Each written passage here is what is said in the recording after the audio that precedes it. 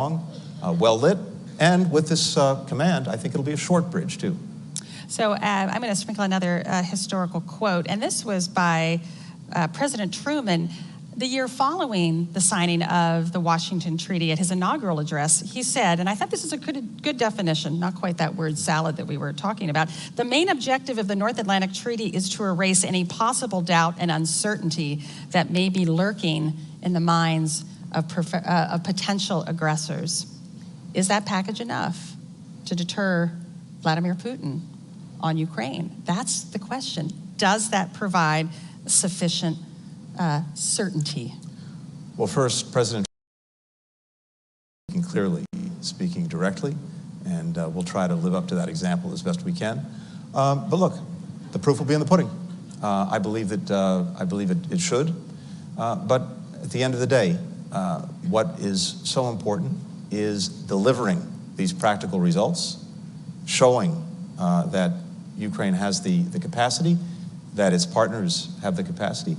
I mentioned a moment ago the fact that the F-16s are on their way. The transfer is happening as we speak. They'll be flying in the skies of Ukraine this summer. That's another very important proof point because, again, it concentrates Vladimir Putin's mind on the fact that he will not outlast Ukraine, he will not outlast us, and if he persists, the damage that will continue to be done to Russia and its interests will only deepen.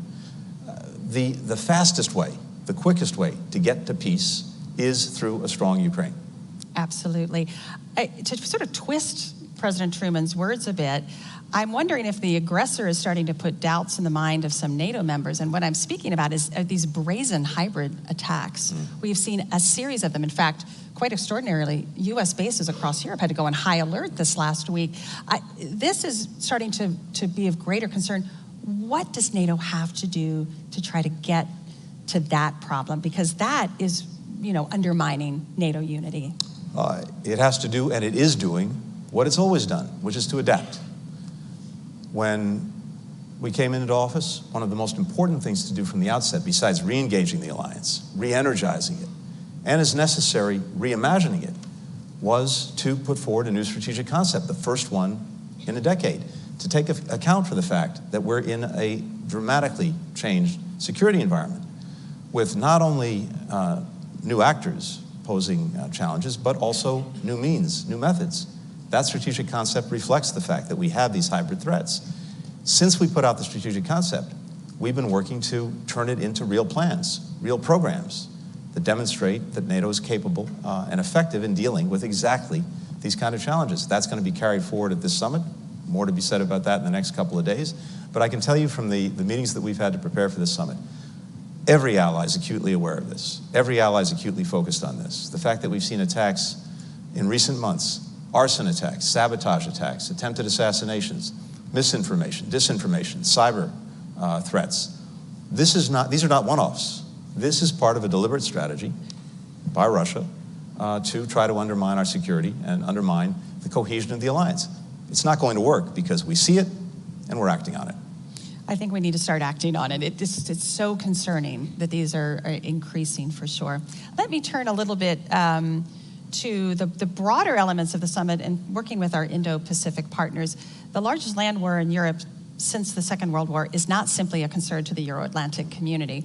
We now, this week, have Chinese military exercising with the Belarusian military. We have reports of North Korean trainers coming into Russia. This is now a global alignment of our adversaries from Russia to China, Iran, and North Korea. Can NATO play that bridge between the Indo-Pacific and the Euro-Atlantic? This is the third summit where our 4 Indo-Pacific prime ministers are here. Their commitment is getting stronger. Can NATO play that role? Yes. And we are seeing it play exactly that role. You mentioned this is the third summit in a row that we've had Indo-Pacific partners here at NATO. Australia, New Zealand, Japan, Korea. And it's a reflection of the fact of exactly what you said, that these challenges are linked, that our theaters of work together are linked. And maybe this was crystallized by Ukraine when Prime Minister Kishida of Japan said that what's happening in Europe today could be happening in East Asia tomorrow. When Russia committed its renewed aggression against Ukraine, and Japan stood up, South Korea stood up, Australia, New Zealand. This is a reflection of that recognition that these challenges are linked, and when democracies stand together, whether they're in Europe, Asia, or elsewhere, we're going to be stronger and more effective. So as we're gathering here in Washington with our Indo-Pacific partners, what this means is we are breaking down the silos between Europe, Asia, and the United States. And this has been a very deliberate objective of President Biden from day one. Not only building convergence with our allies, stronger convergence when it comes to how to approach Russia, and in a different way, how to approach China, but also break down the barriers, the walls between European partners and Asian partners. And of course, what's happened just in the last year and a half has only reinforced the imperative. Ukraine.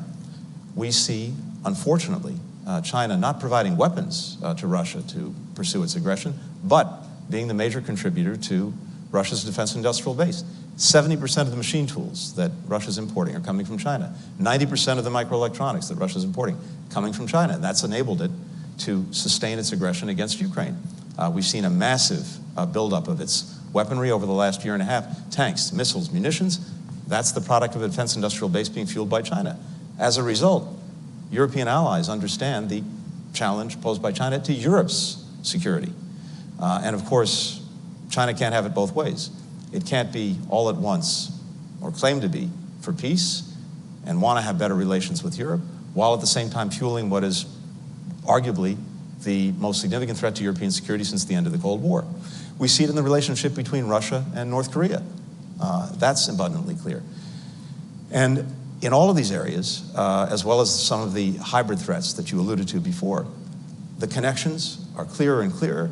The alliance is one place, and maybe I would argue a central place, where we can bring everyone together so that we're acting together. So, Mr. Secretary, you're talking about strengthening this global alliance, which the United States has built over the last 75 years. You have some very vocal American national security analysts saying there's one thing we have to focus on: China. Everything else is a waste. Let our allies deal with everything else. We have to focus on China. What is your answer to that criticism or critique of what you're trying to build here? Well, my answer is, first of all, of course, we are focusing on China, and we're doing it in two ways. One, we're making the investments in ourselves at home to make sure that we're approaching China from a position of domestic strength. When you look at everything that's happened over the last 3.5 years with the incredible investments in our own infrastructure, our roads, our bridges, our communications, through the Infrastructure Act. When you look at our commitment to make sure that we maintain our leadership, our world leadership on microelectronics and chips through the Chips and Science Act. When you look at the investments that have been made in climate technology, which is going to be a critical part of the 21st century economy, that puts the United States in a position of strength. European allies are doing exactly the same thing. But the other aspect of this is not only, as we've done, re-energize our alliances and partnerships, starting with Europe, but also make sure that there is greater and greater convergence in our approach to some of the challenges posed by China. I think if you look at what NATO has said in the strategic concept, if you look at what key Europeans have said, what the European Union has said, it is abundantly clear that we have more convergence now when it comes to how to approach China than we've ever had. And that's a source of tremendous strength. It means that instead of having one country having to deal with the challenges alone, the United States representing maybe 20% of world GDP, suddenly we've aligned 40, 50, and with our Asian partners, 60% of world GDP.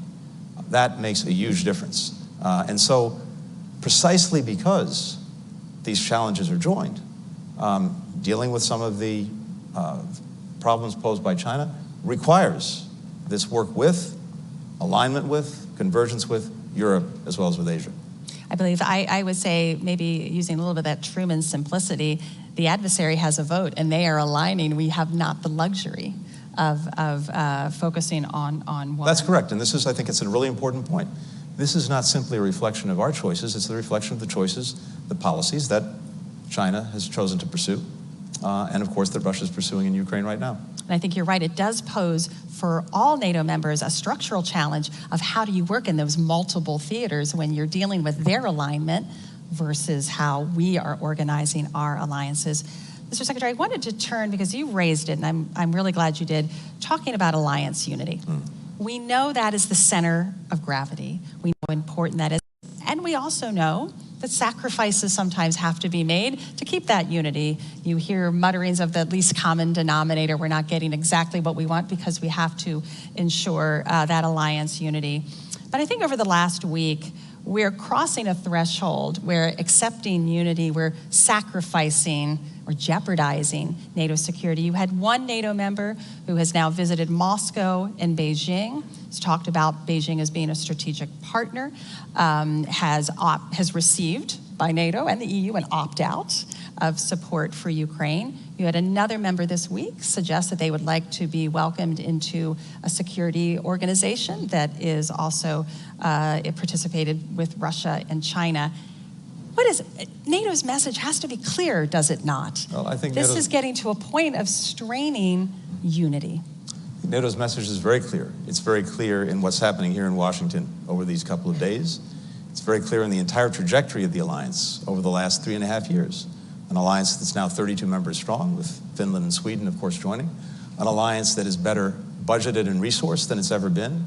When we started out, 9 members of the alliance were meeting the 2% of GDP for defense threshold that was set at the Wales Summit. We're now at 23 NATO allies. So NATO is speaking loudly and clearly with its actions. As I mentioned before, we have a strategic concept agreed among all the allies that very well reflects the challenges and threats that we face today and will be facing tomorrow. So I see NATO speaking not only with unity, but unity that's actually raising the floor on what NATO partners are contributing, raising the floor on an understanding of the threats that we face, raising the floor on our commitment to take action together to deal with those threats. So far from a race to the bottom just for the sake of consensus or unity, what I'm seeing is a race to the top by this alliance. Again, it's let's be very simple about it. NATO is stronger than it's ever been. It's bigger than it's ever been. It's more fit for purpose than it's ever been. I think, Mr. Secretary, it's not about necessarily the 2%, and I think we're going to be raising that bar, yes. Don't you think? It's going to be the new 2.5, maybe even the new 3% if we're heading into this era of tremendous instability. No, but I'm saying even a NATO member can spend 2%, but still be working to undermine the security of the alliance itself. So it's not just 2%. How do we get back to, again, that core of the Washington Treaty, the preamble? We defend democracy. We defend a certain set of values.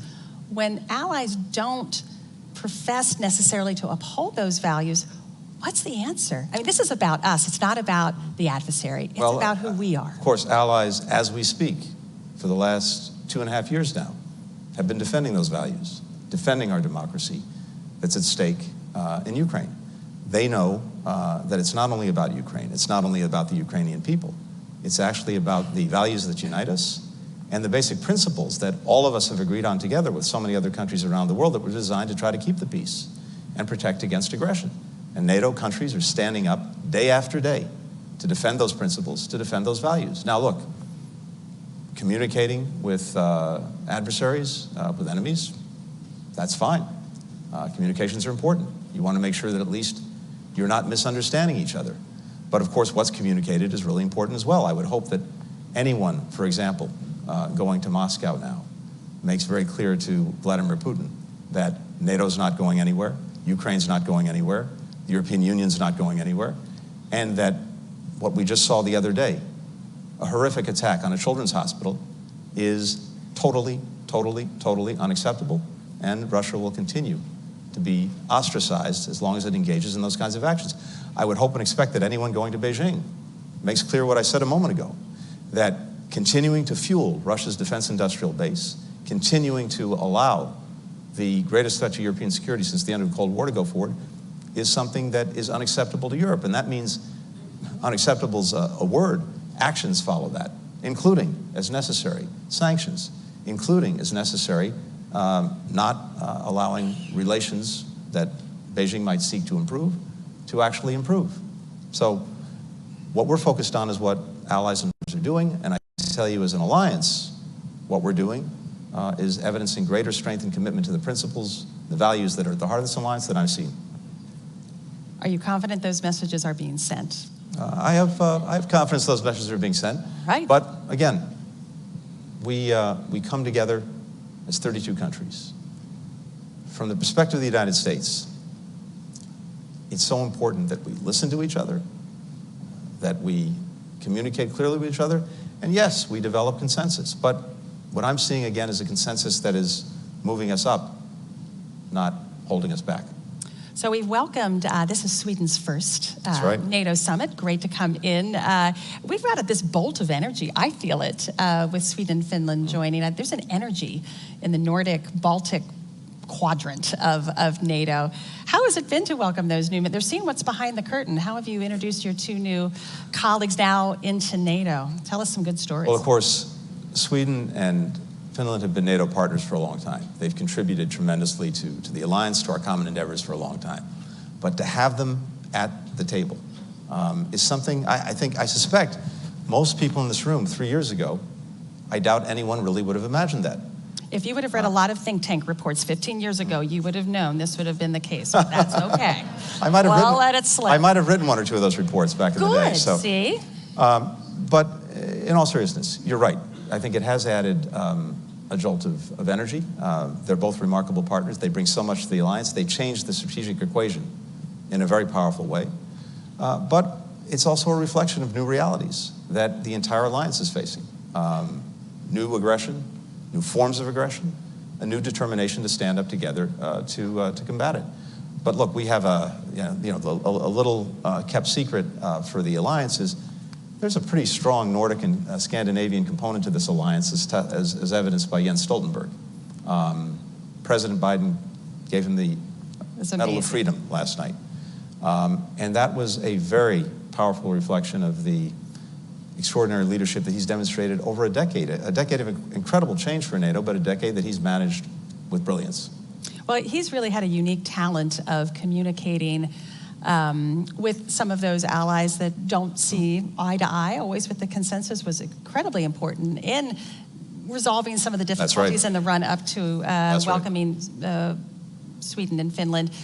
Any advice for his successor about how to manage the diplomacy of maintaining alliance unity? Well, I know Mark Rutte. I think many in this room do as well. I have tremendous confidence in his abilities to take the torch from Jens and to do what Jens did so brilliantly, which was actually to listen to all of our partners, to build that consensus, to demonstrate through our actions that unity really is our most valuable currency, and to build it every single day. But again, it doesn't just happen. It's the product of being engaged every single day, not pulling back, not isolating ourselves, actually leaning in, leaning forward. I know Mark is going to do that brilliantly, and I think the trajectory we're on with all of our member states is to continue to do exactly that. So, Mr. Secretary, I'm going to end. My last question is going to be a historical question, but moving forward. Mm-hmm. So, as Dean Acheson asked, it is for others to judge, and the 71st Secretary of State just rendered judgment on the 51st Secretary of State's judgment. So let's look forward. When NATO celebrates its 150th anniversary, next 75 Look forward years. To seeing you all there, by the way. Yes, exactly. We'll be in our wheelchairs, exactly. What judgment would you like your successor to render about what you have done here on the 75th anniversary to keep 1 billion people safe?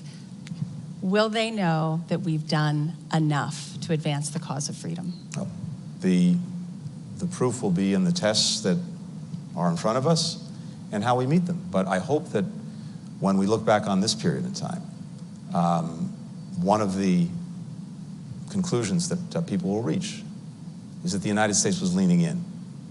We re-engaged our alliance. We helped to re-energize our alliance. We helped to reimagine our alliance so that even as we celebrate 75 years of the most successful defensive alliance in history, we were resolutely focused on the future and doing everything that we could in our time to make sure that that success for 75 years would continue and that the alliance would be adapted, focused, fit for purpose for our time and for the years ahead. Because again, I come back to what I started with, Heather. This alliance is a reflection of a commitment that leaders in all of our countries make to the people we represent. A commitment that we do everything possible to keep them secure, to prevent wars, to deter conflict, so that they can move on with their lives in freedom, in security. And so if we manage, as the result of the actions that we've taken over these last years and in this period, to do that in the years ahead, we will have succeeded. We will know we will do enough if Ukraine wins. That's right. Thank you, Mr. Secretary. This has been a great kickoff. I hope we've started things off. We've revved up our engines. I know you've provided a lot of food for thought. Thank you so much. I know you have to get back to start your summit, but first, will everyone please join me in warm applause? Thank you. Secretary of State. Thank you. Thank you. Thank you.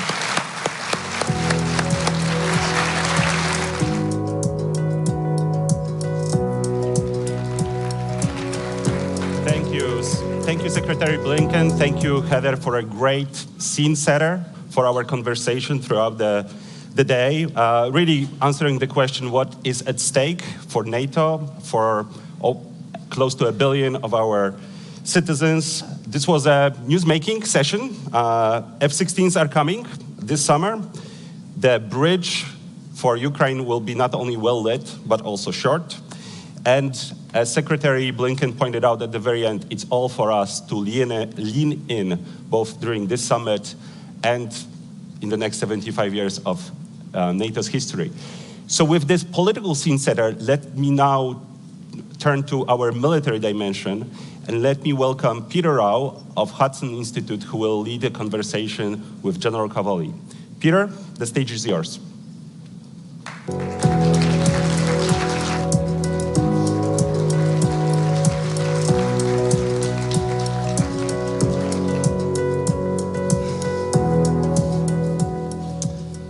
Well, good morning. As mentioned, I'm Peter Rao, Senior Fellow and Director of the Center on Europe and Eurasia at Hudson Institute, and it is my high honor to be joined today by United States Army General Chris Cavoli.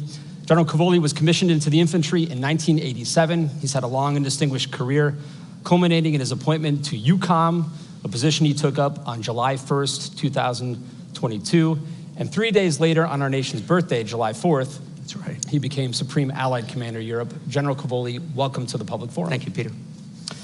At public conferences like these that focus on European security, we tend to talk a lot about deterrence, how to preserve the peace that the alliance has forged for us over the decades. Yeah. But there tends to be less focus on warfighting capability, the ability to actually win a war should deterrence fail.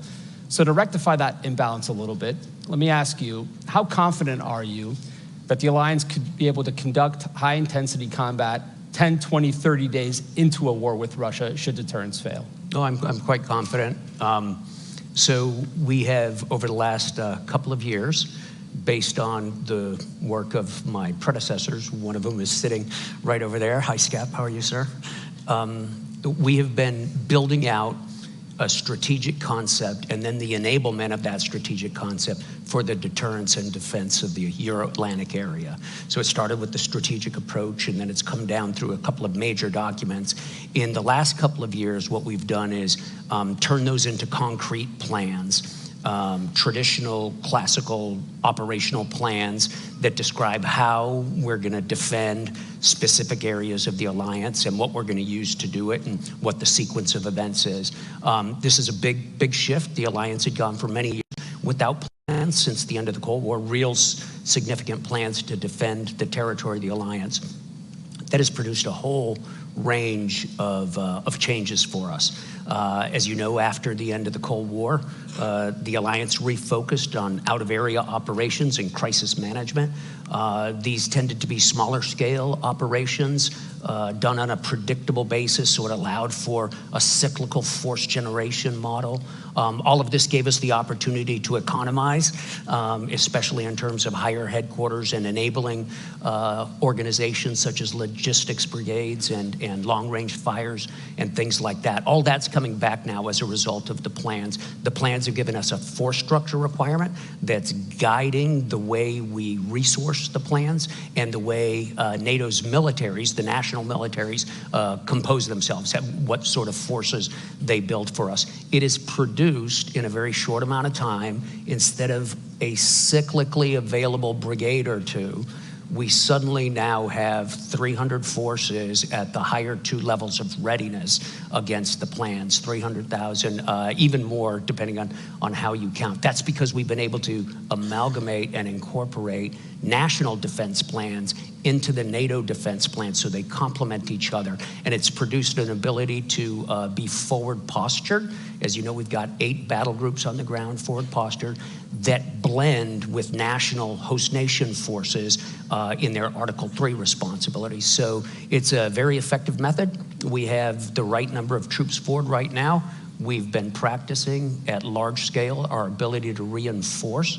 As you know, those battle groups need to be reinforced when the time is needed, up to the brigade level. We've been rehearsing that. We've done extensive readiness checks to make sure they have the right amount of ammunition and so forth. And as we go forward, we've continued to do these large-scale exercises where we practice the subsequent reinforcement of specific areas. Steadfast Defender this year, over 90,000 soldiers. So I'm very confident in our ability to do that. We have some weaknesses that we have to work on, and we will. Those DDA family of plans were, of course, ratified at the last NATO summit in Vilnius. How far along are the allies in resourcing those plans? Quite far along. So, you know, all of this reorientation from out-of-area operations onto large-scale collective defense of the territory of the alliance is a profound shift, right? It's a very, very big shift. National militaries have to go through that shift on their own. The U.S. military has been undergoing it for several years now. And for the alliance, it's a big shift. It's challenged a lot of the ways we did business during the last 35 years. One of those is the way we generate force and the way we source our operational plans. The way we did it was frankly designed to put together very small organizations on a very predictable basis. Now, we've had to turn the system around. Instead of what will you make available, the question is, if we got into a large-scale fight, what would you not make available? We assume you'll make most of your military available. My deputy, Admiral Keith Blount, is the one who came up with this reformulation of the question, and it immediately refocused our allies in the way they contribute. So several allies have contributed their entire military force structure, save just a tiniest amount, to NATO's plans. As a result of this, for the most part, in capital platforms, in large ground units, we're pretty much where we need to be. We have some gaps in specific places, especially at enablement and logistics, that sort of thing. And those we're working on through the NATO defense planning process right now. My colleagues at Hudson Institute who track the war most closely have suggested that Russia has shown some adaptability on the battlefield and have learned some lessons along the way.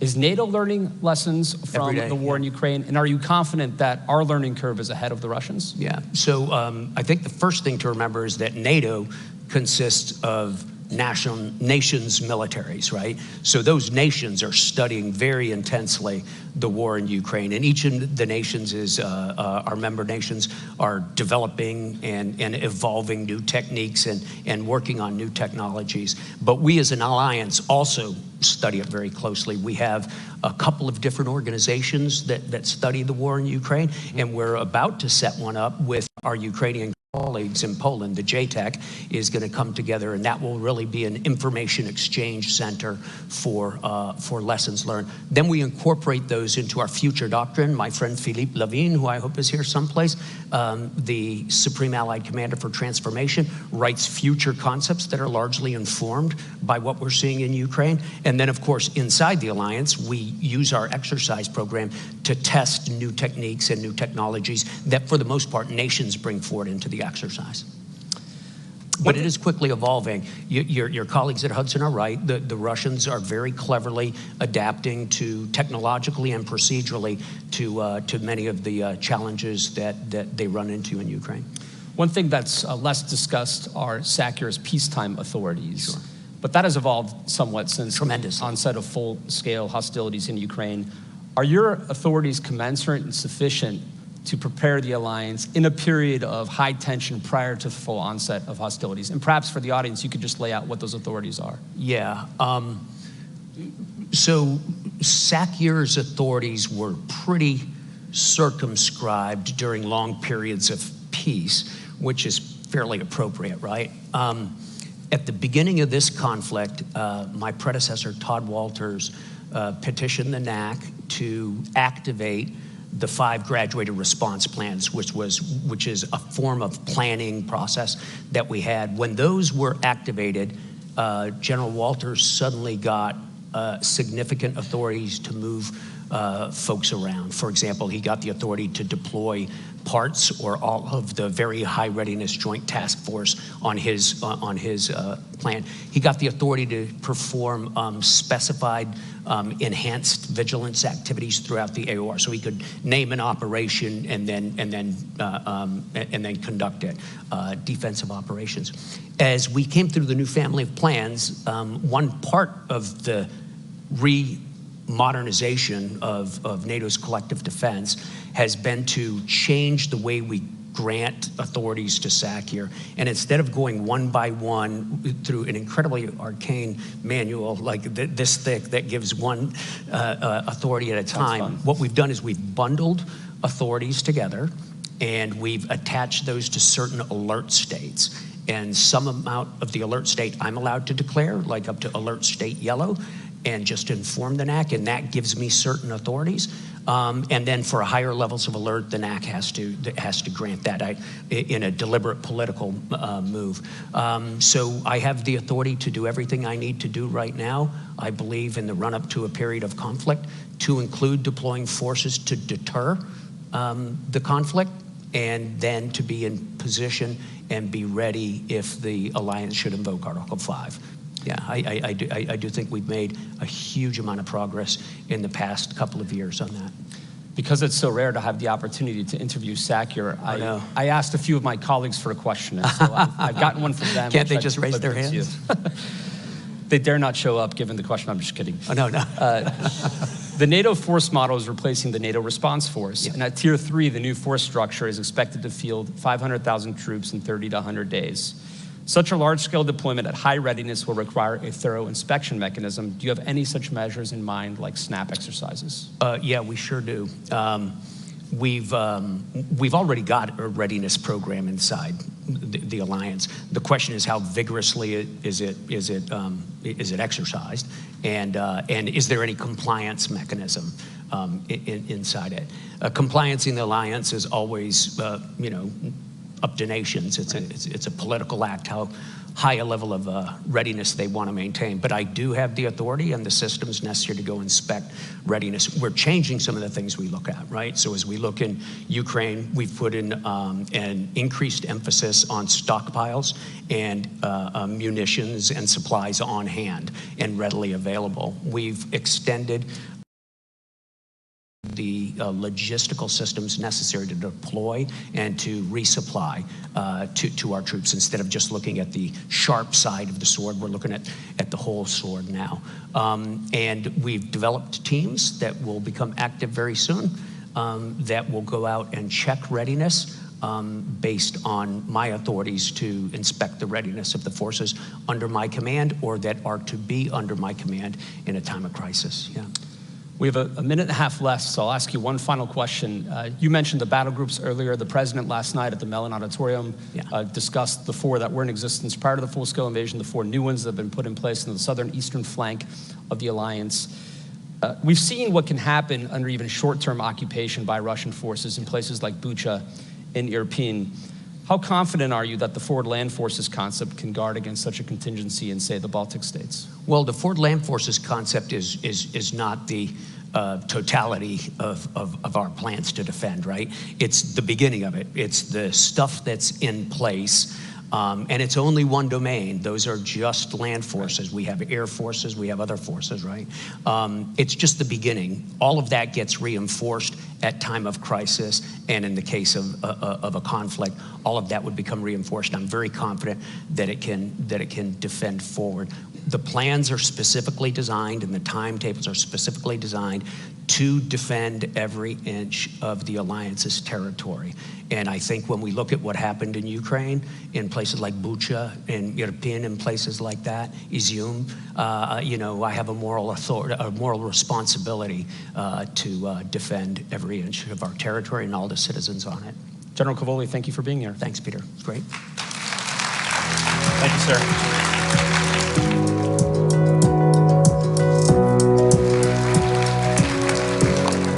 Thank you, General Cavoli. Thank you, Peter, for really another fascinating conversation focused on the military aspect of readiness, of how we are learning from our Ukrainian brothers and sisters fighting brutal war with Russia, but also for emphasizing the need to defend every single inch of NATO territory. And believe me, coming from the eastern flank, this is very real for us and very important.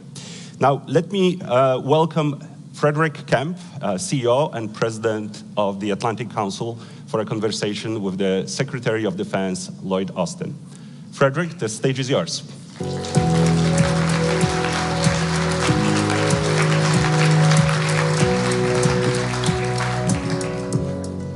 What a great lineup to start the day. The Secretary of State, the Supreme Allied Commander Europe, Secretary of Defense. It's really an honor to be here. And thanks to everyone in the room. Good morning to you all, and good afternoon to everyone joining from Europe, and hello to everyone joining from all over the world virtually. Since its founding in 1949, since NATO's founding, the United States has played a pivotal role in safeguarding transatlantic security, and the Secretary of Defense has always been at the center of that. As one of NATO's founding members, the U.S. has proven to be a critical part of the alliance's collective defense and its adaptability to deter evolving threats. And they have been evolving. America has always stood ready to defend and protect the Euro-Atlantic area and beyond, continuing its commitments to the principles of the Washington Treaty. U.S. leadership was pivotal, particularly following Russia's invasion of Ukraine, mobilizing tremendous support, and you've heard more about that today, new Air Force batteries, F-16s, to bolster collective defenses on NATO's eastern flank, fortifying the commitment to NATO allies, and extending that kind of critical assistance to Ukraine. So it's my privilege to introduce a leader who embodies this commitment to transatlantic and indeed global security, U.S. Secretary of Defense Lloyd Austin. A graduate of West Point in 1975, Secretary Austin's career in the U.S. Army spanned more than 40 years. Throughout his years of service, he has led the command at the Corps, Division, Battalion, and Brigade levels in the U.S. Armed Forces. Secretary Austin was awarded the Silver Star for his leadership of the U.S. Army's 3rd Infantry Division during the invasion of Iraq in 2003. Before he concluded his uniformed service, Secretary Austin was the commander of the U.S. Central Command from 2013 to 2016, one of our most challenging positions, where he was responsible for all the military operations in the Middle East and Afghanistan. Under his leadership, the U.S. Department of Defense has adapted national defense strategies to address the greatest global challenges of our time. And it's reaffirmed the U.S. commitment to allies and its role as a champion of the rules-based order. In particular, and this is really important, Secretary Austin's late leadership in the Ukraine Defense Contact Group has proven invaluable in uniting over 50 nations to provide critical military support and security assistance to Ukraine. We saw Vladimir Putin's message to the NATO summit on Monday this week with a barrage of more than 40 missiles on Ukraine, including hitting a children's hospital. We've seen an answer in more air defenses. We've seen an answer in the F-16s. We've seen an answer in everything else that Secretary Austin and all the allies are doing. As President Biden has said, the world is at an inflection point with wars in the Middle East, Europe, rising challenge posed to China, biggest defense buildup, peacetime defense buildup in history from China. The Secretary of Defense is facing more simultaneous challenges than perhaps any predecessor.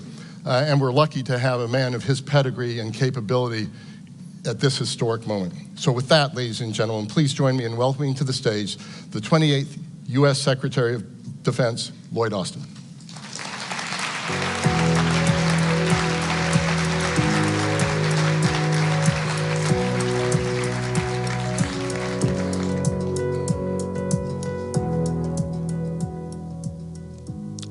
Well, good morning.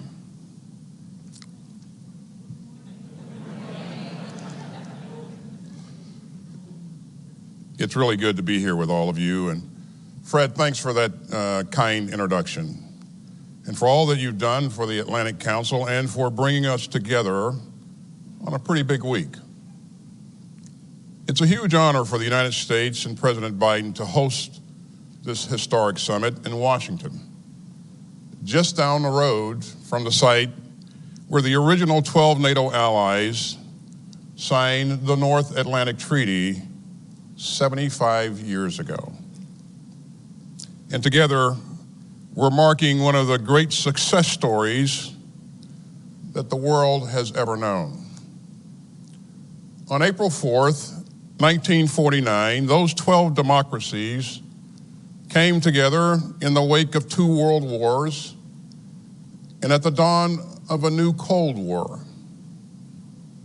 They all remembered, as President Truman put it, the sickening blow of unprovoked aggression. And so they vowed to stand together for their collective defense and to safeguard freedom and democracy across Europe and North America. They made a solemn commitment, declaring that an armed attack against one ally would be considered an attack against them all. Now, that commitment was enshrined in Article 5 of the North Atlantic Treaty.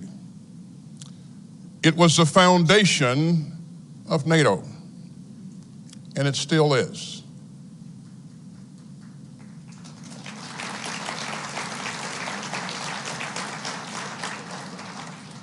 And on that bedrock, we have built the strongest and most successful defensive alliance in human history. Throughout the Cold War, NATO deterred Soviet aggression against Western Europe and prevented a third World War. In the 1990s, NATO used air power to stop ethnic cleansing in Bosnia and Herzegovina and in Kosovo. And the day after September 11th, 2001, when Al-Qaeda terrorists attacked our country, including slamming a plane into the Pentagon, NATO invoked Article 5 for the first and only time in its history. So NATO has always stood by us, and we're going to stand by NATO. Without NATO, the past 75 years would have been far different and far more dangerous. You know, I'm proud of the ways that NATO continues to strengthen our shared security. I'm proud of the way that NATO and America's other alliances and partnerships have grown and strengthened under the leadership of President Biden. And I'm especially proud of the way that our allies and partners, including our NATO allies, have met the challenge of Putin's increasingly aggressive Russia. In 2014, Putin made an illegal land grab against Ukraine's Crimea region in eastern Ukraine. And since then, NATO has undertaken the largest reinforcement of our collective defense in a generation, with more forces, more capabilities, and more investment. Since 2014, our fellow allies have increased their defense spending by an average of 72%, accounting for inflation. In February 2022, the world again saw what President Truman called the sickening blow of unprovoked aggression, as the Kremlin's forces invaded the free and sovereign state of Ukraine. As this administration has made very clear, we will not be dragged into Putin's reckless war of choice. But we will stand by Ukraine as it fights for its sovereignty and security. We will defend every inch of NATO, and we will continue to strengthen NATO's collective defense and deterrence. in the wake of Putin's imperial invasion of Ukraine, we've bolstered NATO's forward defense posture with more troops at high readiness, larger exercises, sharper vigilance, and multinational battle groups in 8 countries. NATO is now larger than ever. And our new allies in Finland and Sweden have brought the alliance's membership to 32. And make no mistake, Putin's war is not the result of NATO enlargement. Putin's war is the cause of NATO enlargement.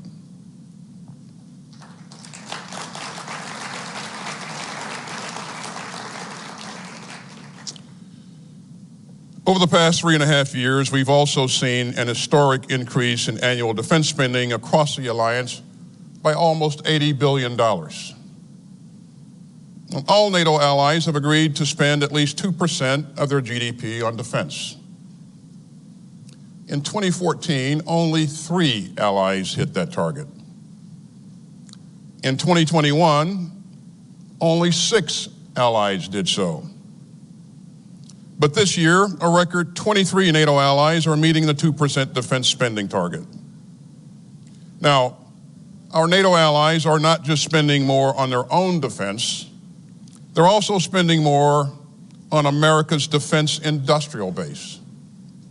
That means platforms and munitions built in America. And that's helping to revitalize production lines across our country and to create good jobs for American workers. Now, all of that progress is a testament to U.S. leadership and allied solidarity. But it's also a testament to the leadership of our outgoing Secretary General, my good friend Jens Stoltenberg. Throughout a decade of challenge, Jens has guided the alliance with skill and steel. And we are all deeply, deeply grateful. Now, we're going to keep building on our progress, and we've got an ambitious agenda this week. First, we'll continue to implement NATO's new family of plans, the most robust since the Cold War. And that will significantly improve our ability to deter and defend against any new threat. Second, we'll work to endorse a pledge to expand industrial capacity across the alliance. And this will help us scale up military production and send an important long-term signal to industry. Third, we'll deepen cooperation in support of Ukraine's self-defense. We'll launch a new military effort to help coordinate some aspects of security assistance and training for Ukraine. And we're poised to agree on a new financial pledge to Ukraine. As another sign of our deep commitment to Ukraine's self-defense, a coalition of countries has been working tirelessly to provide F-16 fighter jets to Ukraine. And today, President Biden, alongside the Dutch and Danish prime ministers, is proud to announce the transfer of F-16s is officially underway, and Ukraine will be flying F-16s this summer.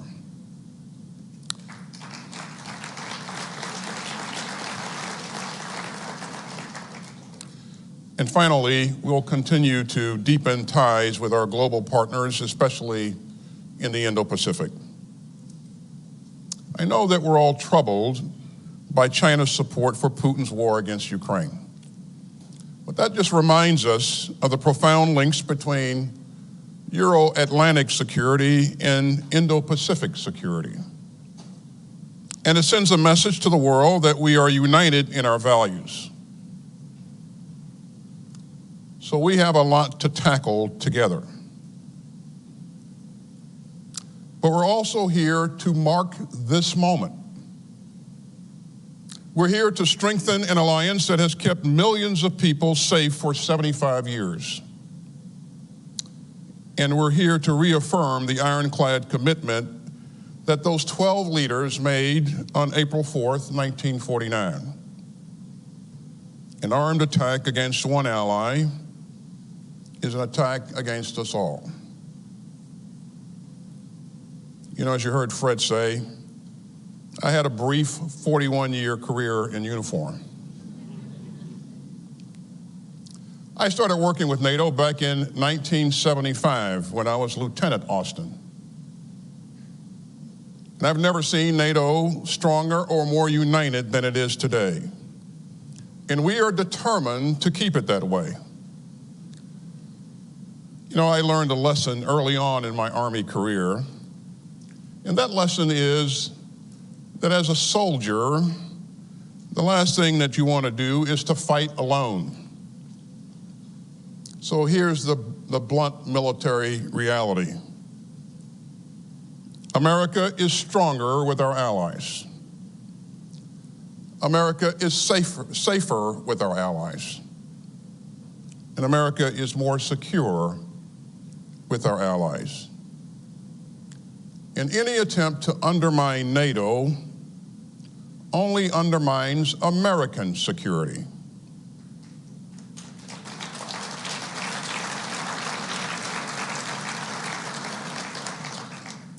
So we are here this week to strengthen NATO and to strengthen American and allied security for the next 75 years. As President Biden has said, our foes and rivals have tried to shatter our unity, but our democracies have stood unwavering. Ladies and gentlemen, that is the legacy that we celebrate. That is the vow that we hold, and that is the work that we will continue. Thank you very much.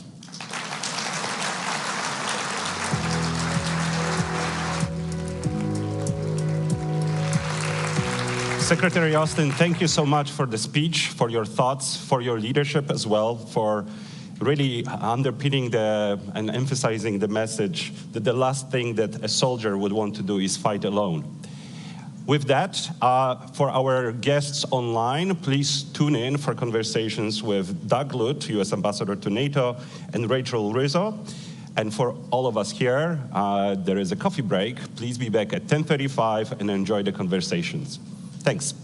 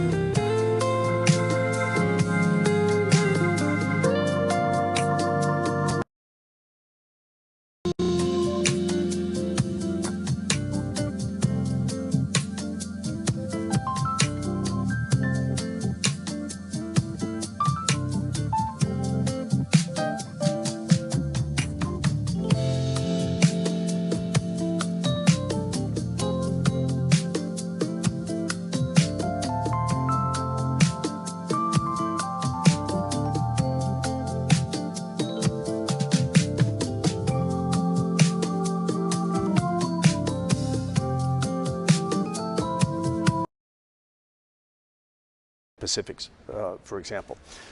But it's undeniable that the looming, in fact, I would argue already ongoing competition with China will have a direct impact on not only Europe, but also North America. I mean, we're seeing this play out in so many ways. And I think Secretary of State Tony Blinken made this quite clear in his interview earlier today.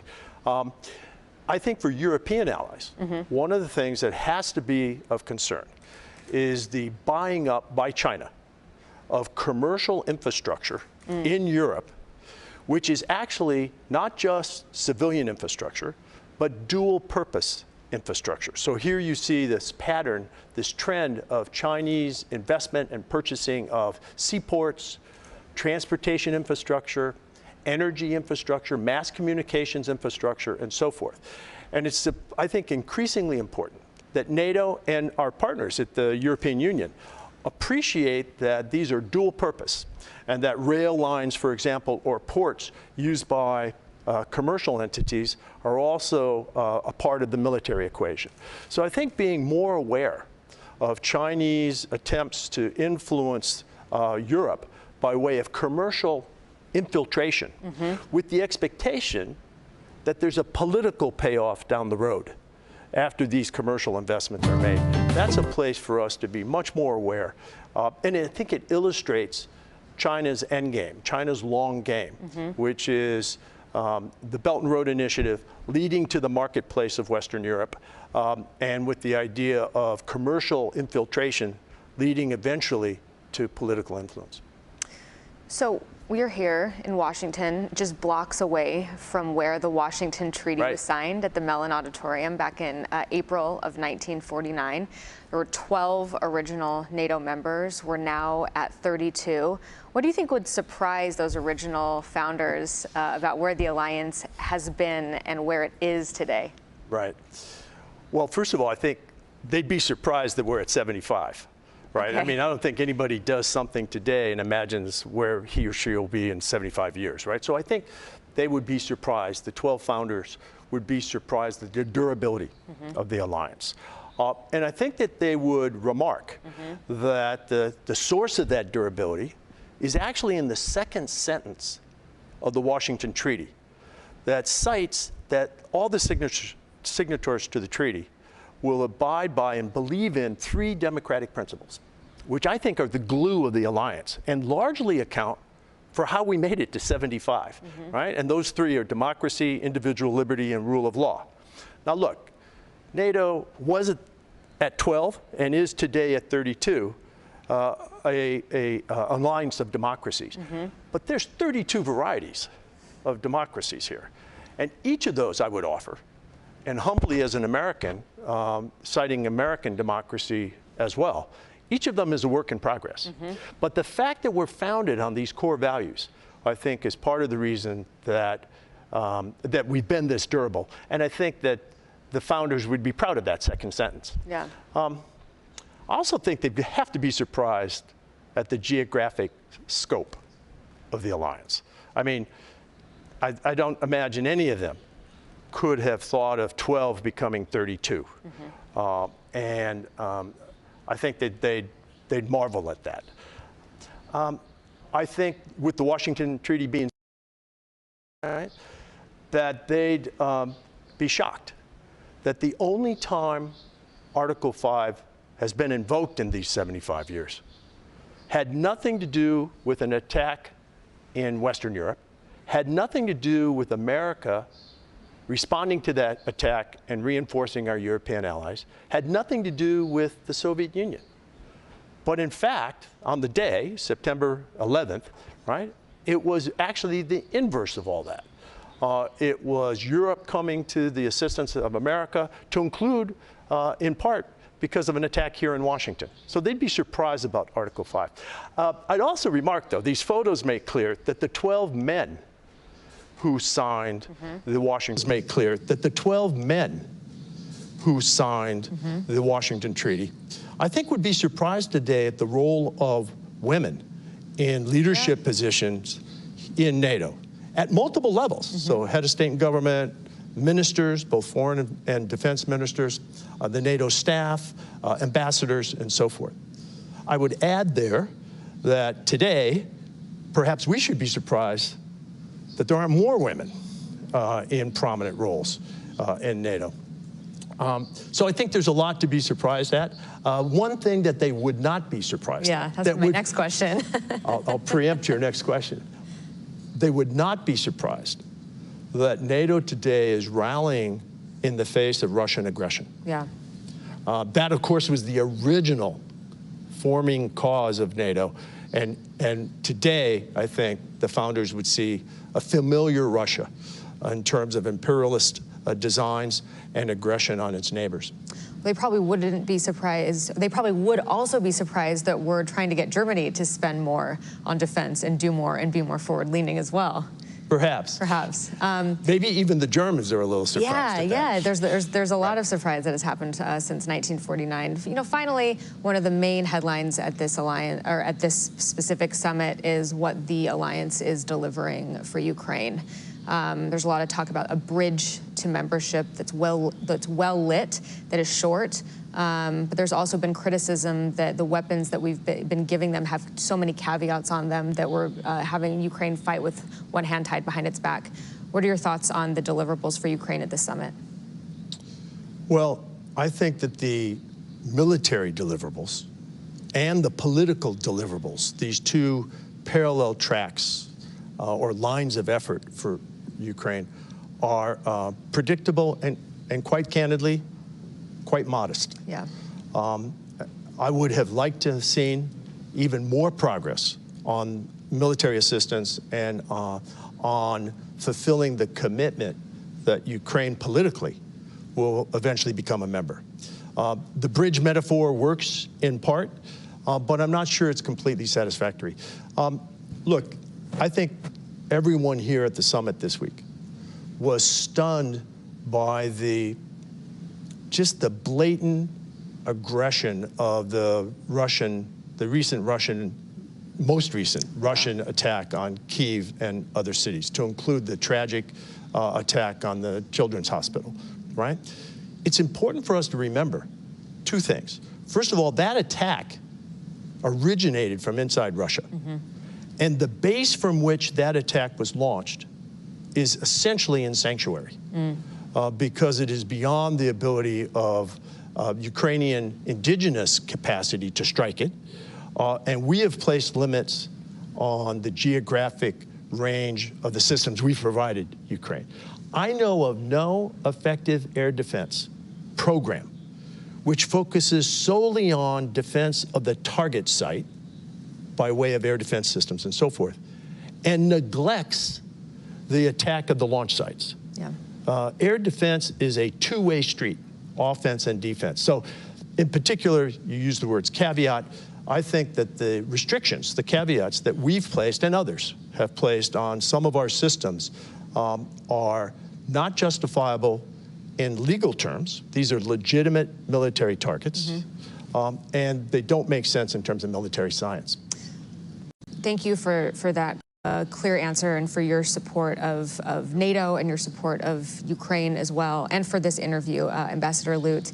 And to our audience watching online, tune in for another 2 days of programming here at the NATO Public Forum in Washington. Thank you so much.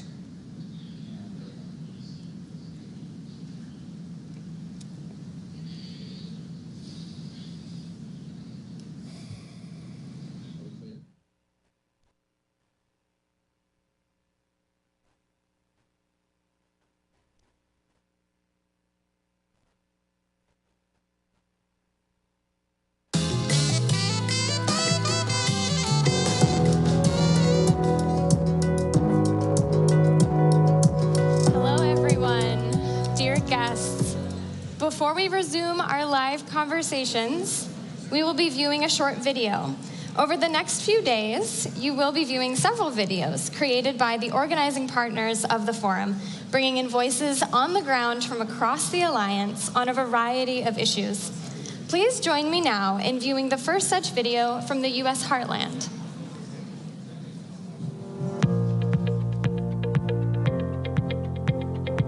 I view NATO as a global institution that is a vehicle for deterrence and collective defense. It is a defender of the free world and is a defender of our shared democratic principles. NATO as an organization means personally to me as a security cooperation between its member countries provides an environment where I'm able to feel safe and secure. NATO means hope to me.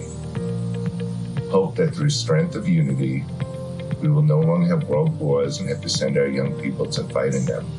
Hopeful that a rogue leader or a rogue nation will no longer be emboldened to attack a NATO country, and hopeful that into the future, NATO will create a more democratic and peaceful union in the world. I feel admiration, I feel honor in that NATO was created after World War II. It means alliance among people, among nations who trust each other.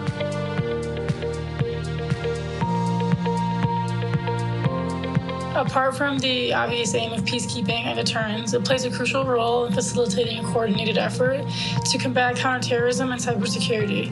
It is adapting to new threats, such as responding to disinformation campaigns and the weaponization of AI. In its 75-year history, NATO has been successful in providing and guaranteeing the security of its countries from foreign intimidation.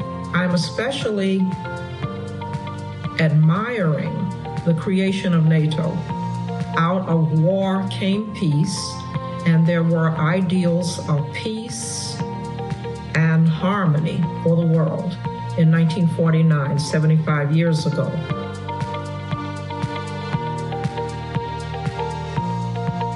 NATO was created for establishing and promoting economic and political security against Soviet or another future demagogue aggression. It's unfortunate that 75 years later, we are standing more or less in the same predicament with modern-day Russian military hostilities in Europe.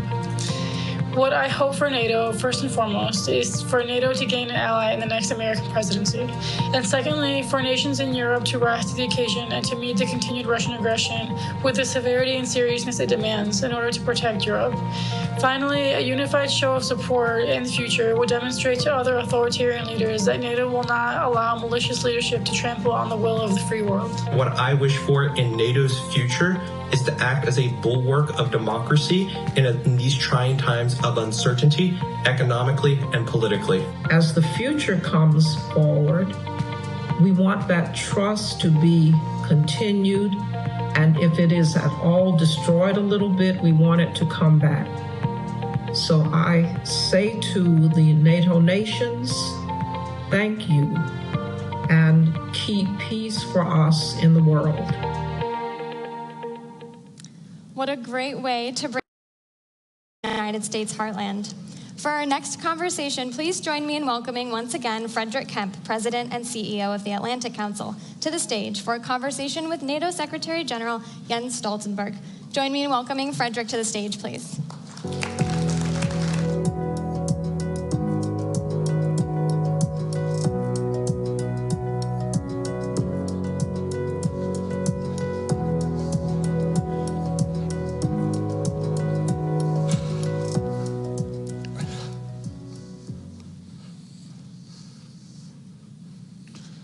Good morning. It still is morning. It's great to see you all here in person. It's wonderful to have so many people here online from all over the world, and of course, across all of our allies in Europe as well. So it's my honor to introduce someone I've known a long time now, the NATO Secretary General Jens Stoltenberg. And I'm going to moderate a conversation with you in a moment, something you've called a pivotal moment for our alliance. I was going to start by saluting you on something I didn't know about, which is your great arm, because you threw out the first pitch of the Nationals game, and it was an amazing, yeah. I was there in the heat, sweating while I was watching you, but it was an amazing salute to NATO. But having been at Mellon Auditorium yesterday evening, one of the most moving events I've been at, I'll instead quote President Biden, what he said to you as he gave you the Presidential Medal of Freedom, to a standing ovation, a really remarkable moment. He called you a man of integrity and intellectual rigor, a calm temperament in moments of crisis, a consummate diplomat. And I think the consummate diplomat, a person who can engage with leaders across all spectrums and across all nationalities. And I just want to salute you on behalf of everyone in the audience for more than a decade of the most extraordinary leadership. So let's start with that.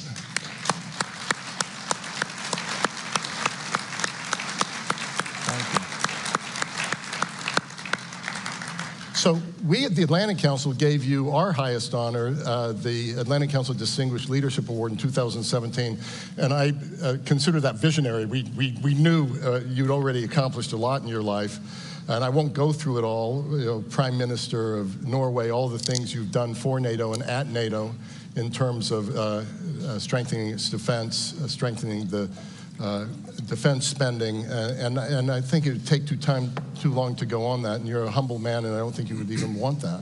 So I'm going to go right into the questions.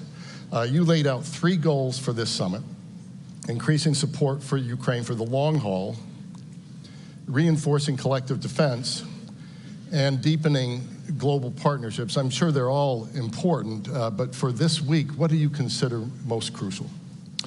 I will answer that in a moment, but let me first say that it's great to be here, to be at the public forum, and many thanks to you, Fred, and also many thanks to all those who have organized and are making this event possible, because this is an important part of the summit, the public outreach, which this public forum is a very important part of. Then, thank you for your kind words. It has actually been a great privilege serving as Secretary General of NATO for 10 years. And I see around in the audience here, there are many people who have helped me, supported me. So many thanks to all of you for your advice, your help, and support throughout these years. Then, on throwing the first pitch, that is the most difficult task I ever committed as Secretary General of NATO. Not least because I've never been at a baseball match ever before. The first time I touched the baseball, actually, when I started to exercise for this, I thought it was a tennis ball, but it's not the case. So it was a very steep learning curve, and I think my future is not in baseball. I think my future is in something else. I was going to say in the introduction that it showed that NATO always sets lofty targets. Yeah. And we have to adapt to the challenges. Yeah. Then, of course, this summit, it's of course a summit we're going to celebrate the 75th anniversary of the strongest, most successful alliance in history. But the only way to truly celebrate that achievement, the 75th anniversary, is first to demonstrate that NATO is adapting, that we are changing when the world is changing, because we are the most successful alliance in history, because we have changed when the world is changing. And now we live in a more dangerous, more challenging security environment, and therefore NATO is changing again. And therefore we will make important decisions at this summit for the future, not only celebrate the past. And there are three main issues: is deterrence and defense, is our partnership with our Asia-Pacific partners. But of course, the most urgent, the most critical task at this summit will be everything we will do and decide on Ukraine, because this is really the time where we are tested. If we want to stand up for democracy and freedom, it's now, and the place is Ukraine. I expect that the NATO leaders will agree a substantial package for Ukraine. There are fundamentally 5 elements in that package. One is that we will establish a NATO command for Ukraine to facilitate and ensure training and delivery of security assistance to Ukraine. It will be 700 personnel. Will take over much of what the US have done so far in leading the coordination of security assistance and training. It will be a command in Wiesbaden in Germany, but also with logistical nodes or hubs in the eastern part of the alliance, to ensure that we have a more institutionalized framework for our support to Ukraine. Then it will be a long-term pledge to support Ukraine, not least to send the message to President Putin that he cannot wait us out, Because the paradox is that the stronger and the more we are committed for a long term to support Ukraine, the sooner this war can end. So that's the thing we have to do. Then we will have, and we have already seen some new announcements of military immediate support with the air defense systems, with F-16s and other things that allies have and will announce. We have the bilateral, that's the third, also the announcement of more military aid. Then we have the bilateral security agreements, 20 agreed between NATO allies and Ukraine. And then the fifth element of the package for Ukraine will be more interoperability. We will have a new joint training and evaluation center in Bydgoszcz in Poland. We will have the comprehensive assistance package to help Ukraine implement reforms on the defense and security institutions to ensure that the armed forces are more and more interoperable with NATO. And together, the NATO command, the pledge, the bilateral security agreements, the announcement of new military support and interoperability, these 5 elements combined constitute a bridge to NATO membership for Ukraine. And later on today, we will see the language which we will agree in the NATO declaration on how to ensure that Ukraine is moving closer to NATO membership. So these are the 5 important deliverables on Ukraine that I expect allies will agree later on today.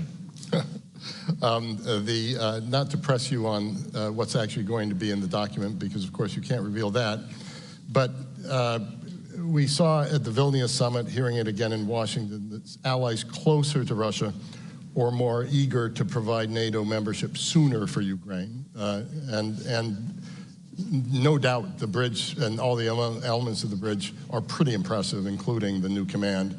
But are Ukraine's NATO membership prospects sufficient? We did our own wargaming with our Estonian partners in the Estonian government. And we found almost under any scenario Ukraine was safer in NATO, that Russia would respond in a way that would be less provocative with it in than outside. What's your thinking on that, and have we gone far enough with Ukraine? So first of all, the language you will see later on today in the NATO declaration or the declaration for heads of state and government, of course that language is important because language matters. It sets an agenda, it points a direction. But of course, action speaks louder than words. So in addition to the language in the declaration on membership, which again is important, I think that what we actually do together with Ukraine is as important. And therefore, the fact that we now have a NATO framework, we'll have a NATO framework around the support. The fact that we have a long-term NATO commitment when we agree the pledge. And also the fact that we actually are delivering more weapon systems to Ukraine. All of that is helping Ukraine to become closer to NATO membership. Because when we now deliver F-16s, we don't only deliver F-16s, we deliver the training, the doctrines, the operational concepts that will actually move Ukraine closer to being fully interoperable with NATO on more and more areas. So again, language is important, but the elements in the package I mentioned, they are actually changing the reality, enabling Ukraine to be to come closer to membership, so we can then, when the time is right, when we have consensus and the political conditions are in place, so when an invitation then is issued, they can become members straight away. I cannot give you a date because, as you know, there has to be consensus in this alliance on membership. But what I can say is that when the fighting stops in Ukraine, we need to ensure that that's really the end. Because what you have seen is a pattern of aggression. First, Russia annexed Crimea.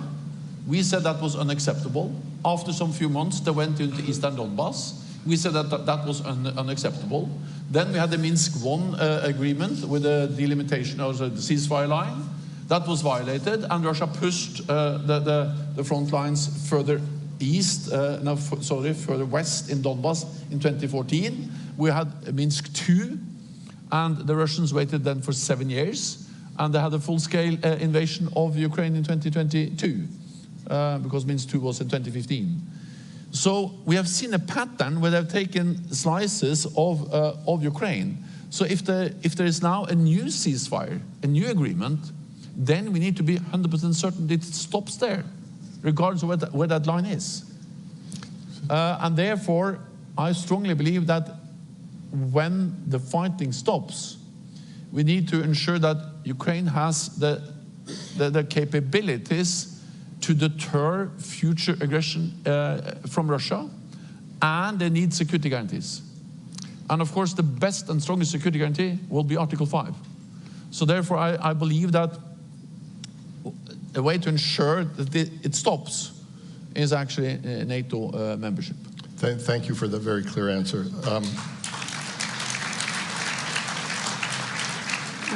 One more brief question on Ukraine, and then we'll move on to Indo-Pacific.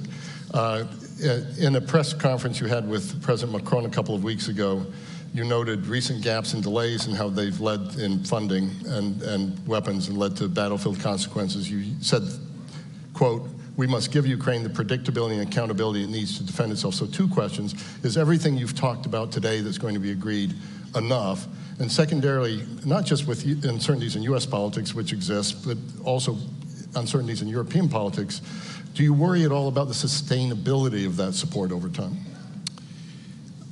So first of all, you are right that I have referred to, I also did that in Kiev in a meeting with President Zelensky earlier this spring, to the fact that during this winter and the early spring, allies didn't deliver on their promises to Ukraine. We saw the delays in the US, months agreeing a supplemental, but we also saw European allies not being able to deliver the ammunition and the support they have announced. So of course these gaps and these delays in military support to Ukraine, they created a very difficult situation for the Ukrainians on the battlefield. The good news in that difficult situation is that despite of the delays in our support to Ukraine, the Ukrainians have actually been able to hold the line, more or less. So the Russians have not been able to utilize these delays in really making any big advantage on the battlefield. Now we are providing more support, and I'm confident that allies will now actually deliver, and we see that, for instance, ammunition moving into Ukraine has been a significant increase over the last weeks.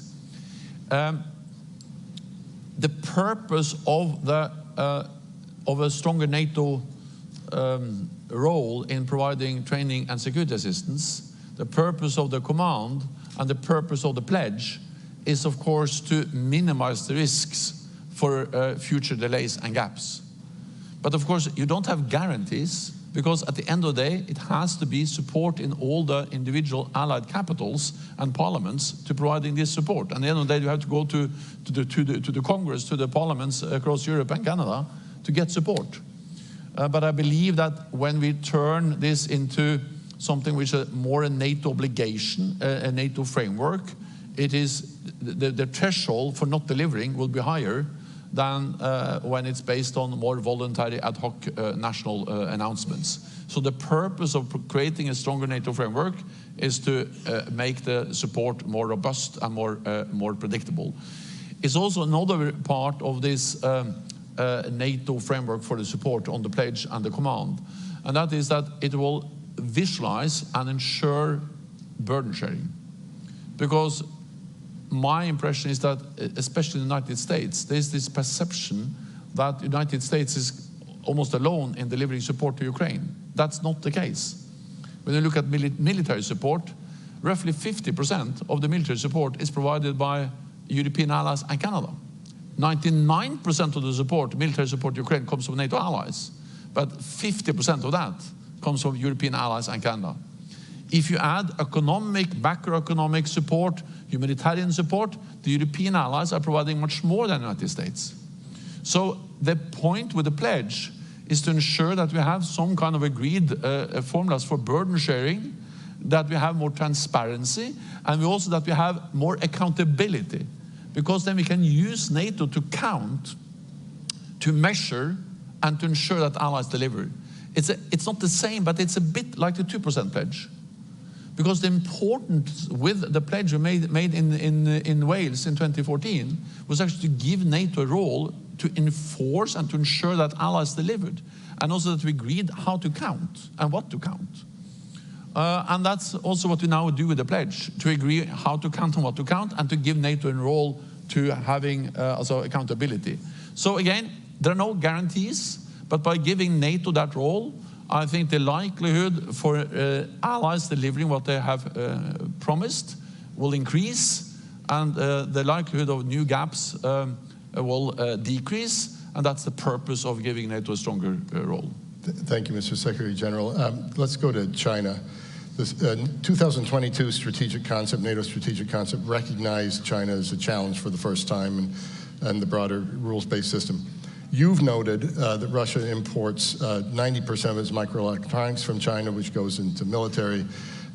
Secretary Blinken today talked about 70% of machine tools that help the military coming from China. You've also said that if this doesn't change, as they're fueling the greatest armed conflict in Europe since World War II, allies need to impose a cost. Is it time for that? And what cost can NATO and NATO countries actually impose? So first of all, I think it's important that we recognize the reality, and that's the first step towards any action. And that is that not only are Iran and North Korea important when it comes to enabling Russia's war aggression against Ukraine, but China is the main enabler. Because, as you referred to, they are delivering the tools, the dual-use equipment, the microelectronics, everything Russia needs to build the missiles, the bombs, the aircraft, and all the other systems they use against Ukraine. Well, I have said that foreign allies are willing to go, but I strongly believe that if China continues, they cannot have it both ways. They cannot believe that they can have a kind of normal relationship with NATO allies in North America and Europe, and then continue to fuel the war in Europe that constitutes the biggest security challenge for our security since the Second World War. So this is a challenge for the alliance. Let's see how far we're willing to go as allies. So we're getting close to the end of time, so just two other brief questions. First, Indo-Pacific 4, Australia, Japan, South Korea, New Zealand are here. Third time taking part in NATO summit, but it's going to be the first NATO joint document with this group. Can you give us some insight into what might be in it and any concrete outcomes? Yeah, so first I would just say that the fact that we now are engaging so closely with our Indo-Pacific partners, Australia, Japan, New Zealand, and South Korea, that reflects a change in NATO, because that was not the case a few years ago. And as many of you may know, the first time we mentioned China in an agreed negotiated document in NATO is at the NATO summit in London in 2019. And in the previous NATO strategic concept, China was not mentioned with a single word. Now China has a prominent place in the strategic concept we agreed in Madrid. And the fact that we now are engaging so closely with our Indo-Pacific partners reflect, of course, the fact that we have to take China seriously when it comes to the challenges it poses for our security. And the war in Ukraine is perhaps the most obvious example, or as the Japanese Prime Minister said several times, what happens in Ukraine today can happen in Asia tomorrow. We are now working with our Asia-Pacific partners how we can do more together with them. We will agree some flagship projects. That's about technology, it's about support Ukraine. But we are also working, for instance, as part of our defense industrial pledge, how we can ramp up defense industrial production and cooperation with these countries. They are big, some of them, on defense industry. We can work closely with them to ramp up our combined defense industrial capacity. We can exchange more information. And I also welcome the fact that more and more allies are now also conducting joint exercises. Recently there was a big air exercise. Allies are also more and more actively also looking into how they can also have more naval exercises with our Asia-Pacific partners. Because NATO will remain an alliance of North America and Europe. We will not be a global NATO. NATO will be North America and Europe. But this region, the North Atlantic region, we face global threats. And the reality is that's nothing new. Global terrorism, international terrorism brought us to Afghanistan. Cyber is global. Space, which is becoming more and more important for our armed forces, is truly global. And of course, the threats and challenges that China poses to our security is a global challenge. So this region, the North Atlantic region, faces global challenges. We will remain a regional alliance, but we need to work with our global partners, the Asia-Pacific partners, to address these global challenges. That, I guess, will be a very important issue at the next NATO summit. I will not be there, but I'm certain it will be a great... And that brings me to my final question. This is your swan song summit.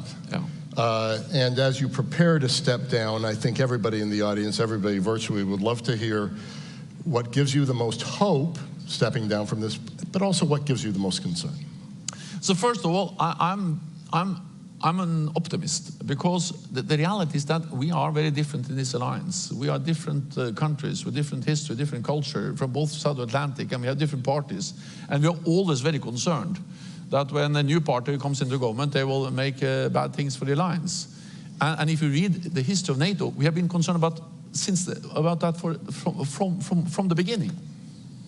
There were big concerns in NATO when we had when you actually got the democratic elected government in Portugal in 1975. They were concerned we're not going to be committed to NATO. There were concerns when you had some left-wing parties coming into government in some European countries in the 70s. When I formed my government in 2000, my second government in 2005, there were big concerns that we had a left socialist party there. It went quite well, to be honest. And now there are big concerns again. But the reality is that despite all these differences, which are part of NATO, we have proven extremely resilient and strong.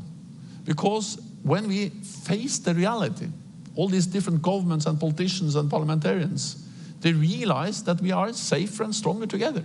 And that's a very strong message. And that's the reason why this alliance prevails again and again. As I said in my speech yesterday, we cannot take it for granted. It's not a given. It was not a given in 49. It's not a given now. It's not a given in the future. But the reality is that we have so strong common interest in standing together. So therefore, I'm an optimist for the future of this alliance. That was the first question. The second I've forgotten. I think I answered both of them. But I will only say one thing, and that is that I remember very well when I became Prime Minister in 2000. First of all, I attended my first NATO summit in 2001. That was a very different guest list. It was President Bush, newly elected. It was Gerhard Schröder, Tony Blair, very different people then than now. So I think it's time for me to leave. But second, also, I remember then my predecessor, when I became Prime Minister in 2000, she told me, so Gro Harlem Brundtland, the Norwegian Prime Minister, she told me, Jens, you have to remember that most of your life you will be former Prime Minister. And now I have to acknowledge that most of my life I'll be former Secretary General of NATO. But that's not so bad. And I will hang around and see you, and I look forward to then perhaps be a part of this audience next time. Thank you so much.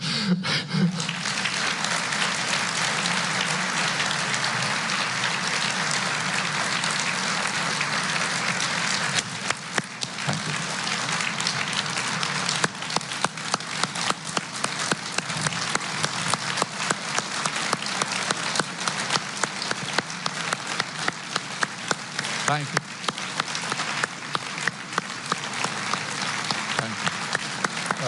Thank you.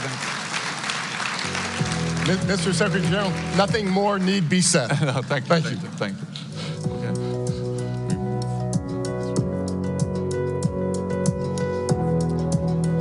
Frederick and His Excellency Jens Stoltenberg, thank you for such an enticing conversation. I personally loved the commentary on the first pitch as a baseball fan myself. We can be safely assured that the Secretary General is focused surely on transatlantic security and not baseball. As he mentioned, the alliance is truly being tested, and he outlined some crucial elements of aid to Ukraine the alliance is working on, from joint training to defense assistance packages, and looking how to secure Ukraine not just now, but even after the fighting stops. Thank you again. Our next panel, Strengthening the Transatlantic Bond, will aim to answer questions such as, what is the future of the transatlantic partnership?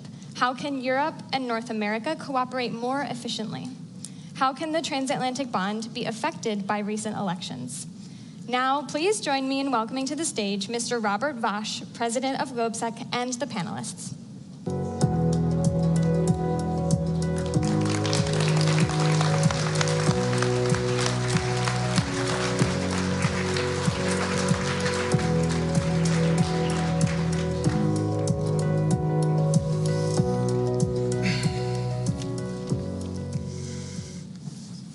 Thank you very much, and welcome to this very high-level panel, I would say. We have an extremely good setting in this panel for this conversation, and we have something like 55 minutes, so it will be quick and speedy. My name is Robert Vasch.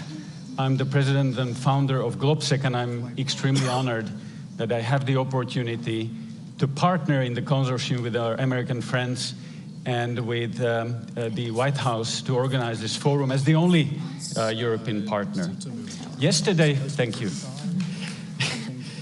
Yesterday we were celebrating the 75th anniversary of the alliance in the Mellon Auditorium, in the same room where the Washington Treaty was signed.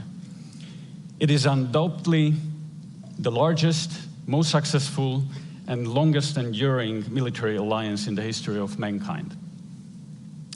We are also celebrating 20 years of enlargement of NATO and the 25th of enlargement of NATO, and actually countries of Central Eastern Europe joined NATO 20 and 25 years ago. And I think that was a symbol of Europe whole, free, and at peace. Something that was not automatic, something that leaders needed to take hard decisions, and they needed to make bold decisions to make it happen. And 20 years later, I think it's a success. And the story of the enlargement is connected also to GLOBSEC, because we have organized our first conference 20 years ago, exactly in the year when we joined NATO. We have here, and I'm happy that I'm joined here in the panel by Peter Pavel, the President of Czech Republic. Welcome. Hello.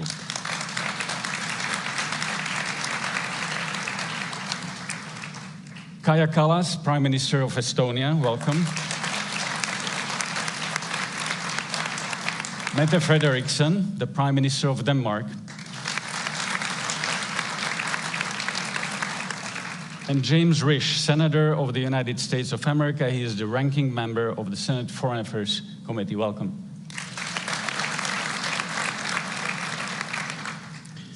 As we celebrate the 75th anniversary of NATO, and all these anniversaries that I mentioned, at the same time we are facing the most difficult challenge for the alliance, and that's the Russian aggression in Ukraine.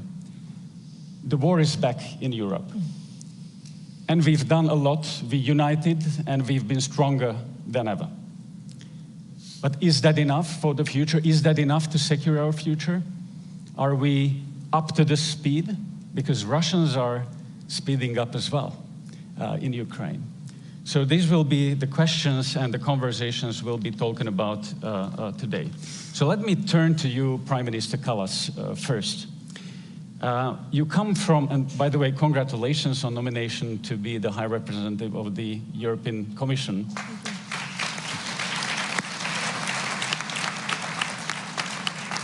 It's a great achievement, this nomination, as you're coming from an Eastern European country, a Baltic country, a small country, Estonia, who is really punching above this weight.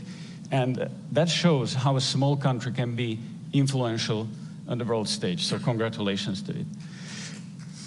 You have demonstrated incredible determination to whatever it can to support Ukraine, understanding that if Ukraine does not succeed, Estonia and the rest of us in Eastern Europe can be the next.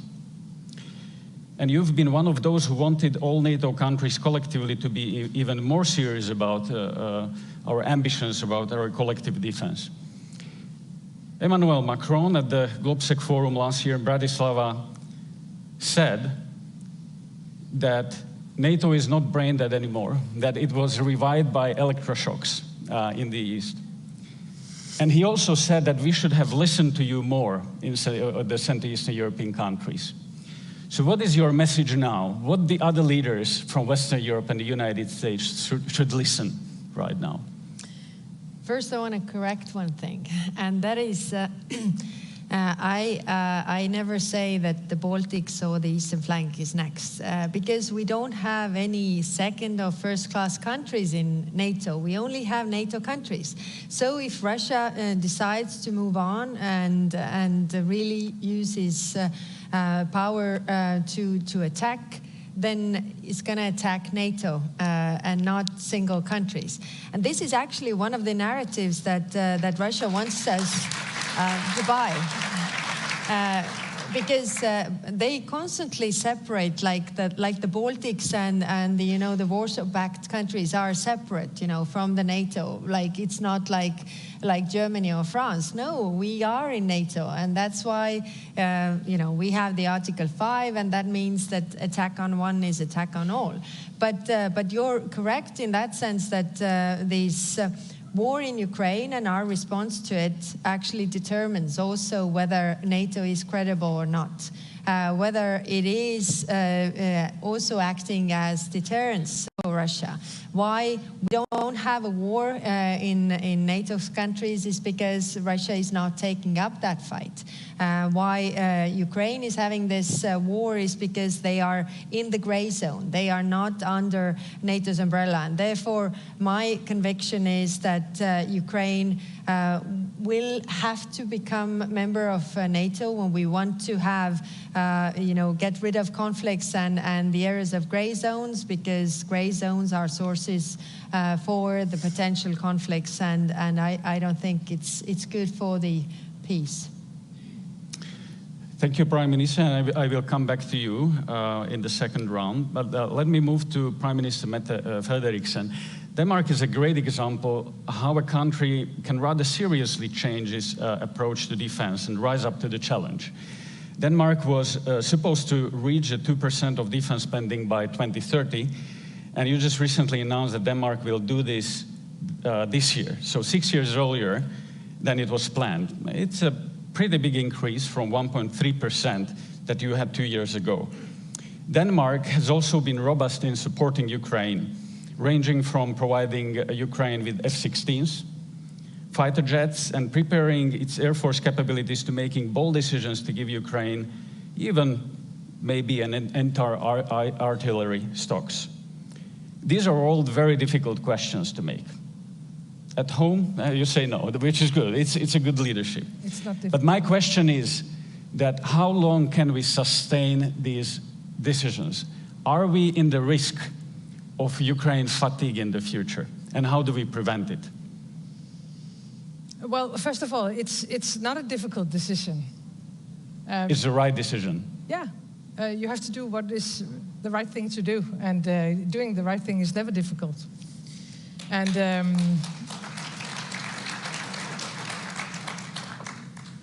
you're totally right.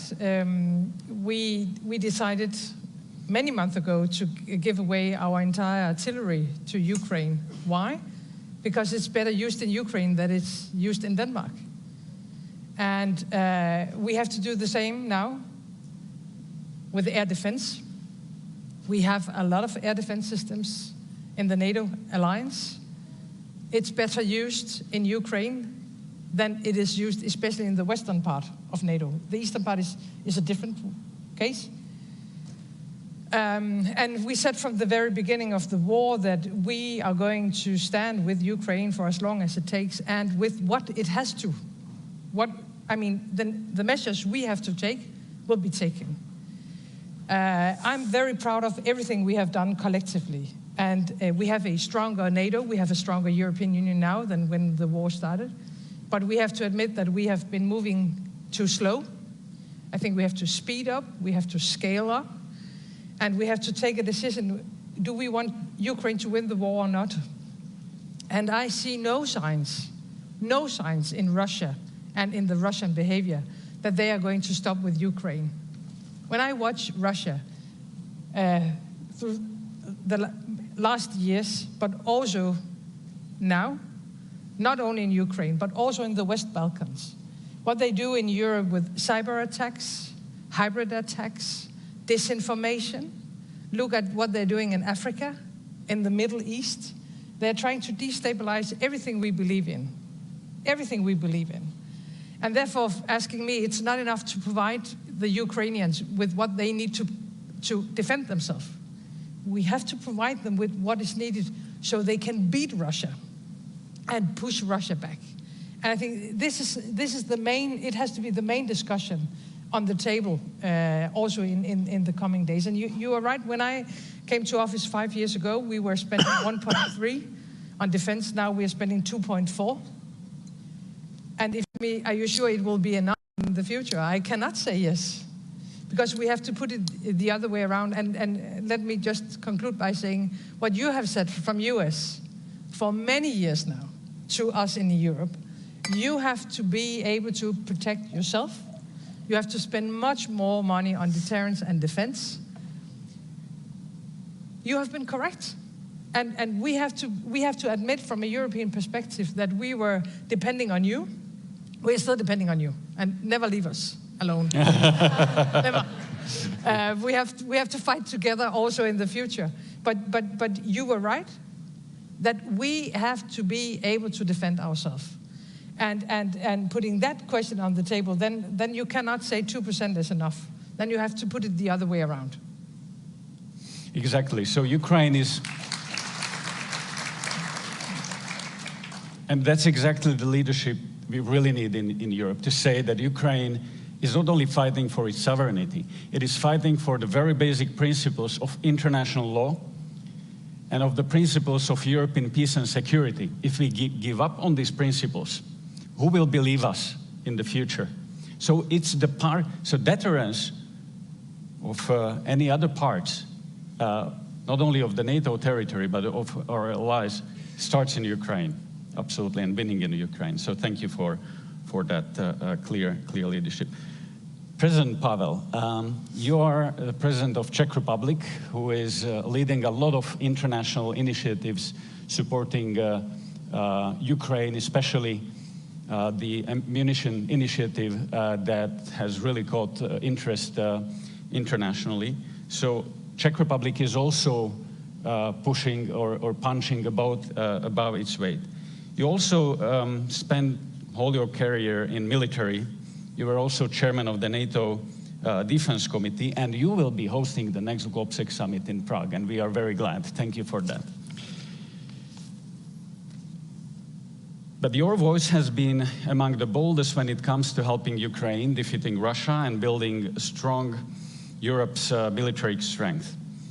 So, but you also said several times that we need to manage expectations on the war in Ukraine. Your assessment was, and correct me if I'm wrong, was that we cannot expect Ukraine to liberate all its territory anytime soon, especially given that if we are not providing Ukraine with all that it needs to win. So my question is, we all say that we stand with Ukraine as long as it takes. Is it a winning strategy? Shouldn't we say whatever it takes? Do we have a consensus within NATO on what our short-term and long-term goals in Ukraine are? And most importantly, if we have these goals in place, do we have a consensus on how to achieve them and how to provide the means for Ukraine to win? Well, I'm not going to fight the words if it should last forever or how long does it take. But I believe it's a matter of principle. It doesn't matter if we take it as a matter of liking or disliking Ukraine. It's about if we like to live in a world where rules matter or not. And this is what is it all about. I believe that supporting Ukraine is a matter of principle. We want to live in a world where also smaller countries are protected, where they have the guarantees to live up to their aspirations. And that's why we believe that it's necessary for our own interest to defend Ukraine. But of course, reality is different. We haven't given Ukraine anything they needed for successful defense from the beginning. There were some delays and gaps that cost Ukraine a lot of lives and some territory, but also some self-confidence when it comes to meeting their own goals. Right now, we are trying to give Ukraine everything to defend their territory and not to allow Russia to progress. Because if, and under the circumstances that Russia has a chance to succeed, to progress, there will be no chance for taking Russia to the table. So right now what we need to do is to provide Ukraine with ammunition, armor, long-range artillery, missiles, and especially air defense to prevent Russians from successful attacks on civilian infrastructure, as we saw it recently in Kyiv and as we see it in Kharkov and many other cities. And at the same time, to come up with a lot of effort on a diplomatic and political arena to get support of as many countries as possible to push on Russia and China to sit to the table under the meaningful conditions, not conditions that were presented by Russia.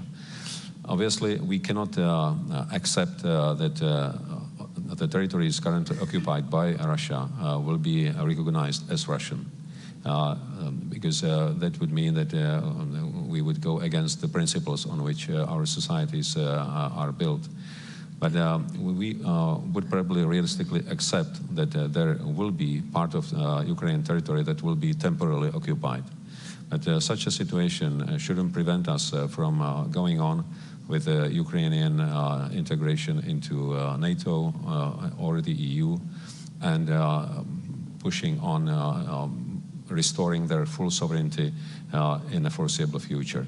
But for that, Ukraine really needs our support and full determination in our own sake. Mm-hmm. Thank you. I've seen Prime Minister wanted to react. Yes, I wanted to react. I think everybody wants this war to end. So that is very clear. And what we have to do, I mean, of course, give military aid to Ukraine. But there's also one element that needs to be addressed. And that is, you know, we have the sanctions in place so that, you know, Russia wouldn't build its war machine, really. But then if it is true, that what was written in the media, that the Russian missile that hit the hospital, children's hospital, actually has Western elements in it. So they are not able to bomb if they are not using the Western elements to build this. Mm-hmm. And this is very important. When I go to different European countries that are further away from the war and don't see Russia maybe the way that we do, then I see this will still, I mean, to profit from it. I mean, yeah, it doesn't really concern me. I just want to do my trade, and we see the circumvention of sanctions. But these are the same companies that are complaining that you know, our businesses are hurt, our economies are hurt because of it. But actually, we need to concentrate our efforts, everybody. And of course, it's painful. It's painful, but if we do it, you know, the war could be over sooner than when everybody's dragging their feet and thinking that, okay, it doesn't really concern me, I can still profit from this, and then eventually it will go on longer than we want. Yeah, absolutely right. Let me move to Senator James Risch. You've been a very strong supporter of the alliance and of Ukraine and of our collective security, and thank you for that. And all of the countries represented here at the NATO summit have done their utmost to support Ukraine and to raised the bar when it comes to the defense spending.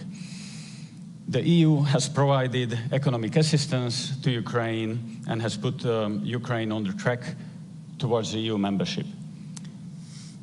Do you think we are doing enough? What can be done more? Let me take that on, but before I do, I want to respond very briefly to what the Estonian Prime Minister said right at the beginning regarding the Baltics. Right after the invasion, a number of people from the Baltics came to see us here in America, and they were concerned. And you know, NATO would be stodgy. We'd forgotten what it was formed for. NATO was formed for the exact circumstance we find ourselves in today. I told my friends from the Baltics, I said, look, Article 5 means exactly what it says. An attack on one is an attack on all, not 1 square inch, whether it's in the Baltics, whether it's in London, whether it's in New York, not 1 square inch. Mr. Putin, listen, Article 5 means exactly what it says. I make that commitment now for the United States, and the United States is there to meet that commitment if we ever have.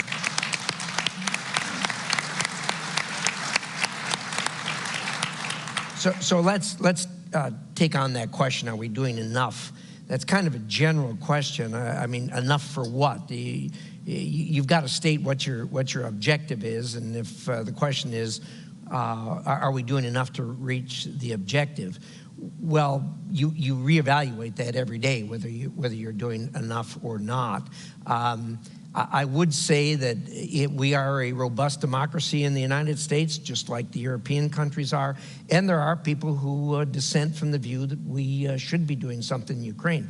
They have, in the United States, I think people are not as in tune with how we got to where we are as far as Ukraine is concerned. You have to go back to December the 5th of 1994, when the Budapest Agreement was entered into.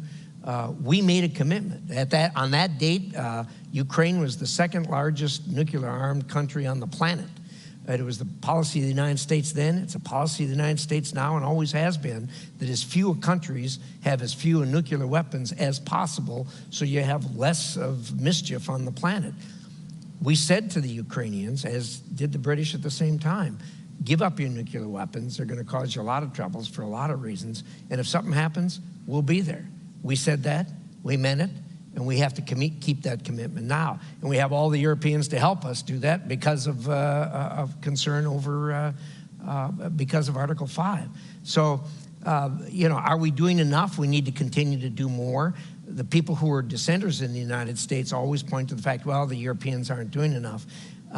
It depends on how you do the math. I mean, look, you can't penny this out, nickel and dime this out, but you certainly have to look at what the Europeans have done, way beyond what I think a lot of people's expectations were here. But secondly, not just on the military side, but also on the humanitarian side. I mean, it's stunning to me. You know, when I went into Ukraine, I went through Poland, and they were talking about the number of refugees they had. They've never been in a country with 2 million refugees, but no refugee camps. Why not? They're all in people's homes, and they're being taken care of. So, look, we need to continue to do that. And one of the things I will say to our European friends, and has been said over and over again, that 10 years ago in Wales, we all agreed 2% would be the number.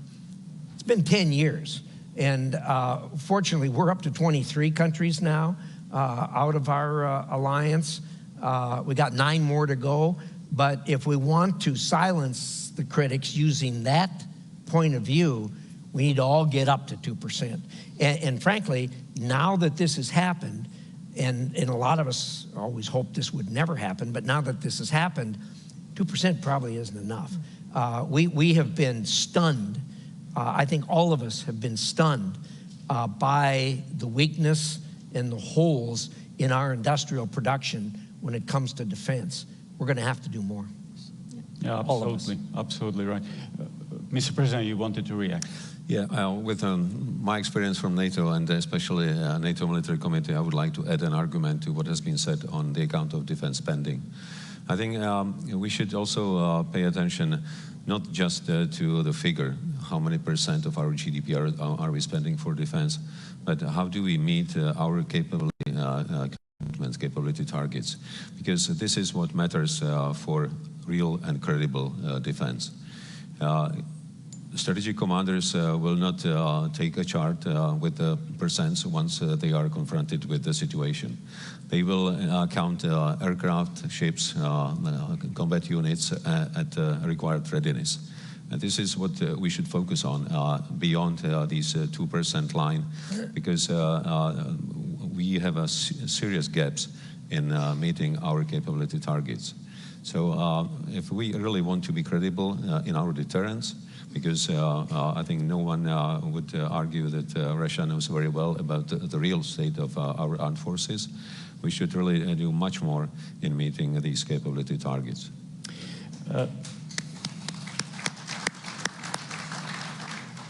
I will give you the word in a second, but I would like to follow up on what you said, because we at GOPSEC in several reports, we've been saying that there are several transatlantic gaps. One is in the defense spending that we are closing down. Another one is in the efficiency, how we spend this money. In Europe, we have a huge potential still to increase the efficiency of that spent money. And the third transatlantic gap that is not closing down, but is growing, is the technology gap. Yeah. US is much faster in the technological innovation than Europe, and Europe is lacking behind. This is going to create serious troubles in the future if we don't act now. And NATO has started with the Diana, with the Innovation Fund, etc. But I think we need to speed up Europe, that it's up to date. Prime Minister Frederiksen and then Kallas. But that was exactly the point I wanted to make, actually, because one thing is, of course, traditional deterrence and defense. And we have to wrap up, especially on our industry. And I think it's quite clear. I mean, some of us have said for many months that we are able to finance more deliveries for Ukraine, but we don't have anything on stock on our own. But you know, during the Czech initiative, we are very much engaged in that. We are trying to buy from third countries outside Europe because we don't have anything on our own. And of course, that cannot be the situation in the future. I mean, so we need to invest much more on traditional capacities and capabilities. But talking about technology, that's another chapter. And what I see when I look at all of us, especially in Europe, is that China is going to win this race. I'm not afraid if US is going to win the race, but if China is going to win this race, then I am afraid. And when I look at Quanda, when I look at AI, when I look at you know, the pillars that are not traditional security issues, but it is today's security, energy, and our industrial production and so on, it's all interlinked. And China is way ahead of Europe. And so that's why I'm saying we're sure that 2% will be enough, because I think the 2% maybe can cover the traditional security questions. But if we are going to include technology, and we have to do that, and we are, as a country, very much engaged in Diana, especially on Quanda, we have to, I think, invest much more, and we have to build much stronger partnerships outside NATO. And that's why it's important that tomorrow we are going to see our friends and partners from Japan, South Korea, Australia, and New Zealand for the third time now in a row. We cannot do this on our own, but please be aware about China, and let us not repeat the mistakes we have done about Russia in the future with China.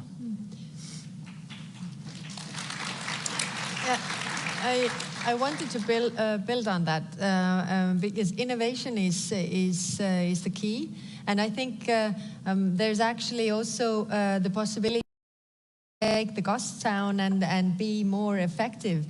We have a very vibrant tech sector in Estonia. So what we did was to bring them together. So the tech sector that is very much into investing into defense and making these processes faster, more innovative and more up to date, and the traditional defense sector. So combining the two is actually the key. But of course, what is the question is the access to funding. So because we have, defense investments are very much in the same category as pornography and for the funds, private funds. So you can't really use the funds for those. So we need to open up those. We need to open up the public funds as well. And what I also wanted to say is that I've been meeting with the defense industry, and it's a bit the chicken and egg issue. So the defense industry says that we don't have orders. We have slogans, but we don't have orders from the governments. Whereas the governments say that, from richer countries, one prime minister asked me that, where can I spend? I want to spend 2%, but nobody's selling me now because they don't have anything. If you have a defense company that says that, you buy 12 tanks, so I produce 12 tanks for the money that you present, not, 16 or 30, but 12, because you don't take any risks. I think also both sides, also the defense industry, should read the room and understand that you have to make and take some risks, even if it is not the government's immediately showing the money, because we have the decisions coming in many countries to invest more in defense, but there has to be something to really be able to invest immediately. You have opened up a very important question, which is the European defense industry. And how do we make sure that the defense industry is up to the speed? How do we get the funds, necessary funds, not only from governments, but banks, European Investment Bank? They were banned to invest into dual-use products. So I think there is a lot that needs to be changed on the European level, in the European Union as well. And here, the next European Commission is going to be crucial in making sure that we are speeding up, because Russia has already begun with the war economy, and we are not there yet. And in long term, it's going to cause a problem. Yeah, I think the understanding is there. The understanding is amongst the prime ministers of Europe, definitely, that we need to move faster. But the question is how. Mr. President, you wanted to react. Yeah. I wanted to use the opportunity to extend the comment of Mette Frederiksen about how all these problems are interlinked. I think if we look at the current security and international environment from a broader point of view, it's not a separate problem of aggressive war of Russia against Ukraine, and on the other side, systemic challenge from China. It's all linked together, because what we see now is a confrontation of two systems. On one side, democratic countries, being in NATO, EU, or elsewhere around the world, including Indo-Pacific. On the other side, different forms of autocracies, mainly now represented by Russia and supporting countries, China, North Korea, Iran, but many others. And if we want to prevail in this global confrontation competition, we really need to approach our cooperation from different angle of point. Because right now we pretty much compete in economic terms between the EU and United States. We are quite secretive when it comes to research and development. When we look at China, how they can combine resources, how they can focus on priorities, we are not doing the same. I think if we look at it not only from the point of view that we need to support Ukraine so that they defend their territory, because if Ukraine fails, it doesn't only mean that the security in Europe will be worse. It will be much worse globally, because it will also encourage China to be more assertive and aggressive.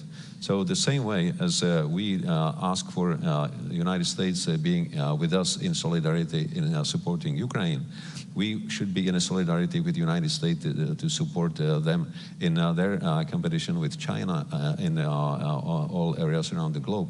And collectively, we should also strive to convince countries in Africa, Latin America, that we are a better option for cooperation than autocracies around the world. Quick reaction from Senator. And when you talk about our competition with China, it isn't just our competition with China, it's your competition with China. It's and look, what's going on with Russia, I think is a warm-up for the rest of this century as we compete on the planet. China's the issue. China's going to be we're all talking about Ukraine here, and we should, because that's the hot war going on. But this thing with China is going to go on for the rest of this century. And the United States and Europe will be able to compete with China if we join together. And there is no more obvious ally for us than you, and there's no more obvious ally for you than us. And we need to join together as we push back against China. And look, this thing, the one thing that the war has brought out, the Ukraine war has brought out, is the fact that what we've always known as an undercurrent, and that is the relationship between China, Russia, North Korea, Iran, Venezuela, the autocracies. It's there, it's real, and it's going to get stronger, only stronger, as we go forward in this century. And for us to, I think the challenge for this century is going to be how we all occupy this planet without killing each other and compete with each other. We should be able to compete with each other without killing each other. We need to figure that out, because this is not going to get better as we get forward. The autocracies are not going to change their belief as to what they think is best for their people, and the democracies are not going to change their belief as to what they think is best for their people. We're going to have to figure this out. You opened a very important question of China, and we will see that there is an increasingly clear voice that how China is supporting Russia in its war to Ukraine. It's a problem for us, and it's a problem for NATO. There are many voices in the US as well that basically Ukraine is just a distraction from our main adversary, which is China in long term. And it's decreasing our focus on the main challenge. Well, I like the argument of my friend Ben Hodges, who said Ukraine is all about China. Because if we are sending a wrong signal now that we are not able to defend a country on our borders, who will trust us whatever we say in the future about Taiwan or anything else? So the future deterrence really starts here. So I would say even the future of the West is now being decided in Eastern Europe, in the East. Interesting you should mention that now, because yesterday there was released a document entitled Next Steps to Defend the Transatlantic Alliance from Chinese Aggression.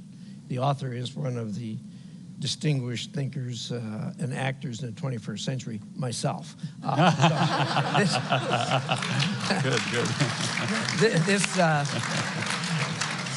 This is a follow-up to a report I did a couple years ago on the same subject, and it is becoming a hotter and hotter item as we go forward. So thank you for that commercial. We will all read it. It is free. I want to move to a question from the audience, and I want to enlarge the question, but I've seen you really want to react on China. It's just one thing is the signal, and I totally agree. If we let's be honest, if we let Russia take Ukraine, that will, of course, invite many others to do similar things. One thing, I mean, that's basic knowledge, and it no matter what, it's a bad idea to allow Russia to take a European country. So I mean, that should conclude the discussion about Ukraine actually. But the other thing, and I think that is extremely important, that the triangle between North Korea, Iran, and Russia is something we have to have as top of mind now. And there is nothing that integrates the three of them, except for one thing, that they don't like us. That's what combined those three, and they are willing to do, I guess, what it takes to defeat us.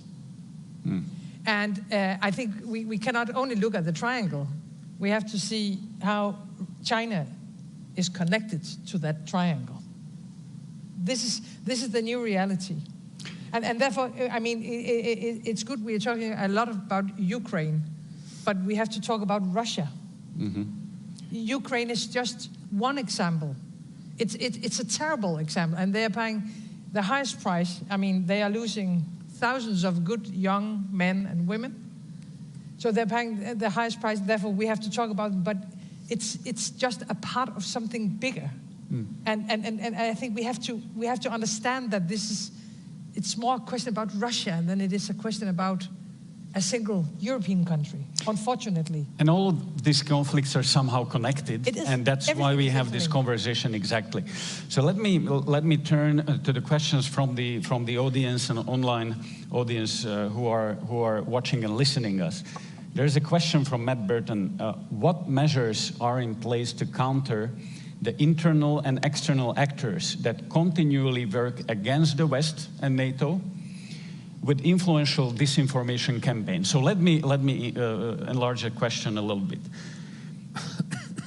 We are seeing that the frontal attack on Ukraine that Vladimir Putin has started 2 years ago is not only a frontal attack on Ukraine, but on all of us. He clearly said that his goal is to dismantle the Western-led world order.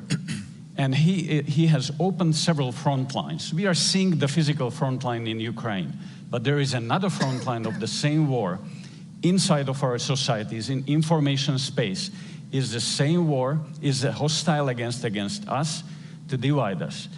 There is another front line in energy, in economic dimensions. So we have to win in all of these dimensions to be able to help Ukraine. We are seeing that Russia is increasingly active with its agents in Europe. We've seen bombings in Czech Republic, actually, in Vrbětice. We see a lot of hybrid war actions in Europe. Is this a new normal? Are we a subject to the aggression as well? Are we at war, or is just Ukraine at war? Because hybrid war and information war is also a war. And as my friend from UK said, that if two parties are at war and only one recognizes it is at war, it tends to win. So shouldn't we recognize that there is a war that is waged against us in information space, hybrid, cyber, and many other domains? Because unless we clearly say that that's a situation and we appreciate the long-term impacts of that, we are not going to be able to win it. So that's my question to all of you who would like to be. Well, there is a shadow war going on. That is clear in all those domains that you mentioned.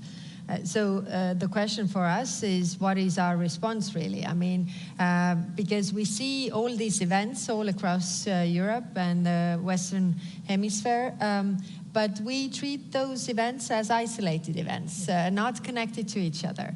I mean, there's a fire in a warehouse, so it's treated as a fire in the warehouse, although we have intelligence that actually, Russians want to set the fire in that warehouse.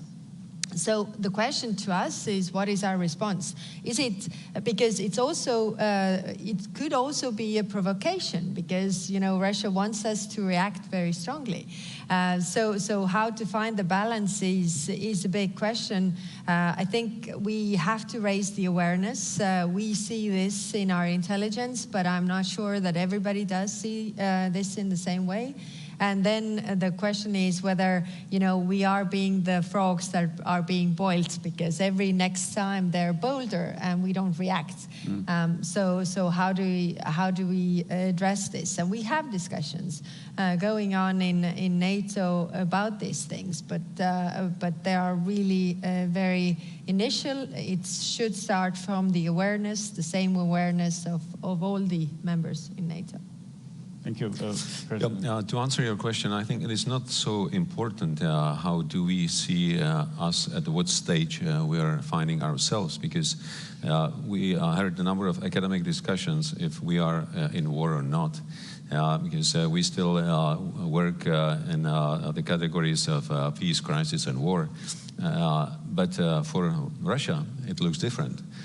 They see at a history like a continuous conflict, where only intensity and tools differ. From time to time, they are using hard power. From time to time, they are using hybrid tools, which we see today.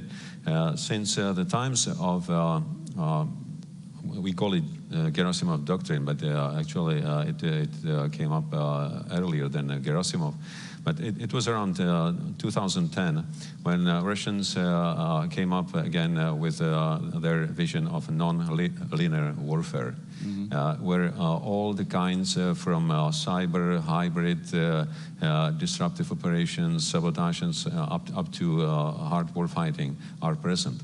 So actually what Russia is doing against us is a continuous conflict, that they are using tools that are available, that are much cheaper, quite often more effective than hard weapons. If you look at information operations that they are doing now, all of these disruptive events within the hybrid warfare across Europe, they are to make us unsure, not trusting our institutions, and being always under pressure. So we need to take not only passive measures, but also active measures to defend ourselves against this kind of warfare, because this is the way how Russians see the world, and we have to see it from their perspective, not from ours. Prime Minister Frederiksen, and I would just follow up that. Of course, we need to watch very closely all the disinformation campaigns that are going on in several countries in Europe with the goal to divide us and to also alter the political conversation. Also, there is a role for both NATO and the EU in protection our critical infrastructure, because we are seeing that this critical infrastructure is under threat. So what do you expect from the NATO summit and maybe also the next European Commission in this regard? Well, first of all, I think we have been spending too much time discussing what we can say about this war and what we cannot say. What is the right wordings? I mean, if a foreign country is trying to destabilize Denmark by misinformation, I consider it as an attack against a democratic society. And the same way when they use hybrid attacks, cyber attacks, and so on. So I think let's call it what it is. They are trying to destabilize all of us, and they are using different measures, if it's Ukraine or if it's Denmark or Estonia or Czech Republic. And therefore it's so dangerous what they're doing. And talking about one of the mistakes we have made, I think putting a lot of red lines on the table when you are handling a war is also a mistake. I mean, it's simply giving the enemy two good cards on when you are, all the time telling Russia what we are not going to do or what we are not going to accept, instead of putting it the other way around, that we are willing to do whatever it takes to defend Europe and to defend our alliance and to defend the world order that we believe in and that we have built since the end of the Second World War. I think the awareness is rising. I agree that we cannot see all these episodes as isolated. We have to see the system in it, and they all, again, it's all interlinked, and therefore I think we have to take it more seriously. And maybe the most important question as NATO countries is: are we going to accept it?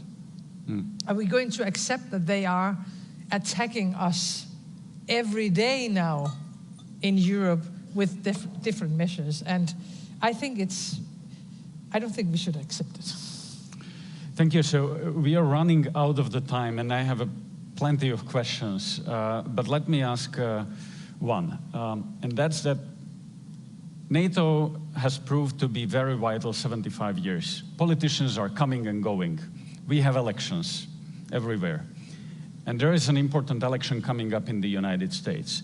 And we've seen that many of the conversations in supporting Ukraine, NATO, etc., are also not only in US, but also in European countries, are somehow domestic conversations about, and they are connected with domestic conversations on economy, etc. But my question is, what do you expect that how the election campaign and the elections might change the conversation in the support for Ukraine and for NATO? Is that for these guys? Well, I can give you a very clear answer that I don't know.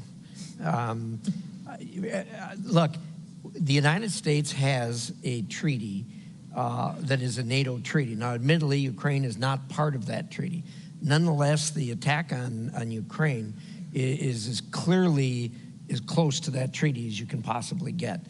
We have taken great steps in the United States already to do what we should do in order to help Ukraine. I really believe that's going to continue.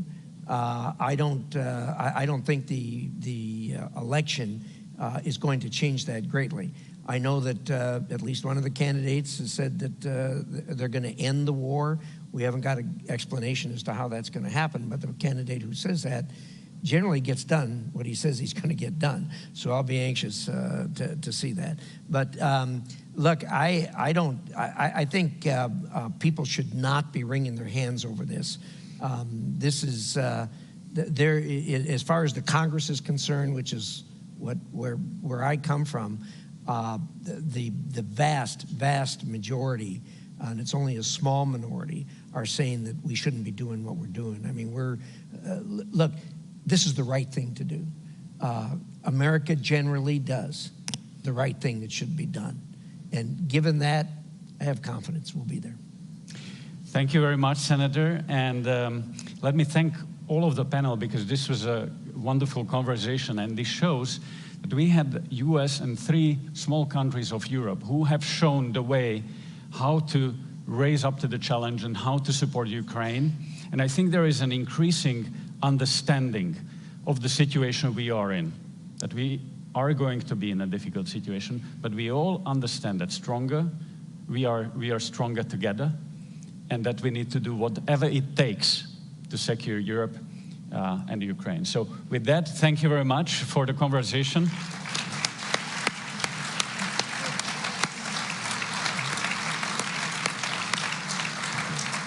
And I wish you a nice rest of the day. Thank you.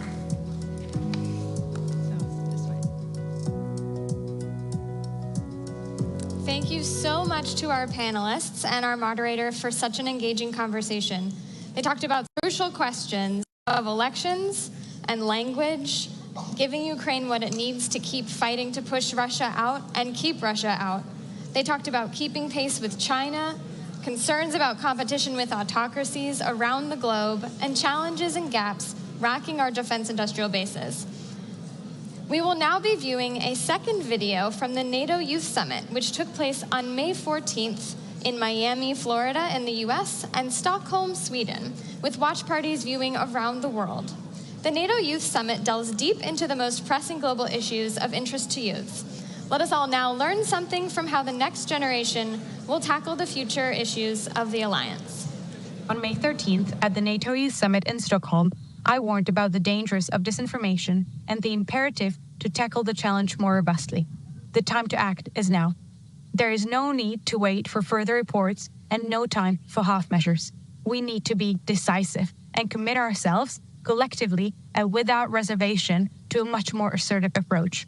Winning the information war is foundational to our security. And as NATO youth, we say without hesitation that our leaders must rise to the challenge. In the 75th year of our transatlantic alliance, we celebrate our steadfast commitments to peace and to security.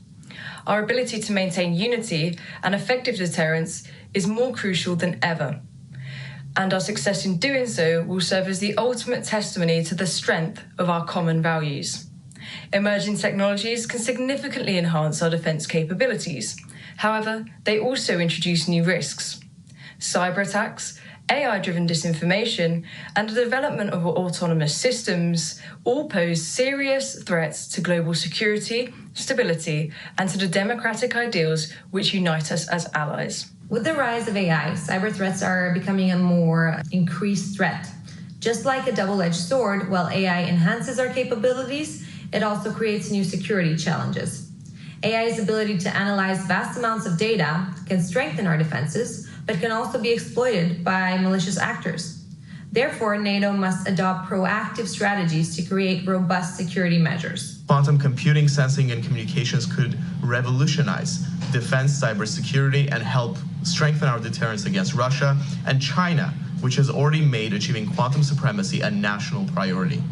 What NATO's leaders should think about now is how the organization can become a facilitator to bring together the expertise and strengths of allied nations to drive quantum innovation and empower its application in allied defense.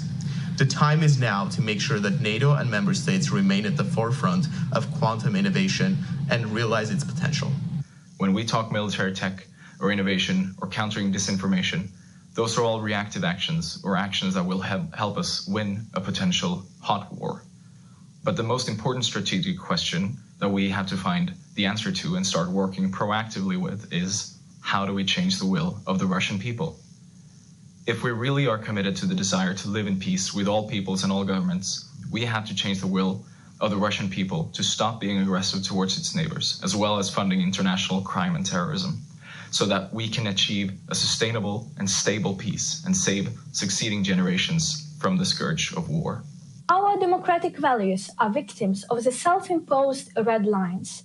Our democratic values are victims of the appeasement of dictatorships. As we face the largest war in Europe since World War II, with Ukraine at its forefront of protecting democratic values and paying the highest price with the lives of its people, we find ourselves trapped by these self-imposed red lines. It's not time to appease the axis of evil any longer. Without adherence to rules, everyone's sovereignty and territorial integrity are under the threat. It's time to demonstrate the strength and unity of democracy. Ukrainians have been remarkable in defending their country, but they need your support. But do not support Ukraine just enough to survive. Support Ukraine to win. We know that decisions in democracies take time, but time in Ukraine is not measured by days, hours, or weeks. It's measured in human lives. Therefore, do not let political games and individual interests get in the way of decision-making. Therefore, I urge you to be bold, to be brave, and to be decisive. The biggest gift for NATO's 75th anniversary would be a victorious and free Ukraine. Thank you. What a great way to highlight the individuals and issues that will be shaping tomorrow with our youths. Now, please join us for lunch, where we will all be able to discuss these pressing issues before resuming our programming. For those of you joining us online, you will now hear a series of interviews. The first from His Excellency Alexander De Croo, Prime Minister of Belgium. The conversation will be moderated by Elena Kudsko, Vice President for Policy and Programming of Globe. We'll hear from His Excellency Kyriakos Mitsotakis, the Prime Minister of Greece, which will be moderated by Nadia Shadlow, Senior Fellow at the Hudson Institute. And finally, we'll be replaying the earlier conversation between Rachel Rizzo and Douglas Lute on the history and geography of NATO. Enjoy.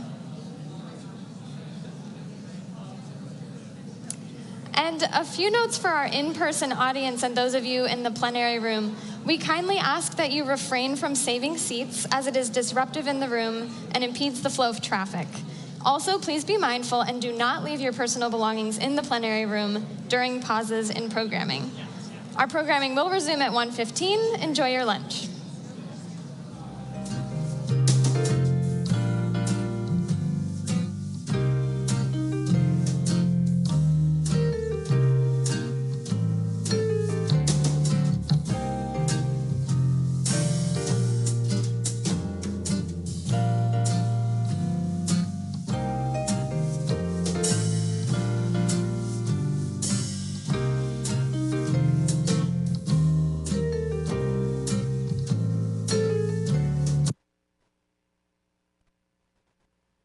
In 6 out of the 10 domains that are of the general request of Ukraine. It is about military capacity, but it is also about reconstruction. It is also about humanitarian support. So it's a very broad scope. Of course, a lot of people talk about is the delivery of the F-16. So we have committed to at least 30 F-16s that will be delivered between now and 2028. That is contingent on the deliveries of our new planes, which are the F-35s. And we hope that we would have deliveries. I mean, we will aim to have deliveries this year of a couple of F-16s. We will do that. And there's not that many countries that do it. The Netherlands does it, Denmark does it, and Norway. We are already involved in the training mission with our planes. And we hope that we will deliver a few this year. With the 30 that we committed, we will be the biggest contributor to the fighter jet capacity of Ukraine. And of course, the sooner they arrive, the better.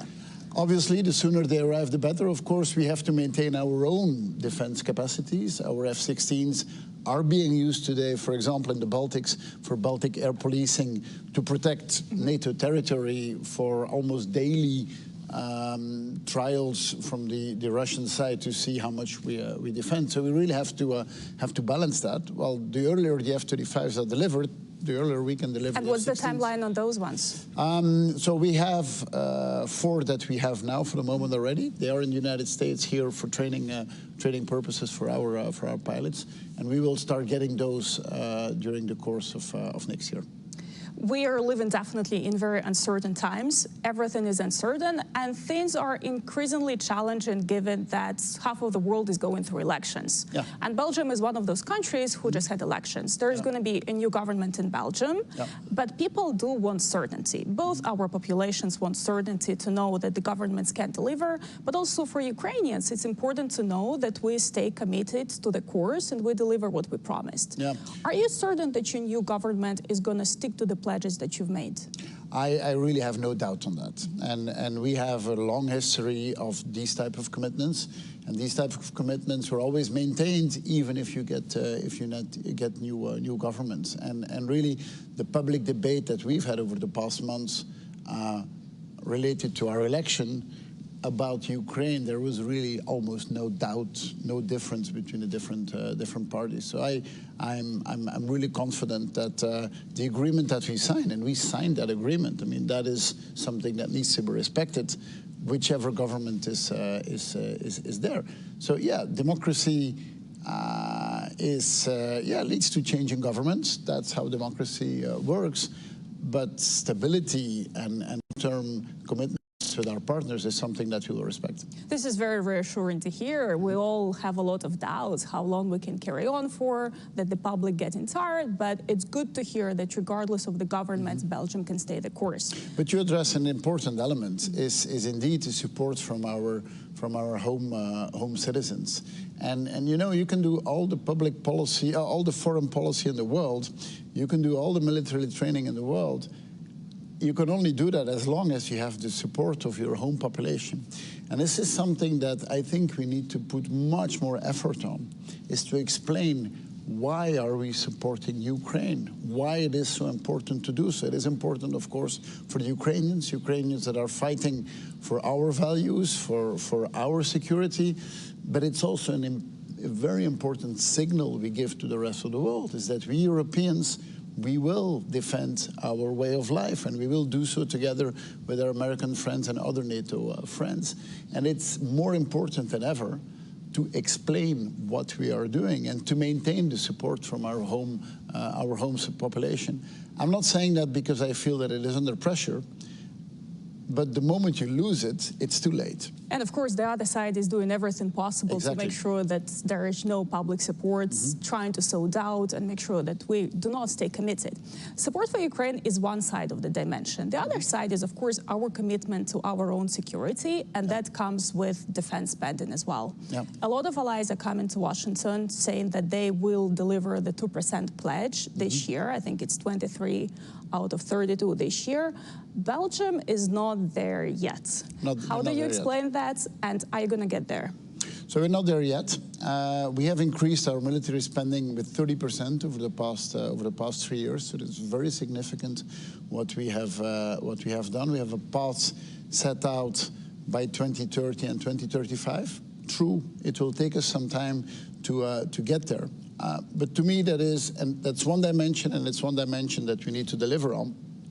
But besides what you would call an input metric, which is how much do you spend, we also need to look at output metrics. And output metrics is how active are you if there are requests. And there, Belgium has always been at the forefront. When there were requests to use our fighter jets, we were there. When there were requests to use our marine capacity, we were there. So you really have to look at both dimensions. And I think it's important that when you increase your spending, that you increase your spending in a way that it builds an industrial supply chain. And we know that today is spending more, but spending in a way that you develop an industrial capacity, that you develop technological capacity, that you also develop the human side of defense. Doing that in a well-organized way, I think, is the main challenge with which the 32 countries are confronted. I'm so glad you're bringing it up. I was actually very excited about the conversation with you.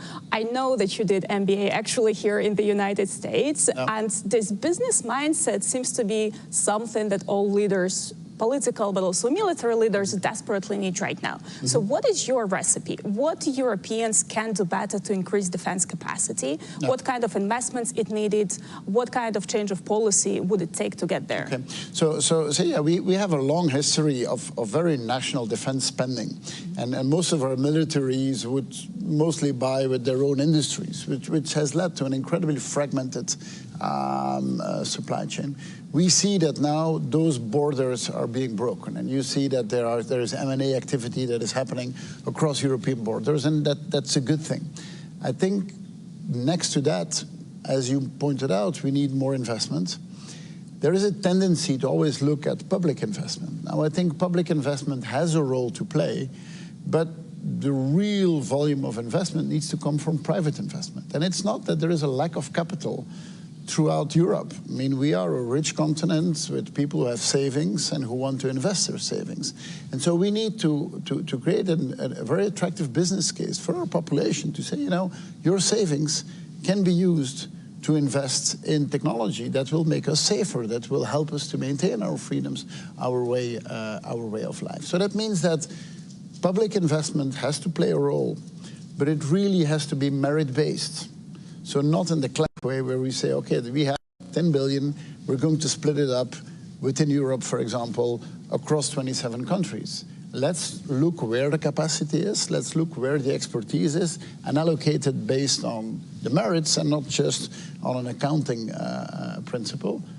And that public investment should be used to leverage private investment. And getting the private investment going into those industries is how we will get there. So I'm not against public investment, but I think public investment should be something that is an accelerator to get private investment going. Right, and it's a bigger problem in Europe where we have not particularly well-functioning capital markets, but also when we're talking about investments in defense, we need to make sure that it complies with our own ESG standards. So there is a lot of work to do on this dimension. There is a lot of work to do, and our ESG standards, of course, date a bit from another era.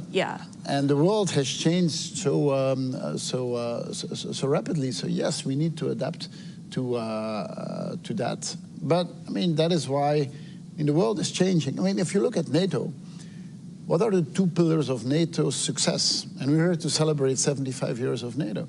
The first pillar, obviously, is solidarity. Is we say we stand shoulder to shoulder and we will defend one another. But the second element, besides solidarity, is adaptability. The world has changed so much and so fast in the past 75 years, and an organization like NATO has only been successful because it can adapt.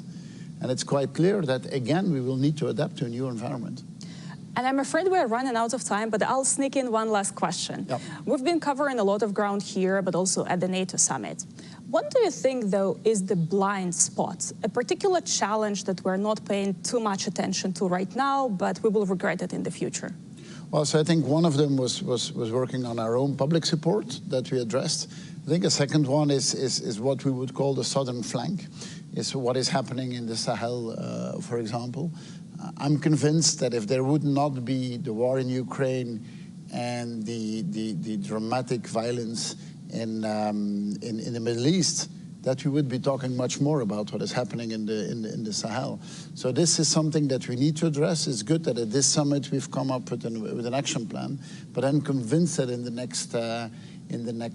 next years we will be investing way more into stabilizing the Sahel, into creating economic development there. All of that is necessary for us. If we want to live well, we need to make sure that our neighbors are living well as well, and that will need a big engagement from our side. Thank you so much, Mr. Prime Minister. I'm afraid I'll have to release you back to the NATO summit negotiations. We appreciate your time here, and thank you so much, everybody, for being with us today. 9, 8.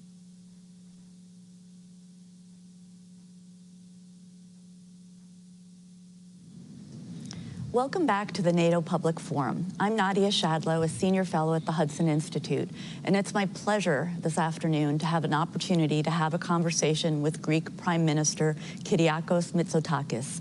Prime Minister, it's really great to be here with you today, and since we only have a few minutes, I wanted to jump right in. When you became Prime Minister first in 2019, Europe looked different. And the challenges facing NATO seemed perhaps less intense than what we're facing today.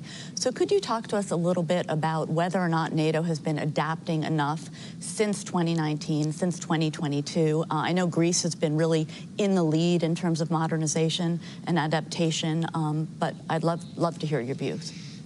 When I became Prime Minister in 2019, no one thought that we would be faced with a war at the heart of the European continent. But this is what we have to deal with after Russia's unprovoked invasion of Ukraine. And I do believe that the alliance has adjusted and has tackled this momentous challenge as successfully as it could.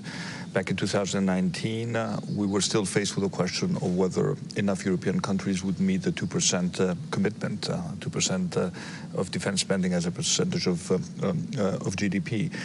Now most countries have already met that target, and those that haven't have made very clear pledges that they will do so. Greece has been one of those countries that has surpassed the 2% threshold ever since essentially we joined the alliance. We'll be spending 3% of our GDP on defense, significantly modernizing our armed forces, and thus contributing to the overall capabilities of the alliance. So new challenges force us to think differently, also in terms of what this means for the collective European security as a pillar of the overall NATO integrated structure. And I think this discussion is advancing at a very fast pace in Europe.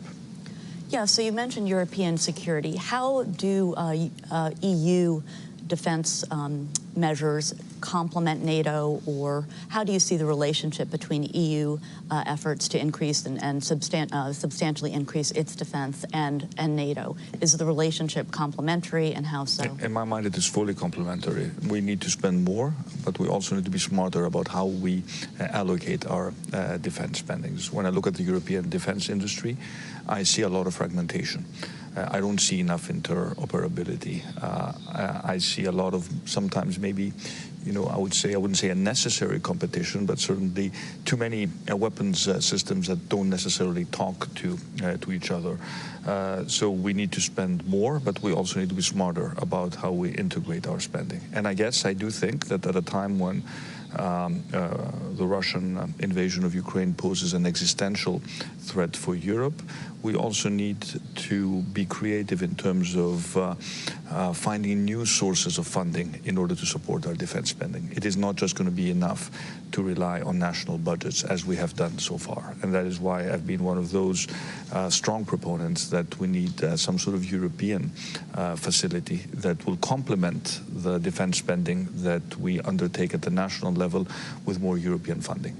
So this combination of public and private initiatives package, in my mind, is going to be necessary if we build a solid European pillar when it comes to NATO's overall defense capabilities. So would that be some type of European fund, or how do you envision that mechanism? We have submitted with President Donald Tusk a proposal for a flagship European project, which would essentially be a European Iron Dome that would complement the existing air defense capabilities that we have, which could be, again, I stress the word could be because we clearly don't have agreement at this stage, which could be funded through some sort of European joint borrowing. When we faced COVID back in 2020, we took the momentous decision to raise 750 billion euros to address the economic downturn that COVID caused to all of our economies. And this money is currently deployed. This was a European facility. So it seems to me that if we have raised 750 billion euros for the green and the digital transition to support our competitiveness, to protect jobs, it would be reasonable if we could raise a significantly lower sum at the European level to strengthen our European defense initiatives. Right, and that would get us beyond always a discussion about the 2%, right? Also, it's ways to get to the 2%, but also ways to increase capabilities and integrated capabilities across Europe. And of course, also ways to strengthen also our European defense industry at a time when we talk a lot about strategic autonomy, when the issue of competitiveness is at the top of our agenda, bolstering European defense cooperation, European innovation. We've made some first steps at the European level in that direction, but we clearly need to do more. And speaking of doing more, Greece has done an incredible amount for Ukraine. You're one of the leading states in terms of providing the Ukrainians with missiles, with ammunition. What more do you think NATO needs to do quickly, and how can we get there, right? A key theme throughout this past year really has been speed and NATO's ability or lack thereof to get things to Ukraine fast enough. And that's been a problem we've had in the United States too. How do you think things might shift over the next few months, or what could be most meaningful to get us to act faster? Well, first of all, I think Europe has stepped up to the plate and has delivered. Back in 2022, I think many, including many in Moscow, would have placed bets on the inability of Europe to remain united when it comes to supporting. They were wrong. Europe remains united. We are providing Ukraine with European financial assistance, 50 billion euros. It's a significant package that we agreed a few months ago, but also member states are providing Ukraine with defense capabilities to the best of our abilities, and we will continue to do so. And initiatives such as the Czech initiative, for example, have proven to be very efficient in terms of delivering aid to Ukraine as quickly as possible. But at the same time, we need to look at the holes this has created to our own defense capabilities. And as much as we talk about sophisticated systems, we also need to make sure that we have the basics. I mean, Ukraine demonstrated how important, for example, 155 shells are, and that not everything is going to be sort of as technology-driven in a modern war as many people thought. So making sure that we also streamline production, strengthen our stockpiles, while at the same time having the capability to support Ukraine. This is a challenge that we have to meet. Right. Quantity matters. Quantity and quality. Yeah. Can you tell us a little bit more about the Czech initiative that you just mentioned in passing? Well, I think the Czech initiative has proven to be an efficient way of transferring weapon systems to Ukraine. Many countries have joined that initiative, and as you pointed out, now it's just up to speed and making sure that the necessary transactions, whenever they involve, for example, sale of equipment, take place as quickly as possible. And it seems to me that this is one avenue which is worth exploring further. So as we close, what is your hope for the 75th Public Forum? What do you think, NATO, what would you like to see out of the 75th Anniversary Summit? Well, first of all, I think it is important to take stock of what we have achieved. NATO has been successful because it has been able to adapt and occasionally even reinvent itself. And this is exactly what we need to do now. For me, the most crucial aspect of NATO has always been the strength of the transatlantic partnership. And I think it is very, very important that we maintain this mutual commitment, but to also recognize that in an alliance, we all need to do our own part. There are no free riders, and that is why meeting the 2% commitment is so important, at least for those countries that have always been very consistent with this target. And maybe at some point we will need to discuss about raising it.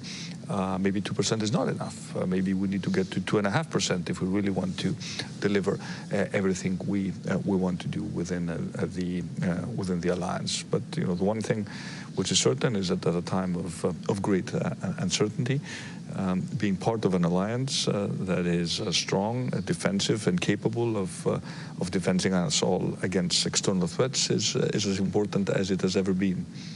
Well, thank you so much. Thank you. It's been a pleasure. Thank you. Thank you.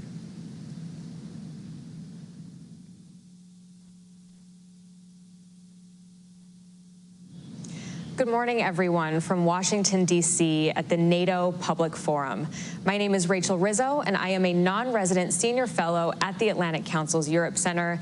And today I am thrilled to have with me Ambassador Doug Lute, who served as the U.S. ambassador to NATO from 2013 to 2017. Ambassador Lute, thank you so much for being with us today for this interview. Well, it's great to be with you, Rachel. Absolutely. So we're celebrating a huge milestone here in Washington for this NATO summit, 75 years. Now, you've talked a little bit about how there's 3 different versions of NATO, NATO 1.0, 2.0, 3.0. Can you talk a little bit about that and your ideas around what that looks like for NATO? Right. So, 75 years is a long period of time to absorb.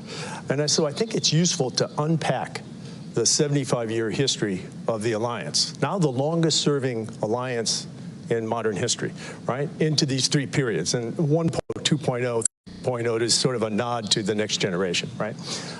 I count the first period, the first segment of NATO history, marking from 1949 for 40 years to 1989. And obviously the fall of the Berlin Wall, and then the aftershocks of the fall of the Berlin Wall in November of '89, which eventually 2 years later saw the dissolution of the Soviet Union.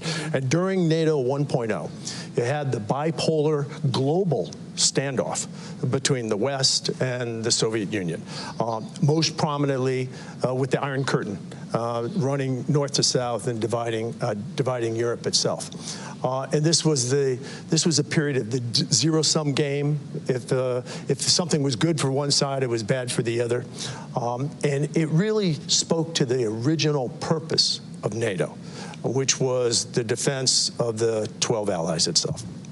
I think that period ended in the 89 to 91 period, and the post-Cold War period, or NATO 2.0, dawned with the dissolution of the Soviet Union. I count NATO 2.0 as running for about 25 years, so from roughly 1989 to 2014.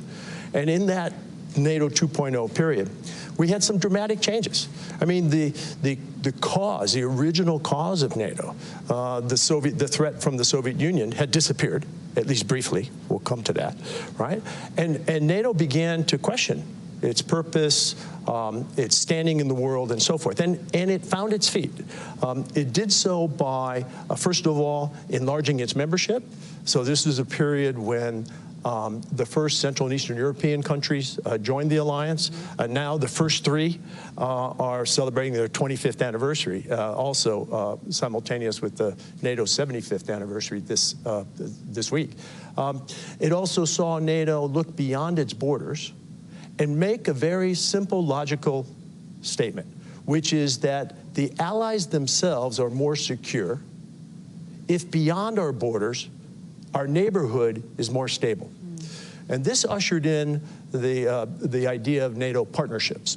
This began, of course, in the early 1990s with Partnership for Peace, and now it's extended to some 40 partners that range geographically from Mauritania to Japan. And these diverse set of partners really bring a great value to the alliance. They give us not only insight into regions beyond our borders that are critical to NATO security itself, but they also gain by way of access to NATO military standards, essentially the gold standard of military interoperability, access to the NATO school system, and so forth. So this two-way street of NATO partnerships began in this NATO 2.0 period.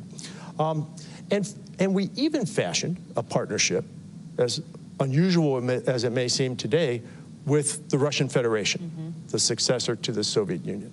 I think that that partnership was well-intentioned. It was exploring the potential that NATO could actually have meaningful, reliable relations with its largest geographic military neighbor. And I think that that experiment, that exploration actually marked the end of NATO 2.0 with the Russian seizing and illegally annexing Crimea, destabilizing the Donbass, and so forth. And so I think in 2014, we really began to see a move towards NATO 3.0. And that's the period we're still in. Okay. And much of the substance of this summit has to do with this transition from NATO 2.0 to NATO 3.0 and how NATO will continue to adapt as we face new challenges. So we're at 75 years, the longest military alliance in history. The next big milestone is going to be 100 years. What is that going to look like? There have been a lot of things written, a lot of discussions being had about how the U.S.-European security relationship will have to fundamentally change as the U.S. is pulled in multiple directions, as the U.S. focuses more on the Indo-Pacific. That will ultimately mean that Europe will have to shoulder more of its own security burden. Is that what NATO 4.0 might look like? What's your idea on that? Well, obviously, this is a pretty hazy crystal ball it is. in terms of gazing into the next 25 years. But I think there is a NATO 4.0, and it features a new security architecture, certainly in Europe, after peace is established in Ukraine and stability is established after the Ukraine war. I think it has to account for the fact, the geographic reality, that Russia will remain NATO's closest neighbor, nearest neighbor, most militarily capable neighbor, and will have to settle on some sort of security architecture that provides stability on both sides. And I think increasingly, as your question suggests, it's got to account for the fact that security is perhaps more than ever, a global equation, a global dynamic, and will have to account for the looming competition with China, which NATO now formally recognizes by way of its strategic concept. And I think what that must mean is that European allies, with U.S. support, continued U.S. support, have to assume even more responsibility for security here in Europe. That doesn't mean the absence of the United States, but it means a more equitable balance from the roughly 70%, 30% distribution that we see today. So if I were to predict 25 years with some hazard, I'd suggest those are some cornerstones of NATO 4.0. One of the major meetings that's going to happen at this summit is alongside NATO's Indo-Pacific partners. And there's sort of a debate happening in Washington about the role that NATO has to play in the Indo-Pacific. Secretary General Stoltenberg has made it clear that this is not about NATO pushing itself into the Indo-Pacific, but it's a response to China's inroads throughout Europe. But there's also another side of that debate where people say, look, NATO's main area, its main theater of operations is the European continent. Its main adversary is Russia, and that's what it should be focusing on. What are your thoughts on how NATO should navigate this new geographical challenge when it comes to China and the Indo-Pacific? Well, I think the first point to make very clear is that the NATO treaty itself lays out the geographic confines of the alliance. So it is the North Atlantic area. And so NATO doesn't have a treaty obligation beyond the North Atlantic, so not into the Indo-Pacific, for example. But it's undeniable that the looming in fact, I would argue already ongoing competition with China, will have a direct impact on not only Europe, but also North America. I mean, we're seeing this play out in so many ways. And I think Secretary of State Tony Blinken made this quite clear in his interview earlier today. I think for European allies, one of the things that has to be of concern is the buying up by China of commercial infrastructure in Europe, which is actually not just civilian infrastructure, but dual purpose infrastructure. So here you see this pattern, this trend of Chinese investment and purchasing of seaports, transportation infrastructure, energy infrastructure, mass communications infrastructure, and so forth. And it's, I think, increasingly important that NATO and our partners at the European Union appreciate that these are dual purpose, and that rail lines, for example, or ports used by commercial entities are also a part of the military equation.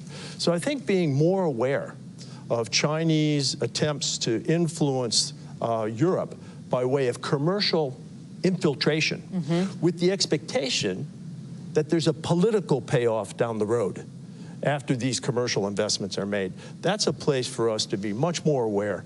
And I think it illustrates China's end game, China's long game, which is the Belt and Road Initiative leading to the marketplace of Western Europe, and with the idea of commercial infiltration leading eventually to political influence. So we're here in Washington, just blocks away from where the Washington Treaty was signed at the Mellon Auditorium back in April of 1949. There were 12 original NATO members. We're now at 32. What do you think would surprise those original founders about where the alliance has been and where it is today? Right. Well, first of all, I think they'd be surprised that we're at 75. Right? Okay. I mean, I don't think anybody does something today and imagines where he or she will be in 75 years, right? So I think they would be surprised, the 12 founders would be surprised at the durability of the alliance. And I think that they would remark that the source of that durability is actually in the second sentence of the Washington Treaty that cites that all the signatories to the treaty will abide by and believe in 3 democratic principles, which I think are the glue of the alliance and largely account for how we made it to 75, right? And those 3 are democracy, individual liberty, and rule of law. Now look, NATO was at 12 and is today at 32, a alliance of democracies. But there's 32 varieties of democracies here. And each of those I would offer, and humbly as an American, citing American democracy as well, each of them is a work in progress. But the fact that we're founded on these core values, I think, is part of the reason that, that we've been this durable. And I think that the founders would be proud of that second sentence. Yeah. I also think they have to be surprised at the geographic scope of the alliance. I mean, I don't imagine any of them could have thought of 12 becoming 32. I think that they'd marvel at that. I think with the Washington Treaty being signed in Washington, right, that they'd be shocked that the only time Article 5 has been invoked in these 75 years had nothing to do with an attack in Western Europe, had nothing to do with America responding to that attack and reinforcing our European allies, had nothing to do with the Soviet Union. But in fact, on the day, September 11th, right, it was actually the inverse of all that. It was Europe coming to the assistance of America, to include, in part, because of an attack here in Washington. So they'd be surprised about Article 5. I'd also remark, though, these photos make clear that the 12 men who signed the Washington Treaty, I think would be surprised today at the role of women in leadership positions in NATO at multiple levels. So head of state and government, ministers, both foreign and defense ministers, the NATO staff, ambassadors, and so forth. I would add there that today, perhaps we should be surprised that there aren't more women in prominent roles in NATO. So I think there's a lot to be surprised at. One thing that they would not be surprised at. Yeah, that's my next question. I'll preempt your next question. They would not be surprised that NATO today is rallying in the face of Russian aggression. Yeah. That, of course, was the original forming cause of NATO. And today, I think, the founders would see a familiar Russia in terms of imperialist designs and aggression on its neighbors. They probably wouldn't be surprised. They probably would also be surprised that we're trying to get Germany to spend more on defense and do more and be more forward-leaning as well. Perhaps. Perhaps. Maybe even the Germans are a little surprised. Yeah, there's a lot of surprise that has happened to us since 1949. You know, finally, one of the main headlines at this alliance, or at this specific summit, is what the alliance is delivering for Ukraine. There's a lot of talk about a bridge to membership that's well lit, that is short. But there's also been criticism that the weapons that we've been giving them have so many caveats on them that we're having Ukraine fight with one hand tied behind its back. What are your thoughts on the deliverables for Ukraine at this summit? Well, I think that the military deliverables and the political deliverables, these two parallel tracks or lines of effort for Ukraine, are predictable and quite candidly, quite modest. Yeah. I would have liked to have seen even more progress on military assistance and on fulfilling the commitment that Ukraine politically will eventually become a member. The bridge metaphor works in part, but I'm not sure it's completely satisfactory. Look, I think everyone here at the summit this week was stunned by just the blatant aggression of the most recent Russian attack on Kyiv and other cities, to include the tragic attack on the Children's Hospital, right? It's important for us to remember two things. First of all, that attack originated from inside Russia. Mm-hmm. And the base from which that attack was launched is essentially in sanctuary, because it is beyond the ability of Ukrainian indigenous capacity to strike it. And we have placed limits on the geographic range of the systems we've provided Ukraine. I know of no effective air defense program which focuses solely on defense of the target site by way of air defense systems and so forth, and neglects the attack of the launch sites. Yeah. Air defense is a two-way street, offense and defense. So in particular, you use the words caveat. I think that the restrictions, the caveats that we've placed and others have placed on some of our systems are not justifiable in legal terms. These are legitimate military targets, and they don't make sense in terms of military science. Thank you for that clear answer, and for your support of NATO and your support of Ukraine as well, and for this interview, Ambassador Lute. And to our audience watching online, tune in for another 2 days of programming here at the NATO Public Forum in Washington. Thank you so much.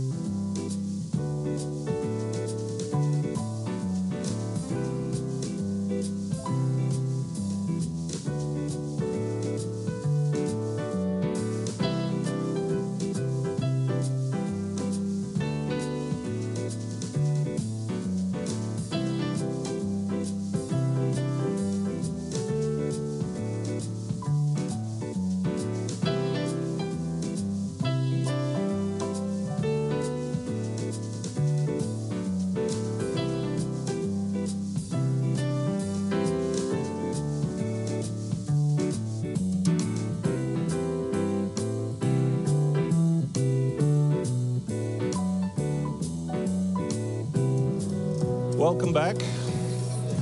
Welcome back to the forum after nutritious lunch, hopefully for all of you. And I would invite everyone to the front, slowly closing the doors. So we're back for the second half of the day. I hope you had great first half of the day, good conversations over lunch. Exciting part two of our program. Before we start with our next panel, I'm going to invite you to watch a video, one of our video productions on the pressing issues of NATO's eastern borders. So please watch the video with us. Thanks.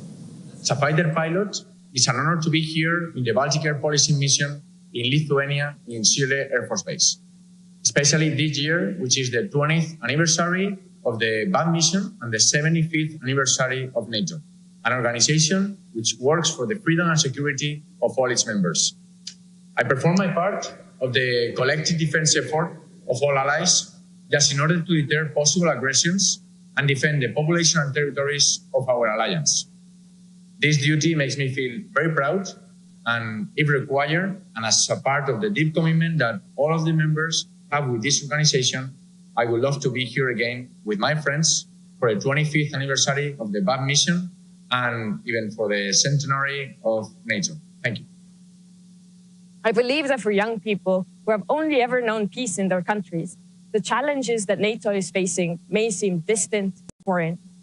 We must not create spaces for our enemies to sow fear and distrust, but we must ensure that our societies are prepared for the threats that we are facing. As NATO reaches its 75th anniversary, the alliance has a lot to be proud of. Yet its greatest accomplishment is providing security and defense to the former captive nations of the Soviet Union. Through the credible deterrence and security provided by NATO, the countries of the eastern flank, including my country, Latvia, have been able to prosper, escape Russia's imperial orbit, and the Iron Curtain we see today. This mission, however, has not yet been completed. Our Ukrainian friends deserve the same. This is the first big anniversary Finland is celebrating as a member of NATO. But NATO has been important to Finland for over 75 years. By keeping the peace in Europe during the Cold War, and by preventing Soviet efforts to dominate Europe, NATO contributed to Finland remaining independent. Today, Finns across the political spectrum are determined to safeguard democracy, individual liberty, and the rule of law. And as allies, we're ready to do this across the transatlantic space. Finland has always been ready to defend itself. As one of some 900,000 reservists, I am so happy we no longer have to do it alone, but together with our allies. Thank you. This larger occasion contains within itself the 20th anniversary of NATO's eastern expansion in 2004, and this represented a major milestone in Bulgaria's and Central and East Europe's process of Europeanization based on deep-seated military modernization and democratization of security policy. And moreover, as a country located on the southern and eastern flank of Europe, Bulgaria now enjoys an unparalleled level of security, which was, however, critically missing in its difficult past, defined by wars and foreign authoritarian domination. NATO should pay ever more attention to the eastern flank and encourage societies in member states to be proactive about their security and freedoms. The alliance can create a reflex against authoritarianism, something that is especially needed now. I believe that the Black Sea region is still not a priority, unfortunately, and this must change as soon as possible. The ongoing Russian invasion in Ukraine is turning the Black Sea into an increasingly dangerous and an inaccessible arena for NATO. For Turkey, the Black Sea holds critical importance as a significant economic artery, a buffer between Russia and Ankara, and a critical security flank.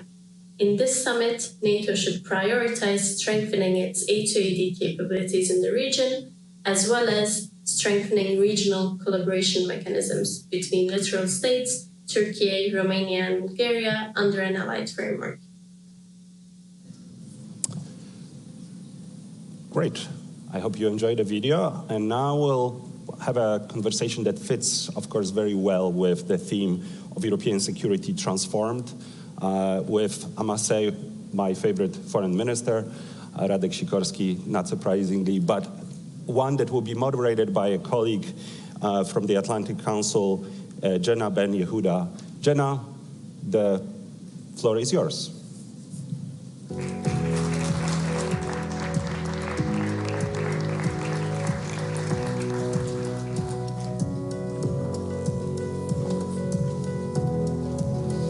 Thank you.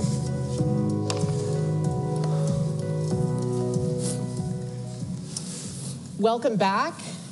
We're delighted to have you all here at the NATO Public Forum. I'm Jenna Ben-Yehuda, Executive Vice President at the Atlantic Council.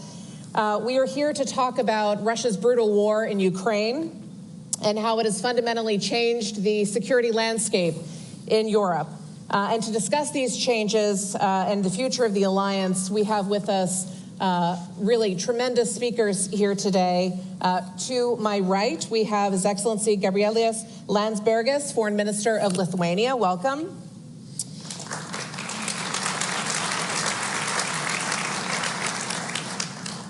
Foreign Minister, I almost promoted you. Radek Sikorski of Poland, thank you for being with us. Prime Ministers watch these things. We'll see what we can do. And Mr. Mikael Johansson, President and CEO of Saab, welcome. Thank you. We have 45 minutes together. The first half an hour will be in conversation, and then we'll come to all of you. So be thinking of your questions. We'll take them from online as well as here in the room, so we'll let you know when you can start queuing up. We've heard a big metaphor this week, and it's a bridge. It's a two-way bridge, it's a long bridge, it's a short bridge. What should the bridge look like? Wow. Should Please. I? Okay. Well, I mean, defining the bridge, I think we shouldn't start with it. I mean, we are in a position where we have to say something, right? So we say that it's a bridge. It's understandable. What we're looking for, and during the whole negotiations process for the declaration, we've been looking for the end goal of the bridge. A very clear commitment that would find itself coming from NATO, that we are serious about the invitation. The processes might take long. That's understandable. They might require reforms. It's required, for every country that joined, especially recently. That's understandable. But throughout the process, it was clear where we will end up. And this is the main thing that we've been looking for. Therefore, I'm not particularly keen on emphasizing the bridge itself. I'm still remaining a person of a goal-oriented person. Would you agree with that? I'm not sure I'm good at literary metaphors. NATO was founded to deter an aggressive Russia in the guise of the Soviet Union. NATO won the first time, and we need to win the second time. Russia is aggressive again. She has broken international law, her own voluntarily accepted treaties, Budapest Memorandum, and many, many international documents. Putin should not benefit from his act of aggression. And it's our business to help Ukraine win this so that we don't have to spend the money and treasure and worse on doing the job ourselves. And so what does success look like in this context? What do you think is confidence building for Ukraine coming out of this summit? Well, success is that Putin makes a phone call to his defense minister and tells him to get out of Ukraine.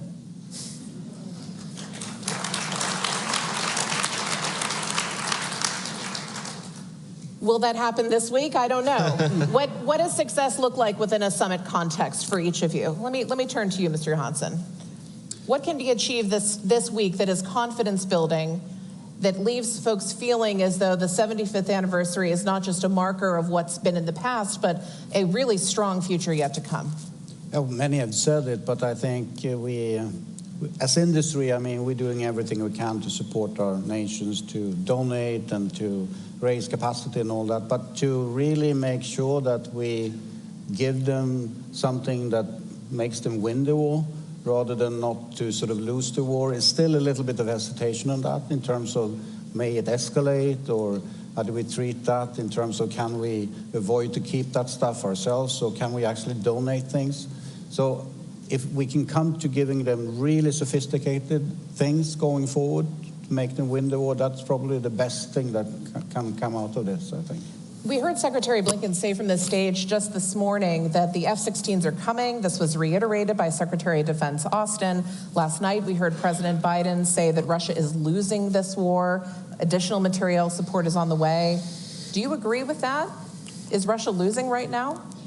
Well, I would not necessarily subscribe to narratives, you know, especially when the situation on the ground is not agreeing with them. The situation is very difficult. And the security of Ukraine and security of Europe and the transatlantic alliance has not yet been defined. And it's been fought for in the trenches of Kharkiv. Today, right now, when we sit here, there are men and women in trenches out there fighting for our security so that we, those who sit on the stage and those who listen to us, are able to celebrate today.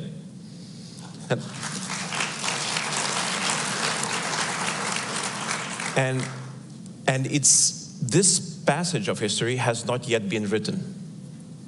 So it's, you know, we can help and we are helping. And I hope that the things that we are doing today, that the decisions that will be made throughout these days will add to that passage as something of a course to the victory, because there's no other alternative. You know, if it's not the victory, then it's loss. If it's loss, it's our loss. It's not, you know, just Ukrainian or anybody else. It's everybody who is here will lose that. And, you know, for defining what could be a success of these couple of days in Washington, Putin sent a very horrible and bloody postcard to each and every one here. What he thinks of us being gathered here with an ultrasonic missile that attacked a children's hospital in Kiev. That's on us, if we're going to react to that. If we're not, then it's out there, behind our back, left for these couple of days as a reminder. What is actually happening while we're here discussing? So I think that if I were to look for a successful answer, and I would add, you know, what Minister of Poland just said, that yes, that would be a very good, you know, victory sign, so that Putin is forced to rethink, or at least he's forced to pay for what he did to the children of Ukraine just a couple of days ago. Does payment look like F-16s this summer and additional air support, air defense mechanisms? What sends a strong message, Minister Sikorski? Well, the Patriots are on the way. The effectors to the Patriots are being produced. The F-16s are on the way. The American package is on the way. So things are happening. The Russians have regained initiative on the ground. They are making incremental gains at huge personnel losses. I think last year there was an opportunity to push them much harder.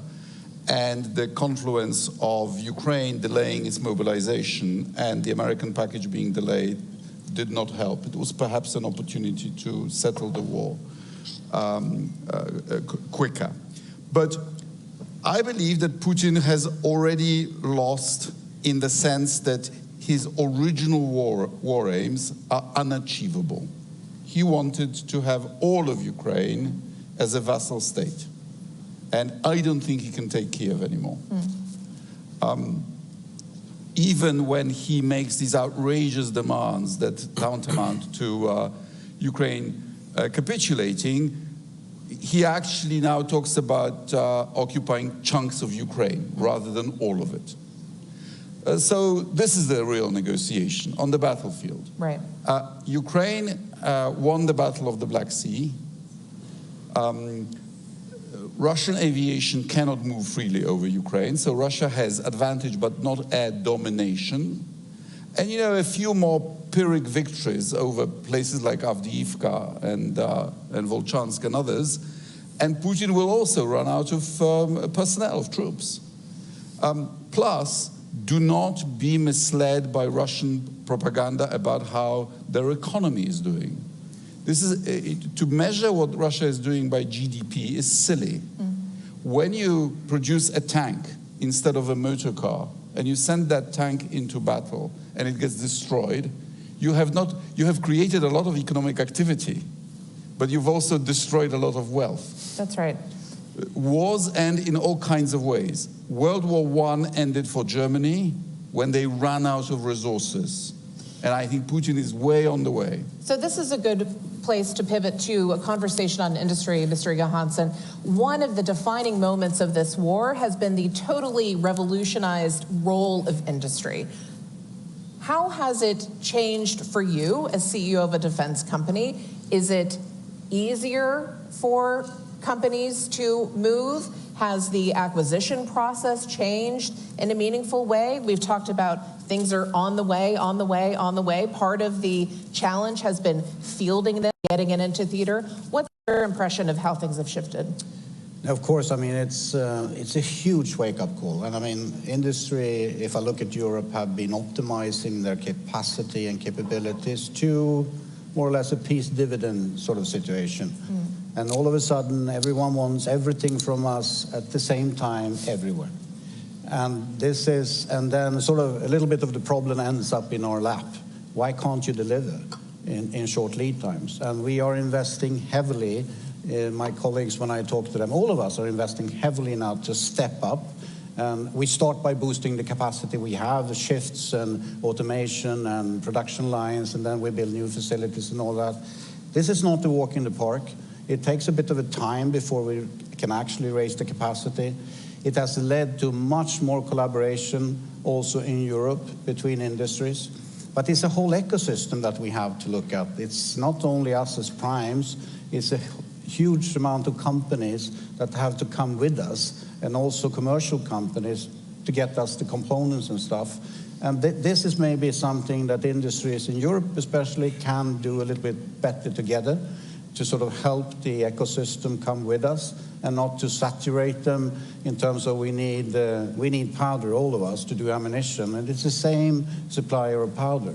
And that means it's a problem. Yeah. But we are definitely stepping up. The problem is, are we doing enough as industries? Probably not.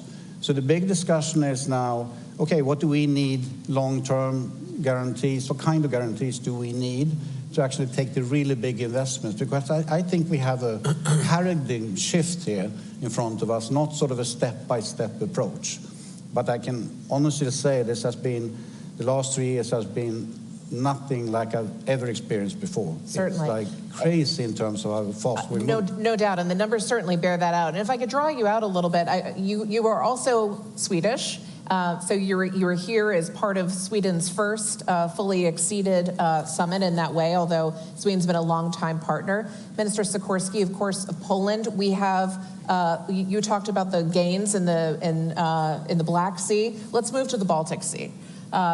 There is an opportunity for Nordic-Baltic cooperation, which is obviously dramatically strengthened by the accession of Finland and Sweden. What do you see as the capabilities between your nations, and what is first out there that you really want to see in the next 6, 12, 18 months as a result of accession? What can the Baltic do now that it couldn't before? I don't think we have a problem in the Baltic at all anymore. Russia has these 2 narrow points of access to the Baltic. There are 8 NATO nations now around the Baltic. If you look at what Ukraine, without a navy, has done to the Black Sea, think of what we can do to the Baltic fleet. They have a problem. So it's a NATO lake. Yeah, I agree. It's a NATO lake. I think, though, that we could do a bit more to have the deterrence that we need going forward, even though we have a lot. And, of course, Poland and Sweden and Finland and the Baltic states can sort of do this together. I strongly believe that what we lack, because we're inside the bubble, many of us are, of the Russian bubble of sort of the threats that they have. So we need an integrated air and missile defense system of real sophistication level in like an onion with several layers. That would probably be the best thing to invest in going forward now. One of the big conversations here in Washington, and I'm sure each of you have heard this week, is the talk of 2% and who is hitting that threshold. Poland has been there for 20-odd years. You're 4%, heading on 5%. There are still a number of NATO members, although fewer than before, who haven't yet met that threshold. We often talk about how we make the case about the imperative for Ukraine to be victorious in this war beyond Europe. What do you say to partners who aren't yet meeting that commitment within Europe? Well, the only thing that we can say is offer our example. And as Poland, as you mentioned, already in the past, we've just reached 3% in Lithuania by actually adding even some additional taxes to the people, because there is no other way to, how can we fund the procurement that is needed for our country. But when you look at the region, Nordic Baltic region, the countries around the Baltic, you would see that there is no big debate whether we should be funding our defense. So that tells you something, that means that political decision makers do understand the threat, that there is most likely a huge and wide support by the population, and it is geographic. That means that for us, the threat is very real and very tangible. So with that, when we're trying to influence a debate that is taking place here, for example, today in Washington, it's not that we're saying, look, let's all of us find a way how to finance. We're saying, look, we are already doing this. A tiny Lithuania is 3%, 3.03%. Estonia is there. Latvia is there. We talked about Poland. Others are getting there, also to big numbers. It's not just empty political words. It's something that is very, very tangible. And here it connects to the industry. What is the biggest problem with industry? They've seen how we went through COVID, where everybody said, look, you just produce as many vaccines as possible because they will be needed, years and years and years on into the future. Many of them invested. And a couple of years later, suddenly, basically, boom, there's no big need. And many of industries, defense industries, are thinking exactly the same thing. Oh, yeah, okay, so you're talking that you're going to spend 3-4% right now. What will happen in a couple of years? The situation, geopolitical situation might be very different, because not everybody is saying that, look, this is a huge change, historic change that we're seeing globally, and this will stay for us for decades. Yeah, but industry is very practical, and they're saying, can we trust you that those 3-4% will stay there? And this is up to us, to politicians, to convince not just the public, but also the investors who are planning their investment and building new factories, new lines of production, that yes, Russia is going to be a threat. Other dictators are being emboldened. And unfortunately, for many of us, we are entering an unstable period in our history, and we have to be prepared for that. And that's why we are going to invest, and we are going to devote money, and you can invest into this or that factory. I think this is a really important point. Mr. Johansson, I'd love for you to respond to this.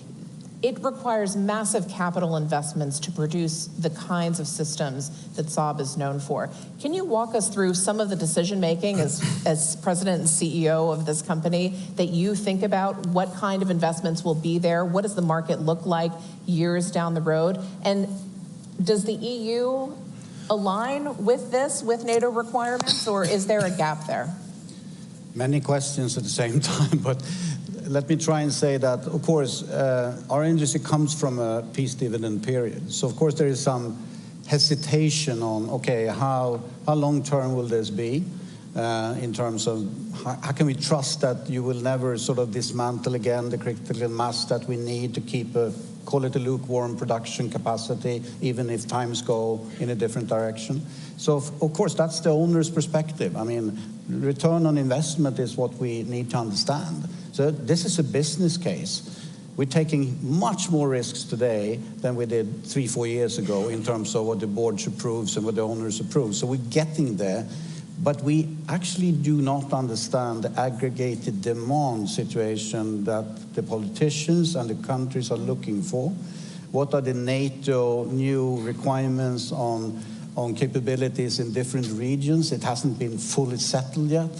If we knew that in a 10 to 15-year time period, of course, the investment perspective would be much more different. Looking at EU and Europe, of course, what the EU is doing is great in terms of initiatives, financial incentives to start having companies and countries collaborating. I support that 100%, but they don't put any money into it. You can compare it to the pandemic when you put like 700 billion euros in a fund or something to make companies work on that. And they did. But you put 1.5 billion euro in something which is important to say, that is, sorry, peanuts. If we really are serious about this long term, we have to show that. And then EU cannot guide what capabilities we need in Europe. That is a NATO responsibility, is my perspective. We have to be completely aligned. So member states, sovereign sort of decisions, and being part of the alliance is important planning here. And we need to understand the aggregated demand. But of course, EU can step up and put a huge amount of money in that fund, more than 100 billion euros, and then you will see things happening. That's what I like to see. So the rhetoric needs to be met by action and by resources. Minister Sikorsky, we've heard a lot of rhetoric about the role of China. Europe is now fighting this battle to help Ukraine win against Russia. China has been a not insignificant player in this process. You heard the president last evening talk about that China can't have it both ways. You had Modi, Prime Minister Modi in India, in Russia earlier this week during the hospital attack, I believe. Should India get a pass too? What does it look like for some of these partners who are engaged in providing dramatic material support, especially for purchases of Russian energy? What should NATO be saying about that kind of extra regional engagement? I'll solve the China and the India problems for you in just a second. But let me just say that Napoleon Bonaparte, who is in our national anthem, said that a country that doesn't feed its own army is doomed to feed a foreign one. In Poland, we have a somewhat similar saying that every country has an army, either your own or a foreign one. Your own is cheaper in the long run.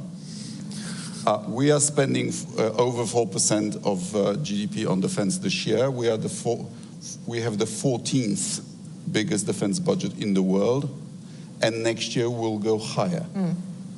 We will do whatever it takes not to be a Russian colony again, irrespective of what anybody else does.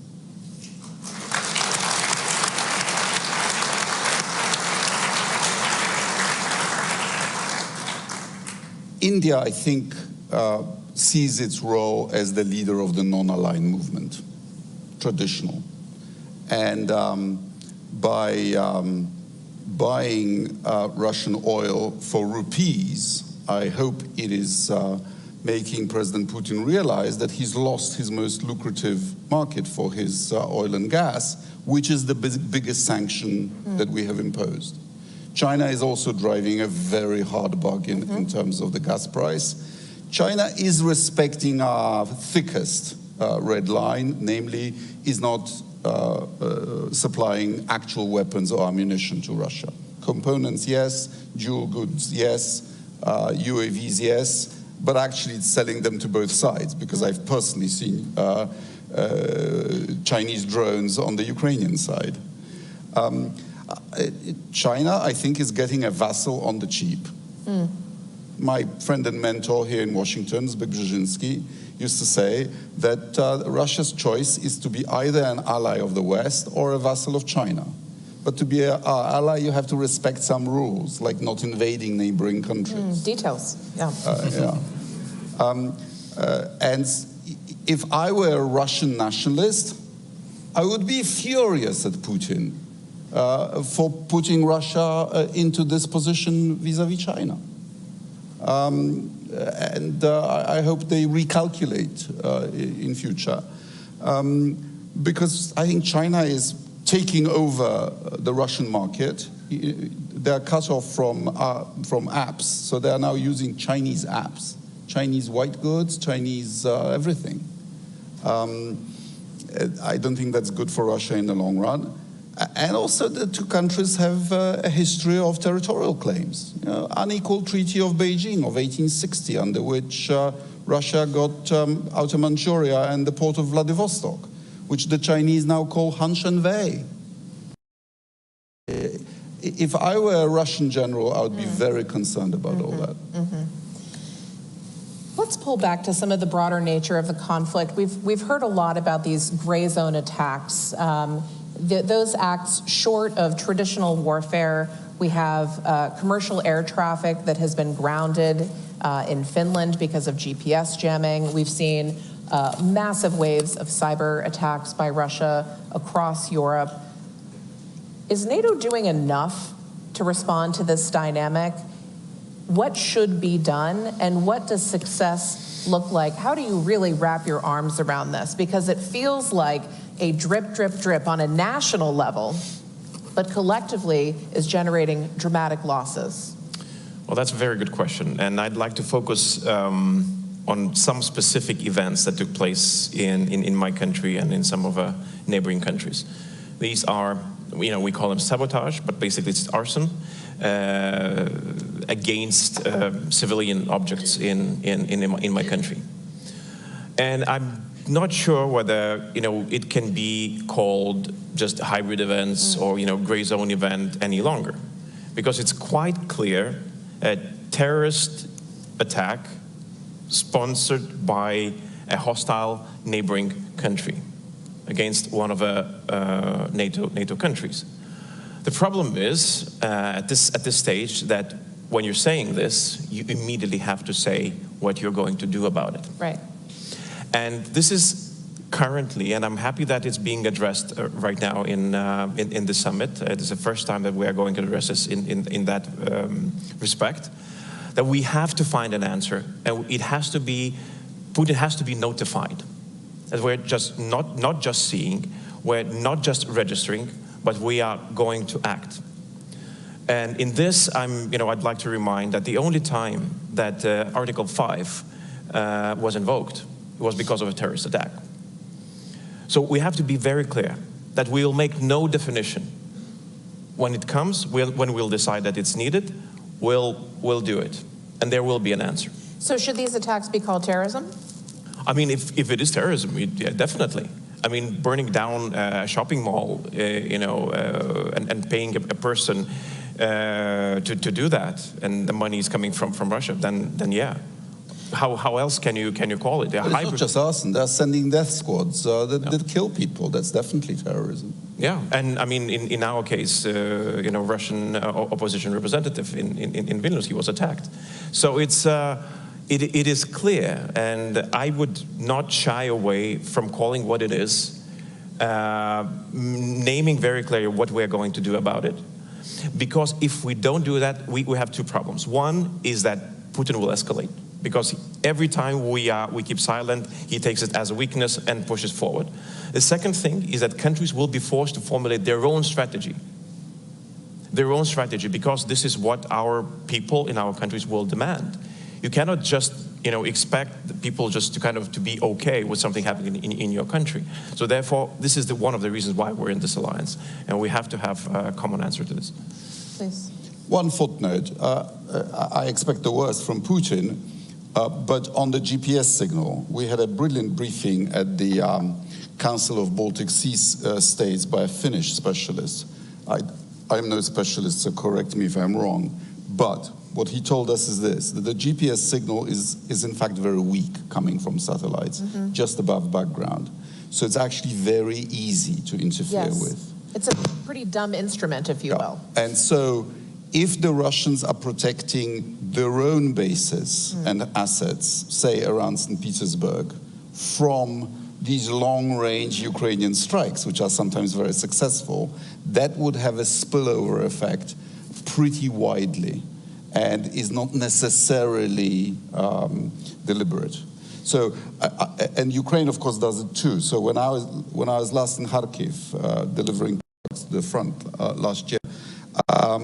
And there was a Russian drone attack on Kharkiv. The Ukrainians would switch on GPS jamming in order to make that job more difficult. And your Google Maps suddenly go crazy. And you have no idea how disorienting it is. Of course. Well, you raise a really important point, which is that there is an element of this where attribution becomes pretty fuzzy.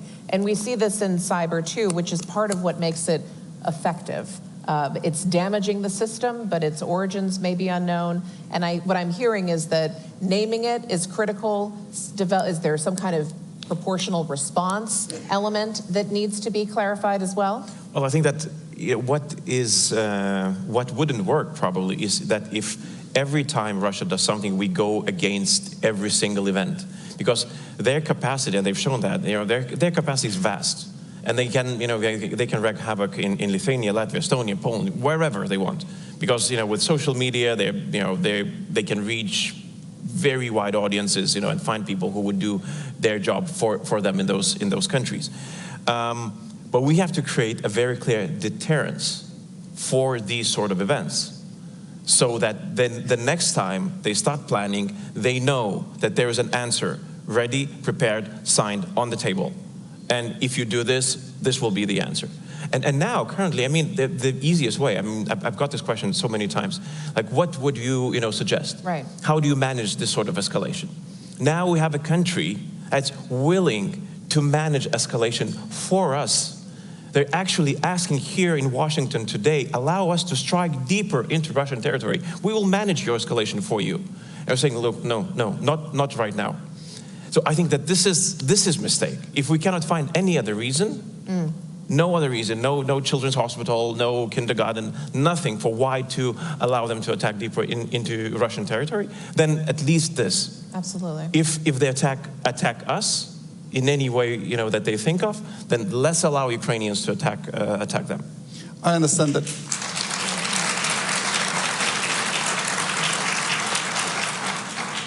I understand that our final communique will refer to Russia as a multi-domain threat to the alliance. We have to have an answer to them in every domain of those domains. Yes. Folks, it's time to start queuing up. I'll take the first question from Anna Maria Boss. Making money available for new equipment is one thing, but how are NATO countries going to find the necessary personnel when many people don't want to serve? Huge manpower issues even within Ukraine. How do you respond to that? Well, in Poland, we are beginning to train the first Ukrainian brigade composed of volunteers from inside Poland. We have up to 1 million Ukrainians of both genders, and several thousand of them have already registered for their draft. And interestingly, many of them do want to serve and rotate their compatriots, but they say, we don't want to be thrown into the battle without being properly trained and equipped. And we are going to do this for them, and they will then be available to the Ukrainian government as a unit, with the right to return to Poland after they've done their rotation. If every European country did that, Ukraine would have several brigades. Yes.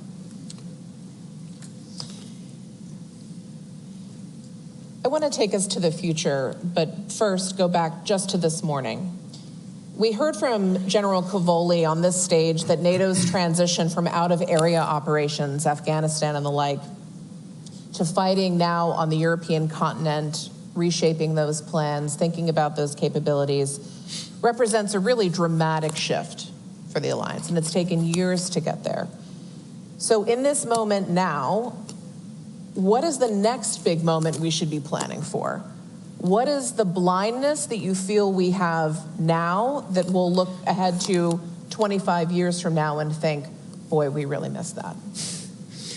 Well, the blindness would be, I'm not necessarily saying that it is there, is the expectation that somehow this Putin will stop. And I have a sense that it is in the room in some cases. This expectation that, oh, okay, one day there will be negotiations and we'll prove to Putin, that he cannot continue, that if he does continue, then blah, blah, blah. We were unable to prove that in 2008. We were unable to prove that in 2014. I don't think that we have any, difference in our position to prove him now. That means that he will continue. And this is the message, and I'm returning back, then this is the message to the industry, this is the message to the electorate, in each and every country, and this is a message to all of us, that look, we are in this for a long run, and we have to prepare for this. This won't be over in 2 years, where we'll be back into some reality, pre-war reality, with Ukraine calm, us calm, and then again, all business as usual. That's it. There's no longer business as usual. Or, I mean, there is business as usual in our case, in the Baltic case, where we've seen Russia for what is. Yes. So for us, it is quite a natural state of mind, but it has to be wider. If we're expecting this, that is blindness. If we're expecting this, this is a mistake. Mr. Johansson, and then I'll come to you, Minister. I would say that if you look at, I agree, I mean, NATO is coming back to regional defense capabilities, and many of the countries, of course, Sweden now being a new kid on the block, are waiting eagerly to get our capability targets from NATO.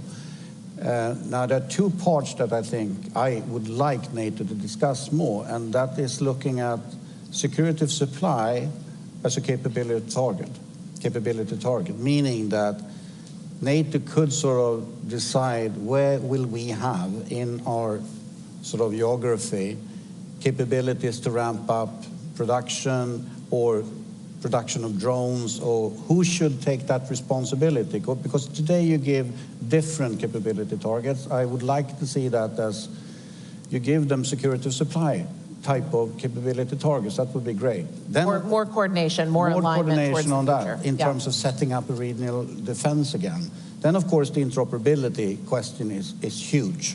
And if we cannot come to a new architecture where there is a real multi-domain operation capability which everyone in NATO can hook up into, it will never work. So that's also a big thing going forward, to make that happen. Those are the two things I'm thinking about. Minister. Deterring Putin is a NATO job in Europe. And if we stay the course, I believe we can sort him out in a couple of years. The emerging threat, I believe, is in Africa. The Wagner Group has now been renamed Africa Corps. And Africa Corps is trying to take Tobruk again. The Russians have no business in meddling in Libya and switching on and off the mass migration to try to destroy the European Union from within through the political process. This business of Russian mercenaries taking over gold mines and other African resources and then destabilizing Africa using their own money, this has to end. But I believe that this is a job that could be done by the European Union, that we don't need to beg the United States to solve every problem for us. We should have a reinforced brigade operational as an EU rapid reaction capacity in a couple of years. And from what I hear from the Pentagon, that at last they see the logic of relieving the United States for other jobs in other theaters. You made this argument in Foreign Policy Magazine recently. This is the 5,000... up to 10. Up to 10. And you think this could be operational within the next few years? This is what we've pledged ourselves to do. We have a crisis center. We'll soon have a joint operations command. We have a defense budget of the European Union, wonderfully called the European Peace Facility. And I believe in the new commission we need a defense commissioner to ramp up production, mostly for the defense industry. Europe as Europe should be completely helpless. This brings me to another question, and then we'll turn to you, ma'am. How confident are you in U.S. leadership? And what does the U.S. need to do to reinforce confidence in American commitment to European security? I think that a lot has been done to reinsure that that U.S. is interested in European security. Now what we need to do is we need a common approach from Europeans and United States when it comes to how do you ensure that it stays stable. The end goal, you know, and it's the note that you hear throughout the conversation here. How do you make sure that Putin is no longer able to do and to repeat the things even in more brutal way? So this is yet what we need to achieve and to find consensus. I don't see any other way. I agree with Minister Sikorski, what he says, that, you know, that Europe has to play a stronger role on its own, and that's definitely a fact, but Europe cannot act alone. And I don't think that any other major conflict globally, wherever that would happen, that US could act alone. That means that we need these two pillars of transatlantic alliance working together, either in Europe or anywhere else, you know, to support stability. If you had to make the argument to the American people about why its investments in Ukraine matter for American security, Mr. Sikorski, what would you say? Well, I could make it crude and say that you're selling us a lot of weapons made in the United States. But I would make it more strategically by saying that if Putin captured Ukraine and used the resources of Ukraine, both human and industrial, to go further, then the price of deterring him would rise. And Ukrainians are doing our fight so that Americans don't have to go to Europe in greater numbers. And also, if Ukraine wins, it'll send a powerful signal to the Far East that recovering what you might regard as a renegade province is much harder than you think. So don't do it. Ma'am, please give us your name and your affiliation. Hi, thank you so much. Erin Osborne with Radio Free Europe.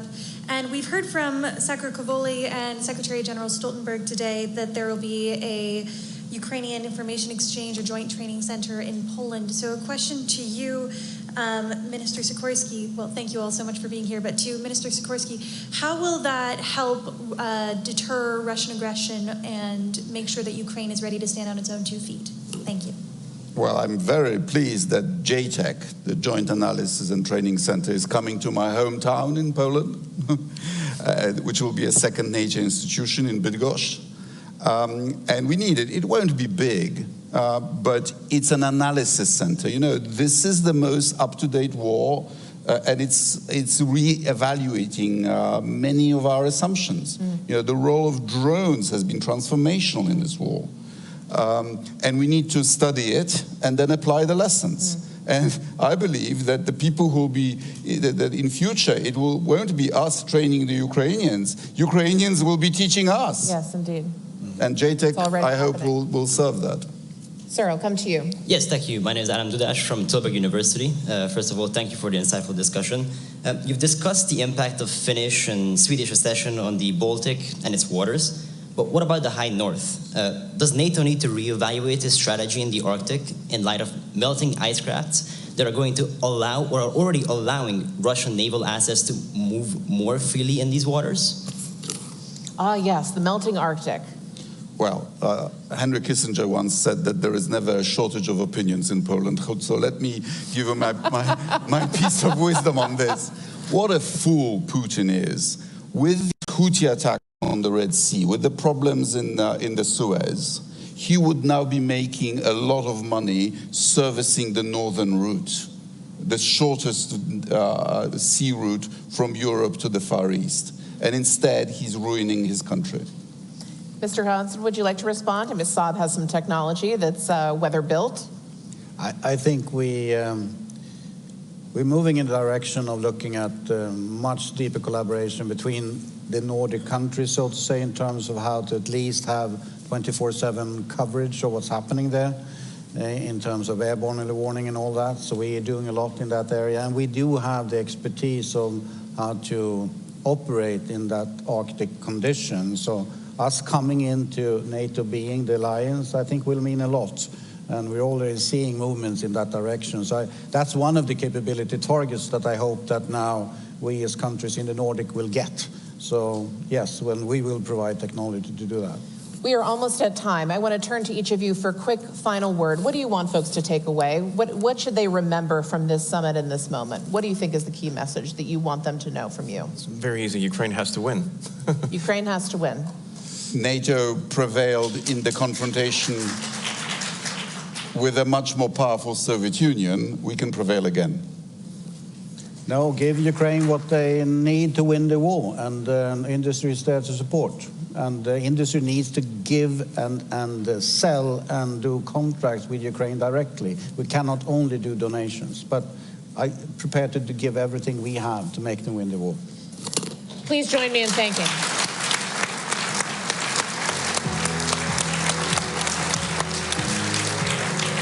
Thank you. Thank you, Jenna. Thank you, ministers, for this fascinating, wide-ranging conversation focused on victory at the end. Looking forward to seeing you all.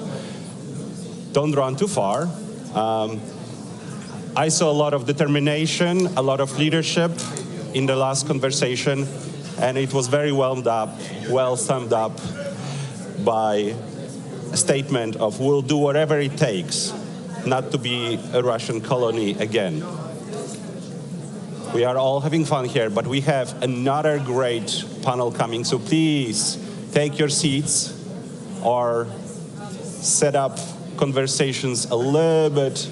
Oh yes, this is great. Please take your seats, because we will now focus on a specific issue of Russia's ability to reconstitute its forces. And this conversation will be led by a good friend of mine, Henry Foy of Financial Times. Henry now serves in Brussels, but he has very good Polish roots. That's why he's my favorite FT journalist. Henry, the floor is yours.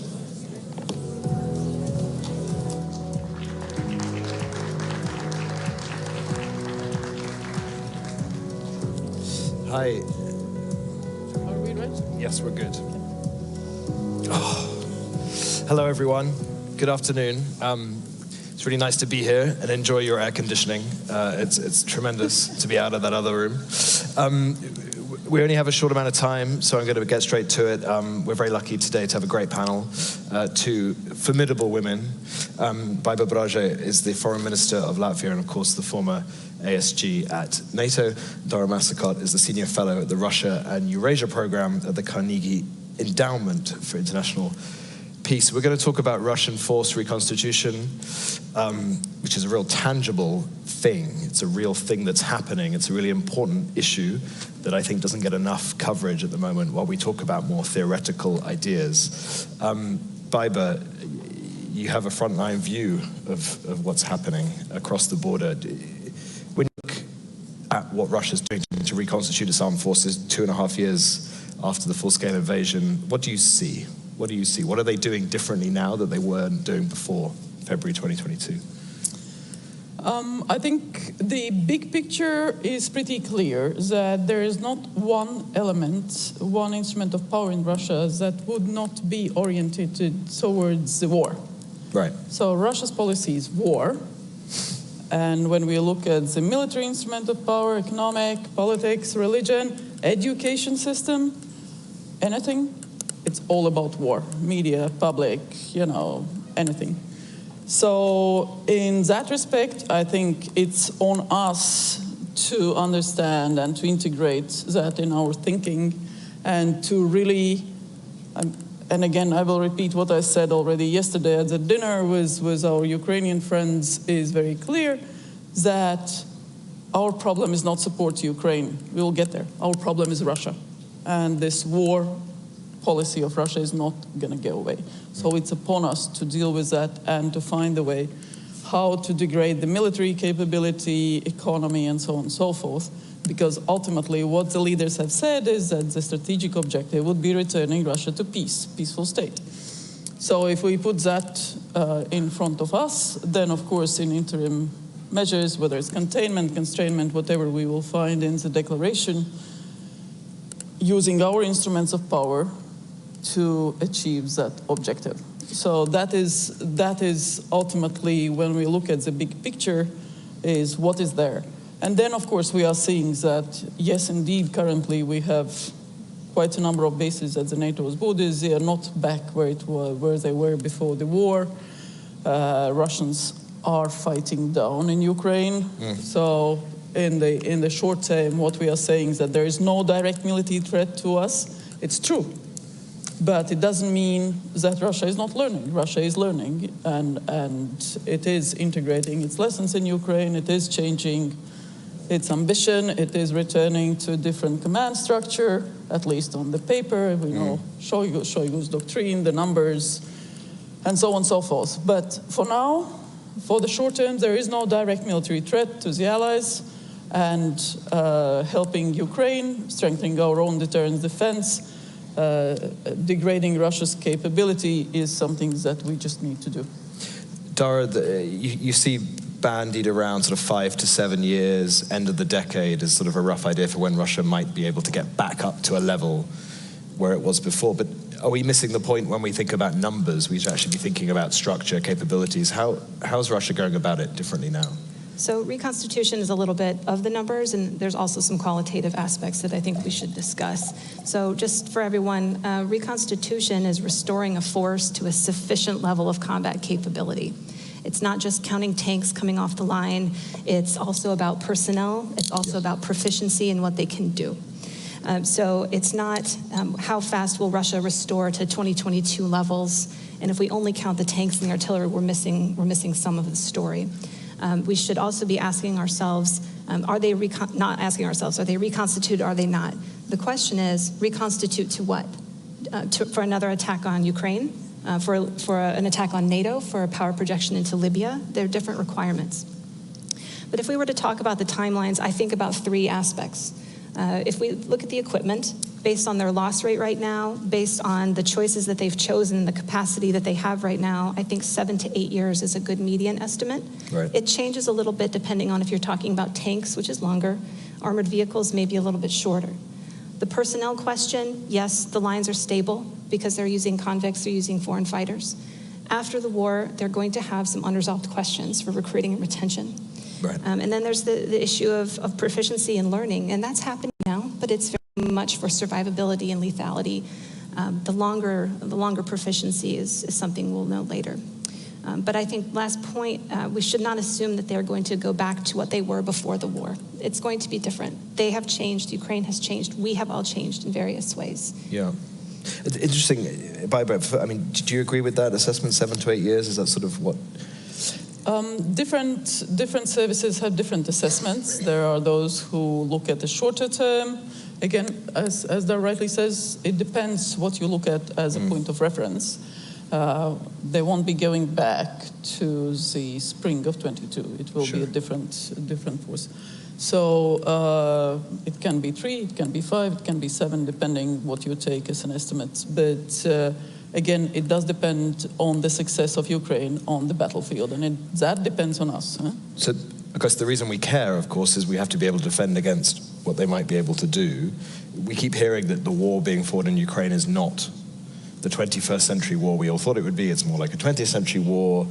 Is Russia preparing for both in the future? And are we doing the same? Can we? Is it possible that NATO can prepare for both the 20th century war and a 21st century war? How do we balance those two? Well, it's both the First World War, Second World War, and the future war, because what we are seeing, I think it was the chair of military committee who said it's both mud and blood and bits and bots on the battlefield as we see it. So we see the use of most modern future technology. And our companies know it very well because quite a bit of modern tech, dual-use tech, whether it's drones or targeting or munitions and so on and so forth, are provided by our companies. And they are really working very closely with our Ukrainian friends and partners on that. So again, integrating that into our future thinking, I think, is crucially important.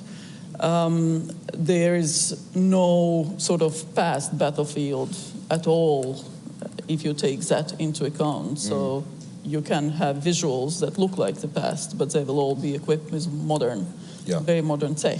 So the electronic warfare has been taken to a new level. Lots of capabilities related to that have been taken to a new level. private sector involvement, open source involvement, it's a totally different war. And that is quite likely what we have to look at depending on the threats that we see. So for that, I think we might need some adjustments among the allies. I don't think we are as flexible and as able and agile as Ukrainians. Still so many bureaucratic structures, procedures, standard operating procedures that we have to look at that also. So it's not just about the stuff, about the data, about the connections that we have, but also about the procedures and processes and TTPs, as you said. That's really interesting, because I remember people talking about whether Russia was learning those lessons. Dara, have you seen examples of that Russia has actually become more flexible now in terms of how it deploys forces? It is. So we've seen them make a lot of unexpected mistakes in the first 6 months of the war, and then that learning phase kicked in. Right. So I think something that we need to keep in mind, the Russians and the Ukrainians are coping with this every day, is just the pervasiveness of reconnaissance. Neither side can safely mass forces and attack each other. I mean, it's very difficult to even do rotations at this point. They're being disrupted. We're talking about food and water being delivered by drone. I mean, the nature of warfare, at least in the ground domain, is changing so rapidly. Electronic warfare is something I think we're still grappling with. NATO equipment works very well. It works very well at keeping crew alive. The precision is amazing, but it is very susceptible to electronic warfare jamming. And we're all learning that. Our enemies are learning that about us, and we have to move forward. I wanted to pick up on that. I mean, this idea that Russia's got a pretty good look at a lot of the weaponry that we're using, because we're giving it to Ukraine to use, but we're also getting a pretty good look at Russia's weaponry. When you had to assess the level of who's learned the most, where would you say we are, to both of you? Maybe Dara, if you want to start. Sure. So from a strategic intelligence level, I think that Ukraine and NATO far and away have the advantage, just in terms of our understanding of intentions and how things are playing out in the battlefield. That advantage, just like all intelligence work, is not guaranteed. You have to fight to maintain, you have to fight for that access. Tactically, they're both, Ukraine and Russia, they're learning about each other, and the cycles of adaptation and countermeasures are compressing. They are very rapid right now. And just like we as NATO are benefiting from what Ukraine is showing us and teaching us, we have to think about the other side as well. Russia's allies and their partners are learning from them. And this is now a currency that Russia has to give to Iran, China, North Korea, that learning of our equipment. Exactly. And when observers are looking at this, I don't know that there's any real surprises here that Russian equipment is not very good at keeping its crews alive. Right. But it is quite rugged and quite durable, and it is inexpensive. And so for people looking for that kind of capability, they like what they see. Do you agree with that, Baiba? Yes and no. I mean, but I want to pick on a different point, that actually there is quite a bit we can do, that we have done and we need to do, and that relates to Russia's ability to sustain the warfare. Right. So again, there are different angles to that. Russia is pushing its propaganda, that its economy is doing very well, that it will last, and so on and so forth. And when you look and scratch off that, propaganda is actually not. Yeah. And that does depend on us, because Russia is financing the war from the budget. The income in the budget has significantly decreased. Its own taxes, Russian-owned taxes, the tax base is much narrower. They depend on the oil largely for the income in the budget and other exports. And that is indeed upon us, how to deal with the oil cap, how to lower it, how to implement it, how to make it more efficient, plus all the other enabling capacities that it gets for its missiles. We saw the KH-101, it was FT, that put a nice table out on the components in that missile, largely Western.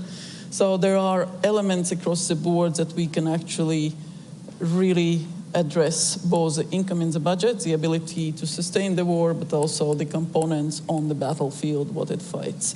Yes, China is trying to replace it, but again, there are limits also to that.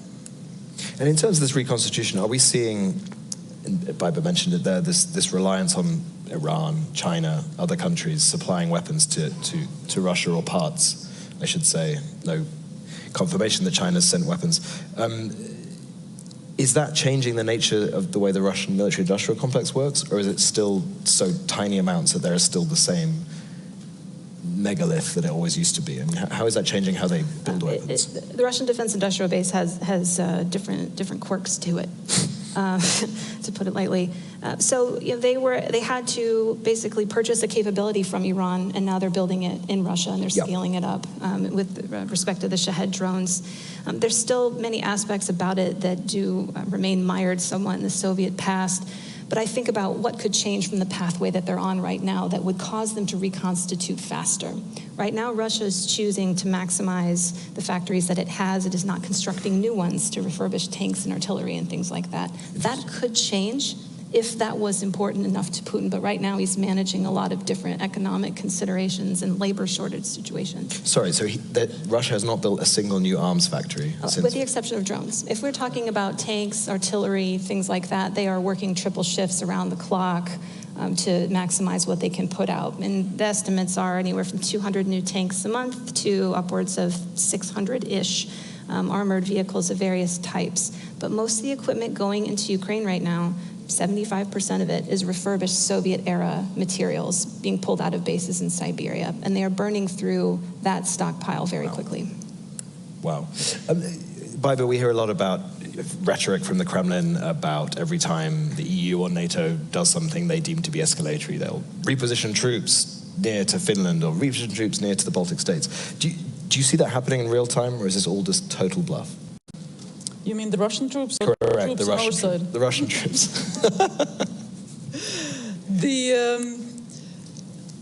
It's largely empty. I mean, it's open source information, so I'm not really revealing any secrets here. But feel free to reveal secrets if you want. To our border and further down, at a helicopter base, Pskov, Luga, it's largely maintenance of facilities and some minor sort of stuff. There's no increase, there's no sort of significant operations. That can change. Again, it doesn't require. Luga is 200 kilometers from our borders, with the armored vehicles, tanks, 50 kilometers per hour. That, if they want to fill it up and get to the border, that's 4 hours. So we are always on the watch out there together with the allies, and the investments that NATO has done with the new military strategy. And here I would like to pay the highest respect to our military colleagues who were the ones initiating and turning around the whole NATO's military instrument of power and creating the new military strategy and the DDA, what Secure was talking today about, and the defense plans, the exercises, the command structure, everything. So that allows us to be pretty sure that not only troops in place that we have now, but also the ability to have that situational awareness on the overall threat. And if necessary, to have those rapid reaction forces are there to deter and, if necessary, defend. So our task is to ensure that we don't relax, but also that we apply our instruments of power to make sure that Russia does not succeed. Because at the end, it's about NATO security. It's not something abstract. Peace is not an abstract term for us. Well, that's sort of what I wanted to ask. We're running out of time, but there's obviously a difference between capability and intent. We talk about 7 to 8 years time to build up capability. Are there ways, Dara, to look at the way Russia is reconstituting and trying to derive intent? Well, if we're talking about replacement rates for armored equipment, right now that is not sufficient to attack NATO in a very large way, but it could be sufficient to make another attempt at Ukraine. Right. This is the pathway that Russia is on, and I want us all to be aware that probably within the next 6 months, maybe early 2025, the Russians are going to announce their 10-year rearmament program. And they're signaling that they want a larger army, and they're signaling that they want more drones and more first-person munitions. There's things that they can do to compress that timeline if they're willing to take domestic risks. So I think we should hold 7 to 8 years because nothing ever quite goes right in Russia, even when they want it to. Yeah. But there are choices that they can make if they wanted to take that risk and go faster. So I think that, to end on a philosophical point, if I may, this is a quote from a long time ago, but I think about it often.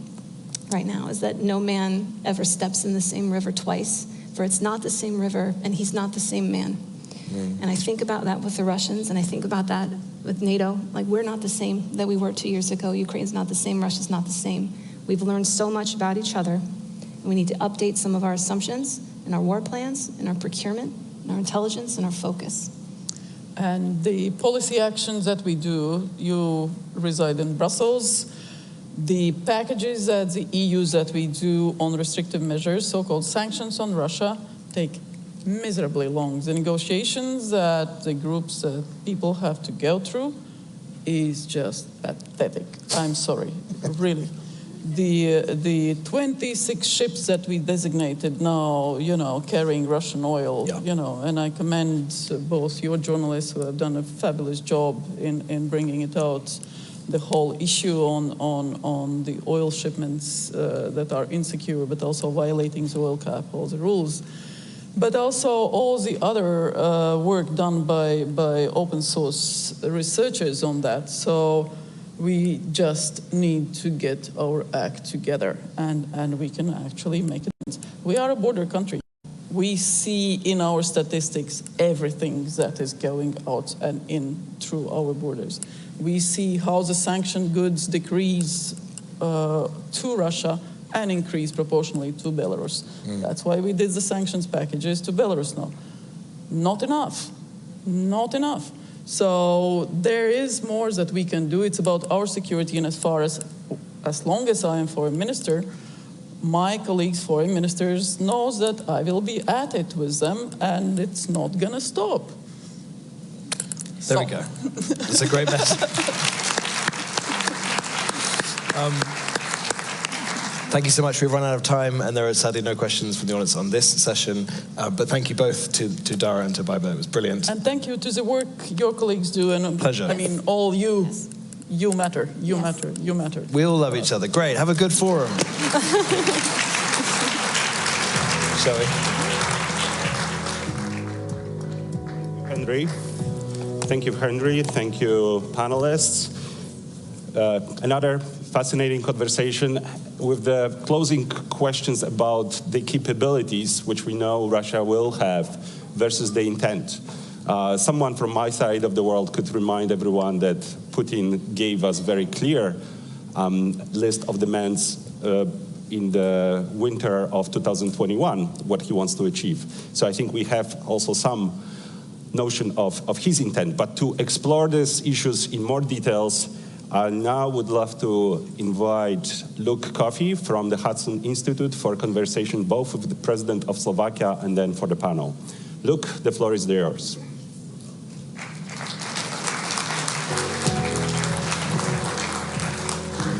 Thank you. Good afternoon, and for those of you watching online in Europe, good evening. Welcome to this event on NATO's policy towards Russia at the NATO Washington Summit Public Forum. My name is Luke Coffey, and I'm a senior fellow at Hudson Institute. Russia's large-scale invasion of Ukraine changed the geopolitical landscape in the transatlantic community in a way not seen since the Second World War. In its 2022 strategic concept, NATO described Russia as, and I quote, the most significant and direct threat to the alliance. To discuss NATO's approach to Russia, we have a very distinguished panel. However, before that, to kick us off with a scene setter, we are honored to have His Excellency, President Peter Pellegrini, the 6th President of the Slovak Republic, here to offer some opening remarks. So please join me in welcoming President Pellegrini to the stage.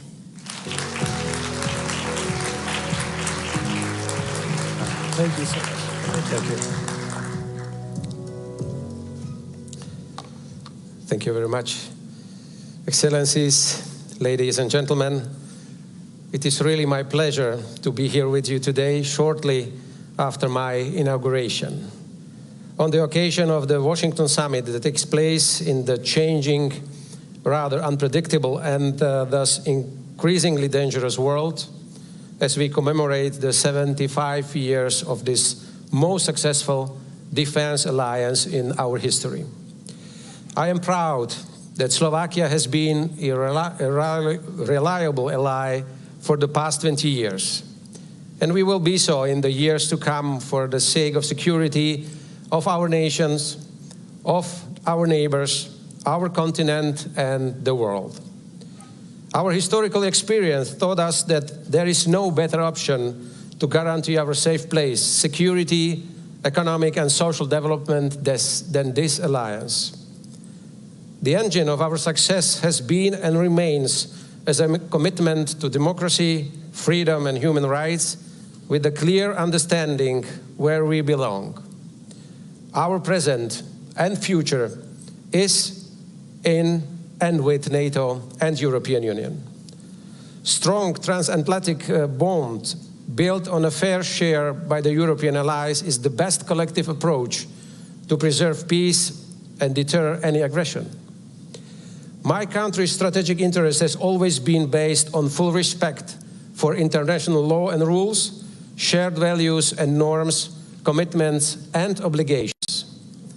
In February 2022, following the aggression by Russia, which we have condemned as a clear violation of the UN Charter and international law, we stood by Ukraine. Our citizens opened their homes to people escaping Ukraine, and many of them remained on our soil.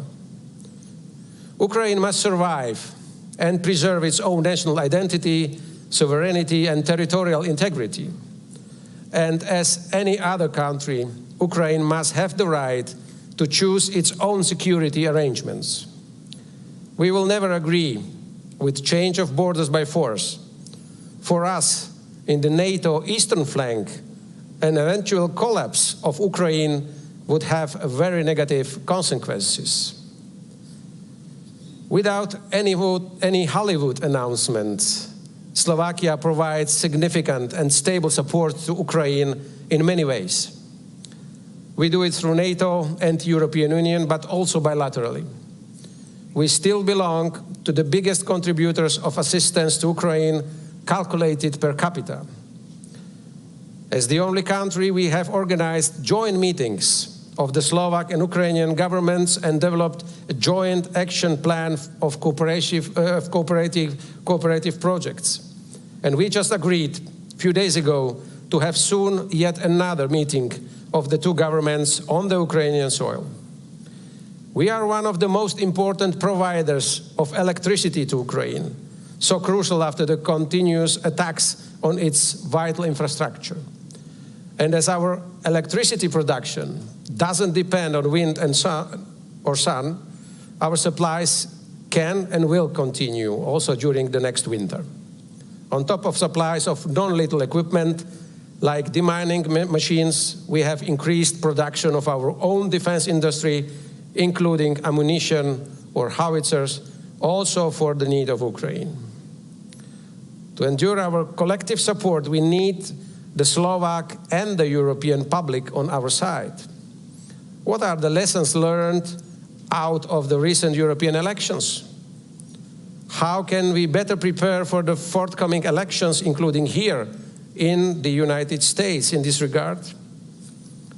We need to invest more into wide international understanding that we are not trying to disintegrate Russia, but to change its behavior to the one that fully respects its obligation under the UN Charter and international law and its OSCE commitments. And this will be also a powerful message also to G20 and BRICS members. Let me make clear, supporting peace, ladies and gentlemen, does not mean supporting the aggressor. It is up to Ukraine to decide on this. But a just, a sustainable peace acceptable to Ukraine is badly needed. And a just and sustainable peace can only be a peace based on international law. I wish to stress, to safeguard peace shattered by the Russian aggression, we, the alliance, must work on all options to be ready for all possible scenarios. Till peace can return to Europe, the alliance must be up to the task and responsibilities. It has to be the guarantor of peace, yet remaining true to its purpose of the defensive alliance. I am convinced the answer to today's topic, NATO's Russia challenge, lies with us. The future of security on our continent and our own deterrence and defense will be built on our own strength, on the ability to project power to deter any potential opponent, to test our resolve. We must be honest to ourselves. There would probably be only few allies meeting the 2% GDP goal if there was no war in Ukraine. The Article 5, combined with the strength of the United States, made us more relaxed on our commitments in the past. We have largely ignored the fact it is not only Article 5, but also Article 3 we need to invest in to be able to defend our countries until we can execute a collective action. This is where we need to deliver more. Imagine Russia would not attack Ukraine, but one of our allies. The question is, were we really ready for the collective defense at that moment? We have done a lot in the meantime, an unprecedented strengthening of our collective defense, but it is enough? There are still gaps such as air and missile defense that we must fill in to make our defense up to the task, especially in the eastern flank. We have here several defense ministers, and I wish to ask them, is our defense industry ready to ramp up the production? If we speak about air defense, we may have plans, but how realistic are they? Can we build it in 5 years, or 10, or more? How much time does it take to produce, for example, to produce and sell 5 Patriot systems? Russia has managed to restart its defense industry. How much time do we need? It is evident 2.5 years have not been enough. We need to turn plans into reality, as our opponents do. And let us also not forget about the new. What are the lessons learned from this war? Drones, electronic warfare, keeping the technological edge, and the hybrid warfare that accompany this aggression. Are we already implementing this aggression? Are we already implementing these lessons into our plans and our forces? We have been meeting the 2% commitment already, but will this be enough? Is there a true political will to do the necessary? All those questions may be sensitive, uncomfortable, and absolutely necessary. And we need to find the answers and deliver on them, including in Europe, to send a strong signal to the United States that we are paying our bills and we are a solid ally. And, ladies and gentlemen, we should not shy away from the sensitive and maybe unpopular ones, including how to restore peace in Europe, how to make everything possible to have, again, peace in Europe. Thank you very much. Thank you.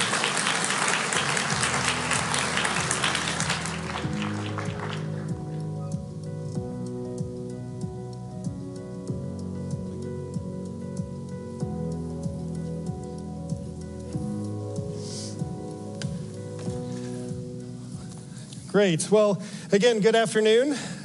We are now here with our very distinguished panelists to take this conversation another step forward to assess what the Russian threat is, what NATO needs to do about it, and how we can best be prepared to do this in the 21st century. To do this, we have immediately to my left, your right, Andris Spruds, the Minister of National Defense for Latvia. To his side, we have the Right Honorable John Healey MP, Secretary of State for Defense for the United Kingdom of Great Britain and Northern Ireland. And last but certainly not least, we have Lieutenant General retired Ben Hodges, former commander of U.S. Army Europe and distinguished fellow with GlobSec. I'm going to turn to Secretary Healey first. You've been the Secretary of State for Defense since July 5th. 5 days.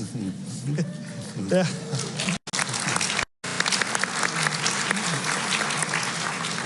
I'm told you haven't slept yet. No, I'm kidding. That's true. In this time, you have already been to Ukraine, which I want to touch on that a bit later. But you've also, you're here now at the 75th anniversary NATO summit. It's truly hitting the ground running. I want to ask you first, though, about Russia and the new Labour government in the UK. How will the new government deal with the challenges and threats posed by Russia? And I know you don't want to get ahead of any defense review, but the Prime Minister Starmer said that a review will be carried out. Can you give us a flavor on what you think or how you think Russia might be factored into the thinking with the strategic review? Thank you. I'm slightly awestruck, actually, to be in this chamber with such an audience, because the collective experience and knowledge in front of me is so much greater than my own. And so bear with me, but thank you for inviting me. I'm really grateful. So the Russian threat. Well, for those of you from the US, your president said at the NAC about an hour ago that Russia is our greatest threat that we face as an alliance.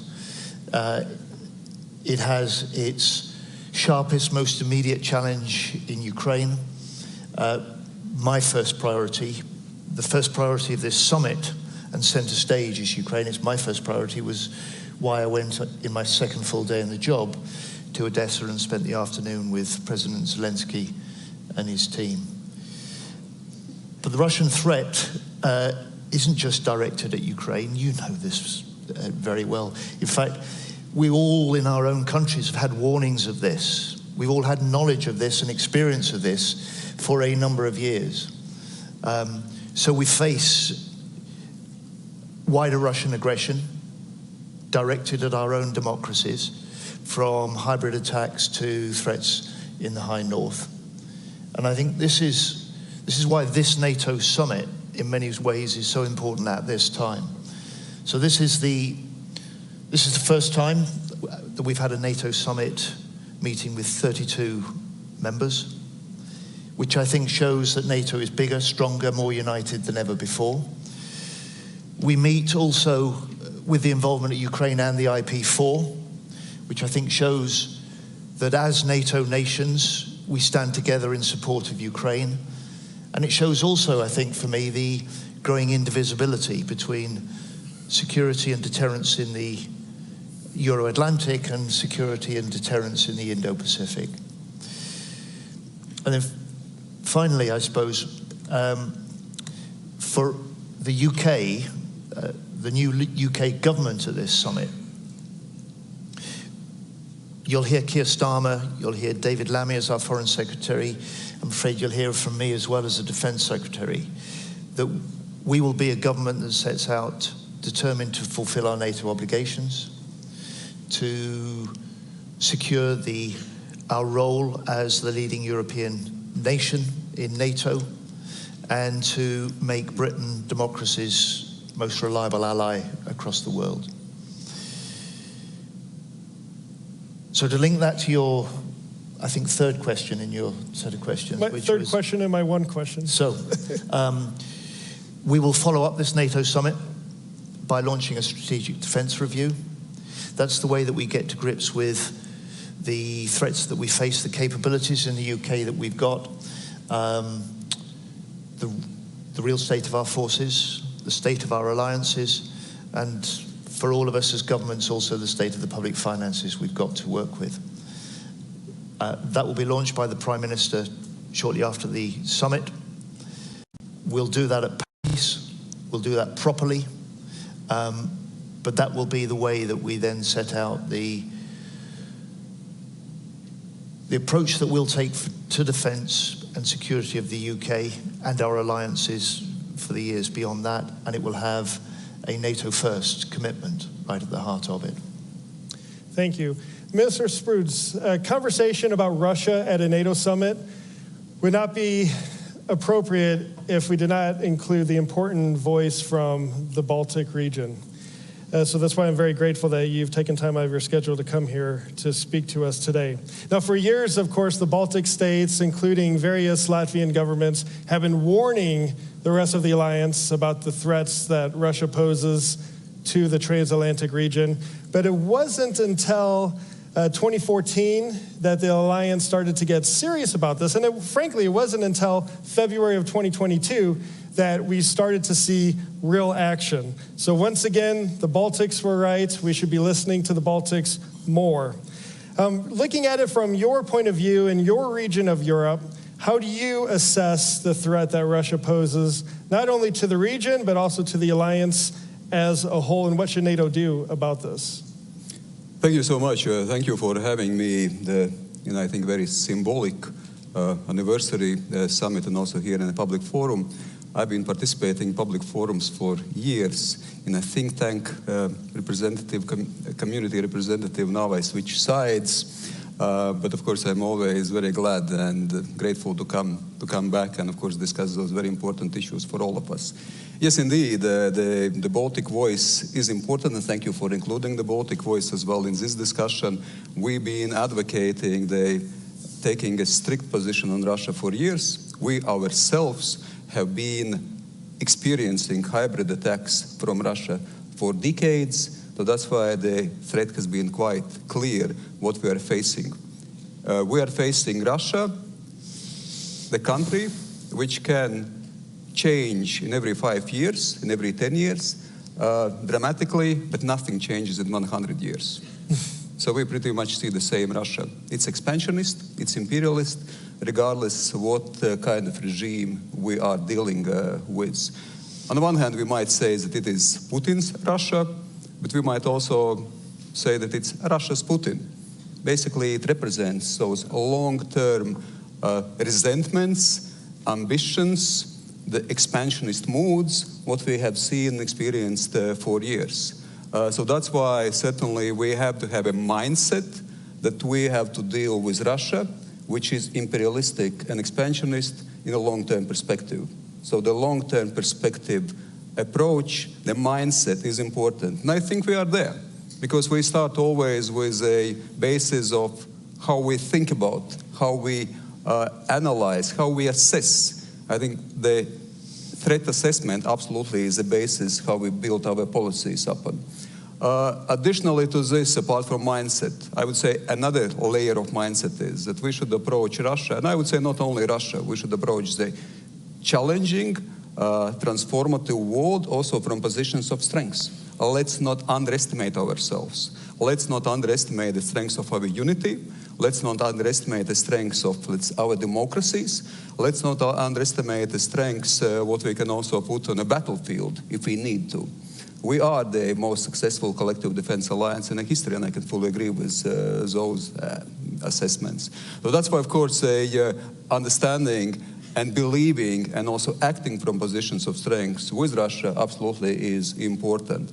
What we should do practically, of course, that's also what the NATO summit is about. Invest, and it's about political investment, it's about financial investment, it's about investment, of course, in our armed forces, in our military industrial capacity, it's about societal resilience. So, of course, we open also other domains as well, like hybrid security, cyber security, being resilient against illegal immigration, being resilient against any incidents against critical infrastructure, what we experience also in the Baltic Sea region, also in the Baltic countries. So that's why, of course, this 360-degree approach is pretty much also should be there, how we deal with strengthening ourselves, our own capacities, but of course also how we deal with Russia. When we deal with Russia, I would say the words like containment, constraining, countering, contesting, that we should, of course, constrain what Russia can do militarily, that it is not able to attack its neighbors, it's not able to undermine international rules-based order, that we are able also to contest globally. So when contest not militarily but also politically, also in terms of information, also in terms of strategic communication, because at the very end it's also about a global fight for the hearts and minds of the people. So the strategic communication absolutely here is a must as well. And it's not only with Russia, it's also with other authoritarian states which actually support Russia in its aggressive and assertive resentment, geopolitics and aggressive geopolitics. And of course also the countering, so we should be active how we deal with those things. It's not just about being passive and reacting, but also basically moving out and clearly defining those strategies. And last but not least, of course, now supporting Ukraine. Then now the international rules-based order is being defended in Ukraine. The values of democracy, the values of freedom are being defended in Ukraine. So that's why, of course, support for Ukraine, imposing strategic defeat on Russia in Ukraine is a must, what we should achieve and what we should aspire. And we should once more not underestimate that we cannot do it. We can do it. Thank you. Thank you, absolutely. And for all the, yeah, well done. For all the think tankers out there, there is hope. Someday you're sitting out there. You might be right here. But don't worry, I will move back at some point. General Hodges, you bring a unique perspective to this debate. You took command of U.S. Army Europe soon after Russia's first invasion of Ukraine in 2014. You were instrumental in leading some of the very early efforts to shore up deterrence along the eastern flank, and for starting the early days of the training and the assisting of the Ukrainian armed forces soon after that illegal annexation of Crimea. But now you're a civilian. You view this perhaps differently from the outside, so to speak. You're not constrained as you would be being an official. So can you tell us your candid view about what the Russia threat is and what NATO should be doing about it? No, Russia is at war with us, and we need to wake up. We need to acknowledge that they are at war with us. It may not be T-72s or Sukhois that are striking NATO countries, but they are absolutely at war. The GPS jamming, the sabotage, the interference in our elections, complete disregard for international law, selling oil on unseaworthy, unsafe, unregistered ships that they sell to India and China, which gives them money to keep buying ammunition and drones from North Korea and Iran that then they use to kill innocent Ukrainians. They are absolutely at war with us, but yet somehow we have a lot of people, including in this city, that are like, oh, you know, Russia, it's a great power. It would be terrible if the regime collapsed and they might use a nuclear weapon. And so our policy towards Russia seems to be avoid escalation, when the policy should be defeat Russia, help Ukraine, defeat Russia, knock them back. And that does not require one single American soldier, British soldier, Latvian soldier, not one, but it does require the political will of my president, all the other heads of state and government of the alliance to say this is not about helping Ukraine. Our policy should be protecting our strategic interests, which is to defeat Russia, make them live within their own borders. Otherwise, it's absolutely, we're going to have a continuation, exactly what the minister said, 3 years from now, we'll think we'll have a peace. They know that we'll lose interest and we'll be back at it. Absolutely. Secretary of State Healy, I mentioned you returned from Ukraine, and I think on day 2 you were in Ukraine. You met with President Zelensky in Odessa. Anyone who's been to Odessa recently knows that it's a very difficult time in the city with the airstrikes and the impact on the electrical grid and just day-to-day life for the Ukrainians that live there. Prime Minister Starmer has made it clear that Britain's leading support for Ukraine will continue. And in fact, I believe you said that you're going to look at ways to expedite existing support and commitments to Ukraine to try to get that material to the front lines faster. Can you tell us a little bit about this and why coming into government, you believe that a Ukrainian victory is important to the United Kingdom? So General Hodges just said, look, we need to view Ukraine in our own strategic interest. He's a general, he's got that strategic insight. I'm a politician, I'd put it plainly, because I don't think our public and our people fully and properly understand what's at stake here.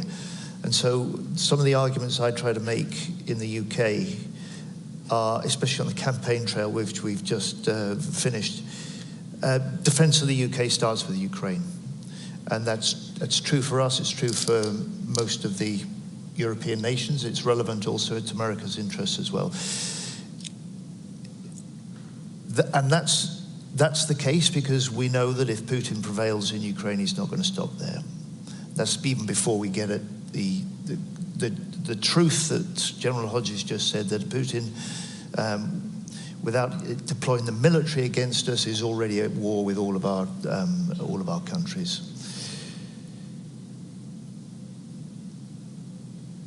There's a wider importance as well, because if Russia does prevail, then it says to other big countries around the world, you've got the scope too to try and redraw international boundaries by force, which reinforces the instability and the danger to us all. So fundamentally, that's a public argument we need to make more forcefully. Certainly in my country, that may be true in other parts of the alliance as well. So for a UK perspective, we've been bipartisan from the start. It was just 5 weeks before Putin launched his full-scale invasion of Ukraine that David Lammy, now Foreign Secretary of the UK, and I together went to Kyiv.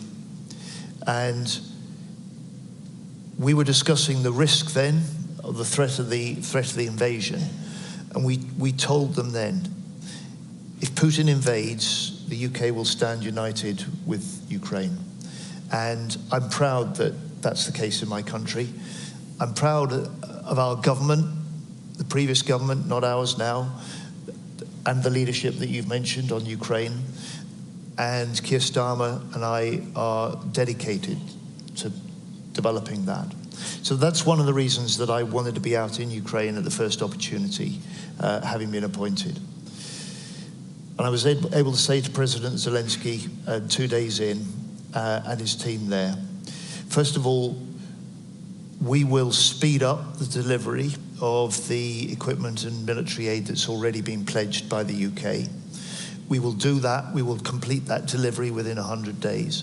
So the big Rishi Sunak pledge in April, the largest UK package to date at that time, will be fully delivered within 100 days with a Starmer guarantee. The second is that I was able to require a immediate stock check of what we could offer, and we've been able also to provide an extra package of equipment, the sort of kit that they're using day to day and need in battle. I can give you some of the details.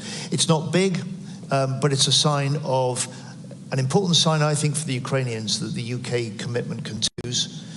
And there may be a change of government, but there'll be no change in the UK's determination to stand with Ukraine or confront Russian aggression or indeed pursue Putin for his war crimes.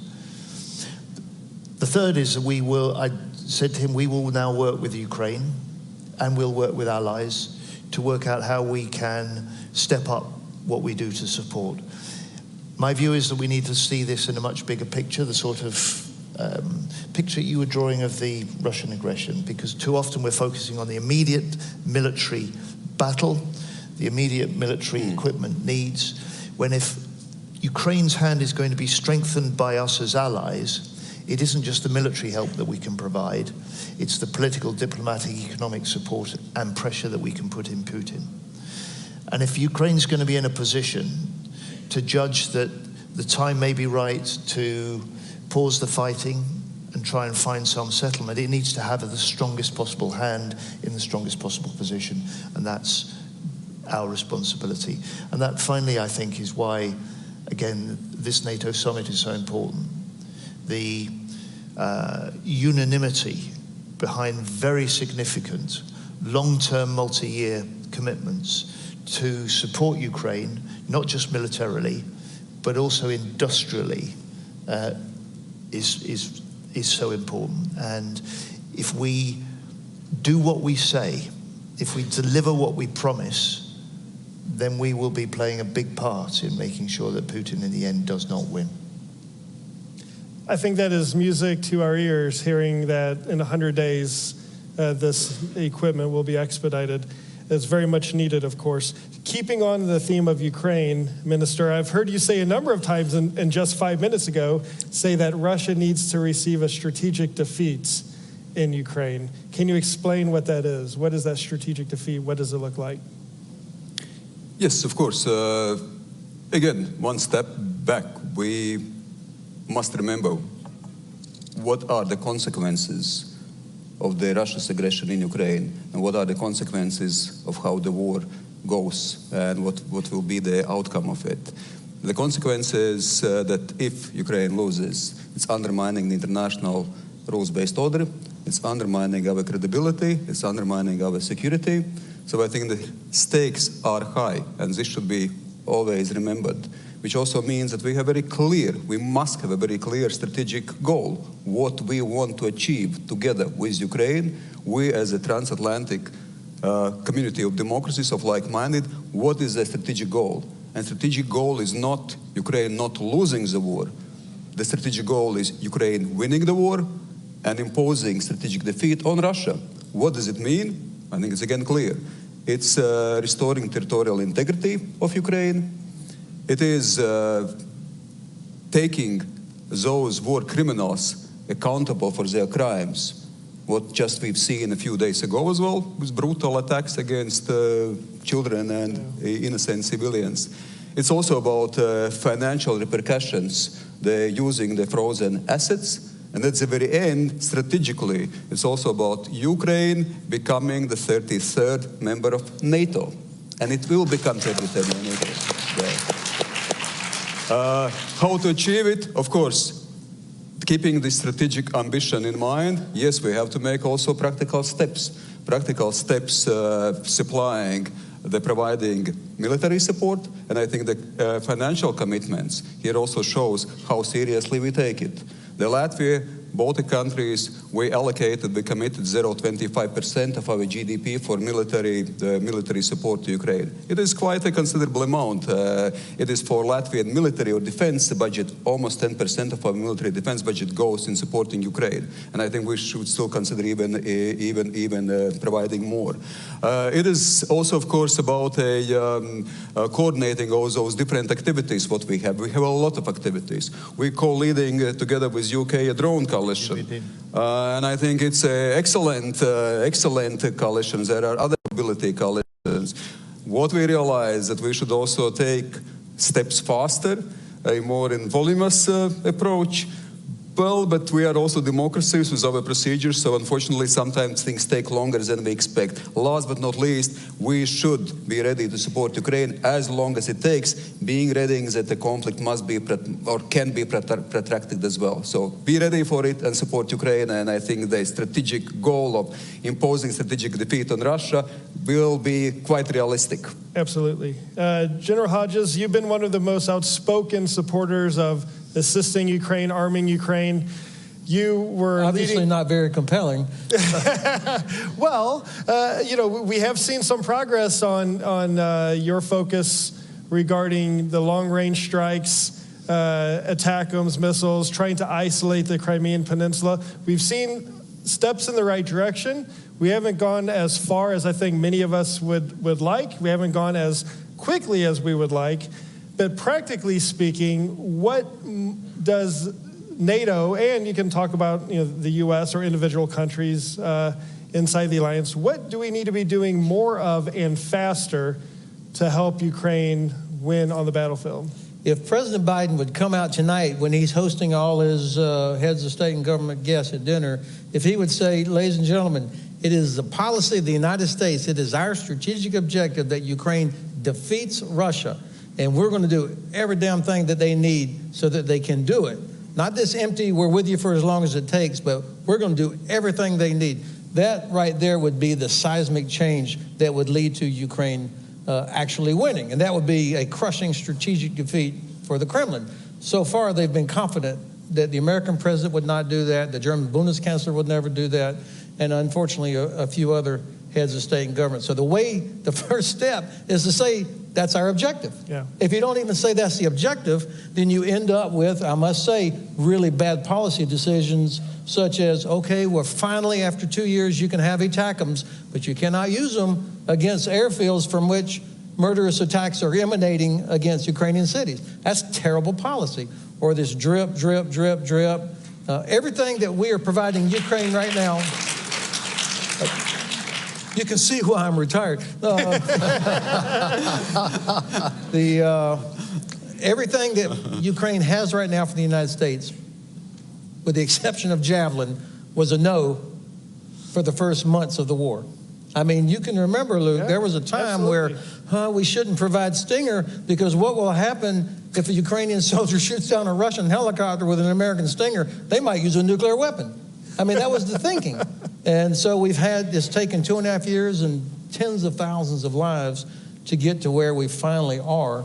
And we're still underestimating Ukraine's ability to integrate new equipment. So at the risk of sounding like a broken record, make it our policy. This is our objective, strategic objective. And I mean, look, 8 months where nothing came from the United States. 8 months, Russia achieved nothing. All they could do is continue attacking Ukrainian cities. So they could not even exploit for over half a year, despite having all their advantages, they lacked the ability to knock Ukraine out of the war. They can't do it. Imagine if we had been providing everything that was needed with an aim to helping Ukraine actually win, and if we used all of our economic tools. I cannot understand why they are still able to get ammunition from North Korea, drones from Iran, parts from China, and your ships loaded with oil going through the Baltic Sea, which we control. Black Sea, we should still be able to stop it, but unfortunately we're not able to do that. And that oil goes to India and China. You saw the graph that came out the other day. The top 20 countries that are buying Russian oil, India, China, but also 10 European countries, including Germany, still buying Russian oil. Unbelievable. And that money is what pays for that Kinzhal missile that slammed into that children's hospital. So we're not serious. We have to declare that we want Ukraine to win because it's in our interest. Yeah.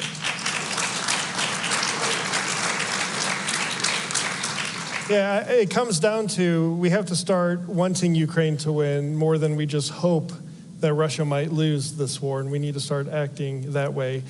Now, these gentlemen have very busy schedules. They rushed over here from the NAC, and they're going to be rushing directly back to the NAC as this ends, and I'm very mindful of the time. I want to make their schedules delayed. So with that, please join me in thanking our three panelists.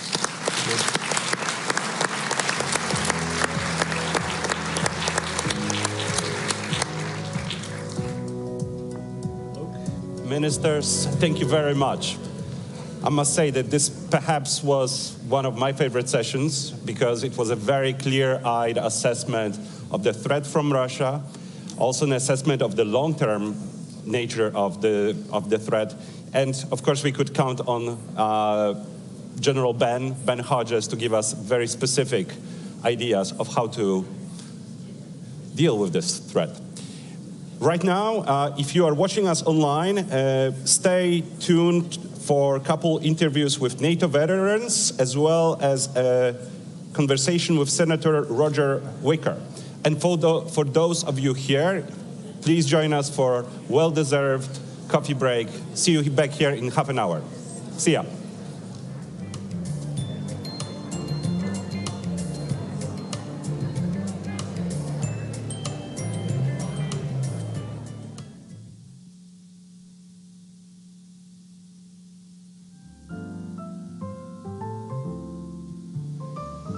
Good afternoon.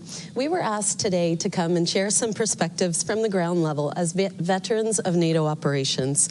And although we can only share our limited perspective from our own personal experience, we want to do this in honor of all of those who have served on NATO operations and sacrificed over 75 years providing security for our 1 billion population.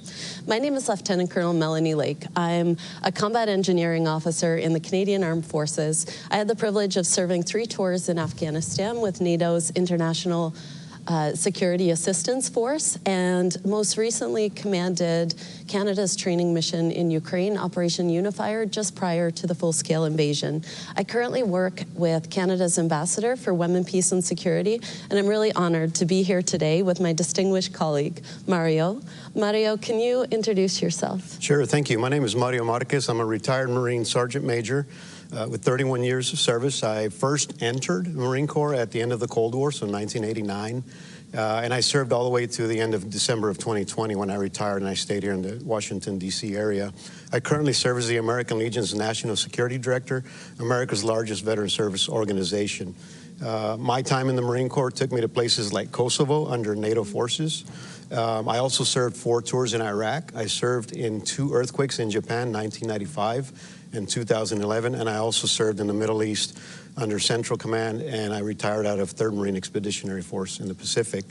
I'd like to close out my remarks by saying that I am grateful to the Alliance for invoking Article 5 after the 9/11 attacks when I was a young 31-year-old Marine in solidarity for the United States and on behalf of our nation. We are grateful for that, and we will never forget.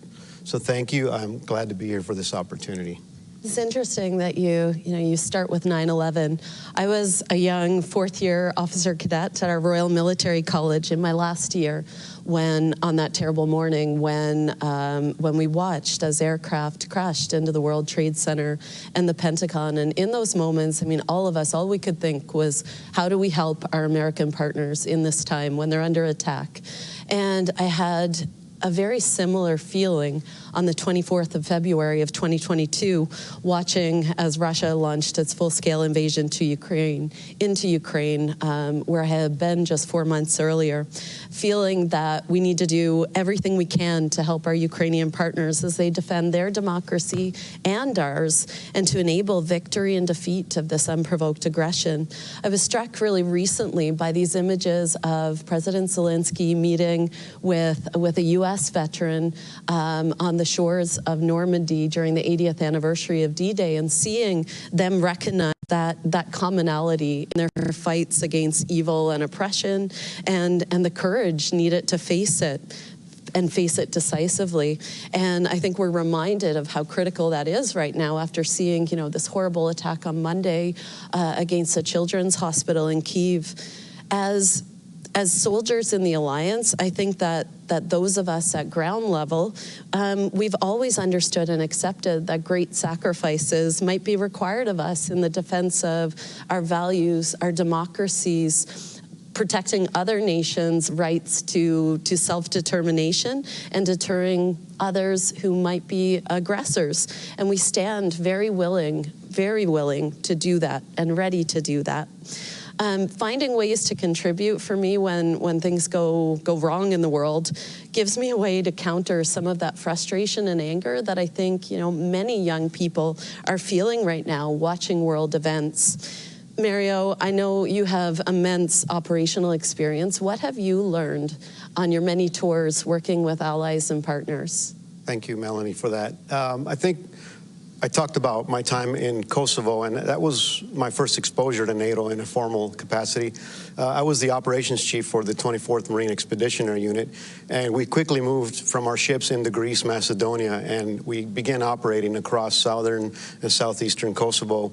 Our German, Austrian, and Swiss partners swiftly integrated us. They brought us on board, and we seamlessly began operations as if we had been working together for years. And I will never forget that, because we worked out so well initially that we began to do other things, such as interoperability training or staff engagements, marksmanship training, other types of humanitarian work that we were not planned for. And so what that did is the camaraderie and the bond that we build with our partners from the Alliance had enabled us to just service the people of Kosovo much better. And I took a lot from that. I think the second thing, and probably the most vivid memories that I remember, is being in a convoy, in many convoys, and riding in the front seat. And we would share the roads with civilians. Well, why would we share roads with civilians? Because the country was mined. There was mines everywhere. So the civilians would put their lives at risk by walking on the road between these big vehicles and feared stepping off into the dirt because not every minefield was marked. And I never forgot those images. It was powerful, and it taught me to be compassionate and understanding. And then we would go into villages, and we would provide humanitarian aid, and the mothers would look at us with fear, but hope in their eyes that there would be peace and stability in their future.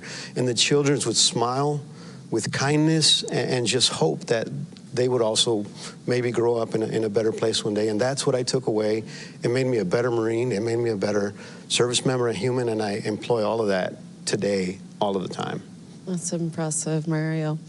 It was actually seeing that mine threat in the theaters like where you were operating that inspired me to become a combat engineer. I joined the military not long after the Ottawa Treaty was signed to ban anti-personnel landmines, and that was something I knew I really wanted to be a part of. And on my first tour in Afghanistan, I felt like I was able to do something that mattered at a local level when we were able to destroy some landmines, clear some of the explosive threat in some small villages south of Kabul. I have, a lot of positive and difficult memories from 3 tours in Afghanistan. The camaraderie and that connection with the local population certainly stands as a positive, and it was remarkable seeing how we work together as allies, that allies and partners, that reassuring feeling of having air support come online, and it didn't matter what country it was from. That's you knew right. that aircraft had your back. And ISAF and the war in Afghanistan, that was a really defining period for soldiers of my generation, but also had, a profound impact on Canadian society as we were losing soldiers in combat. I did see there that NATO, as an organization, that we have the ability to collectively learn. And one important example, I think, was the evolution of our approach to mitigation of civilian harm. I personally struggled with memories of the fear on young children's faces that we encountered during some of the night raids that I participated in on suspected insurgent compounds. And I think through these difficult lessons and experiences, we realized that protection of civilians went beyond this need to adhere to the laws of armed conflict, that it was a strategic imperative, really core to our mission success, but also like central to our legitimacy and our credibility as responsible military forces. And I think these are lessons that we can draw upon as we look next year to revamp our policy on protection of civilians. I think this is also really important as we're shifting our focus to deterrence and defense on our own territory amongst our own populations. And, seeing the images of Bucha and Irpin, understanding what even temporary occupation under Russian forces looks like, I think that, we have to reconsider some of these military concepts in defense, like trading space for time. When Kabul fell to the Taliban in 2021, I was in Ukraine, and I found it really powerful seeing how the veteran community and serving members around the world mobilized for those who mattered in that really dark time. And, so many of us who served there were left questioning, what was this all for? And it was Afghan women who gave me the clearest answer on this. They said to me that, this gave us 20 years to pursue our education, get jobs, be a part of public life here. And we've seen what our country can be, and we're not willing to give up on that. And right now, they are the fiercest resistance that the Taliban is facing, both at home and in exile around the world. And I think we really need to continue that support to them in this fight. Now, pivoting back to you, Mario. This week, the Secretary General published an op-ed that said NATO's main purpose is not to fight war, but to prevent it. And our experience taught us that the best way to maintain peace is to be prepared for war, that credible deterrence and strong defense. How do we get there? Sure. First, I'd like to comment on your last segment you just spoke of. I'm really proud to hear of your experience. It brings back a lot of memories. It's healing. It's soothing to know that other people have witnessed many of the things that veterans from across the Alliance have seen and felt and suffered and worked through. To answer your question, for me, I've heard a lot of fantastic briefs, not only during the summit and the forum, but throughout. And I think it's important to discuss all those things. They are all matters of urgency. But my advice and my recommendation to every leader that is listening today, both partner nations and the alliance, is to invest in your non-commissioned officer corps. Because without that mid-level leadership who is competent, able to make tough decisions in a decentralized manner, carry out commander's intent, whether it's in humanitarian missions or combat, those are the critical aspects of any successful military organization or alliance. You will never achieve your full aim without a competent non-commissioned officer corps. I couldn't agree with you more. A big part of the training we were doing in Ukraine was focused on the professionalization of the NCO Corps, and that was, you know, to them, that was a really important part of their journey of their reforms towards NATO interoperability. And I think, I mean, those senior NCOs have showed us without a doubt the value of that on the battlefield.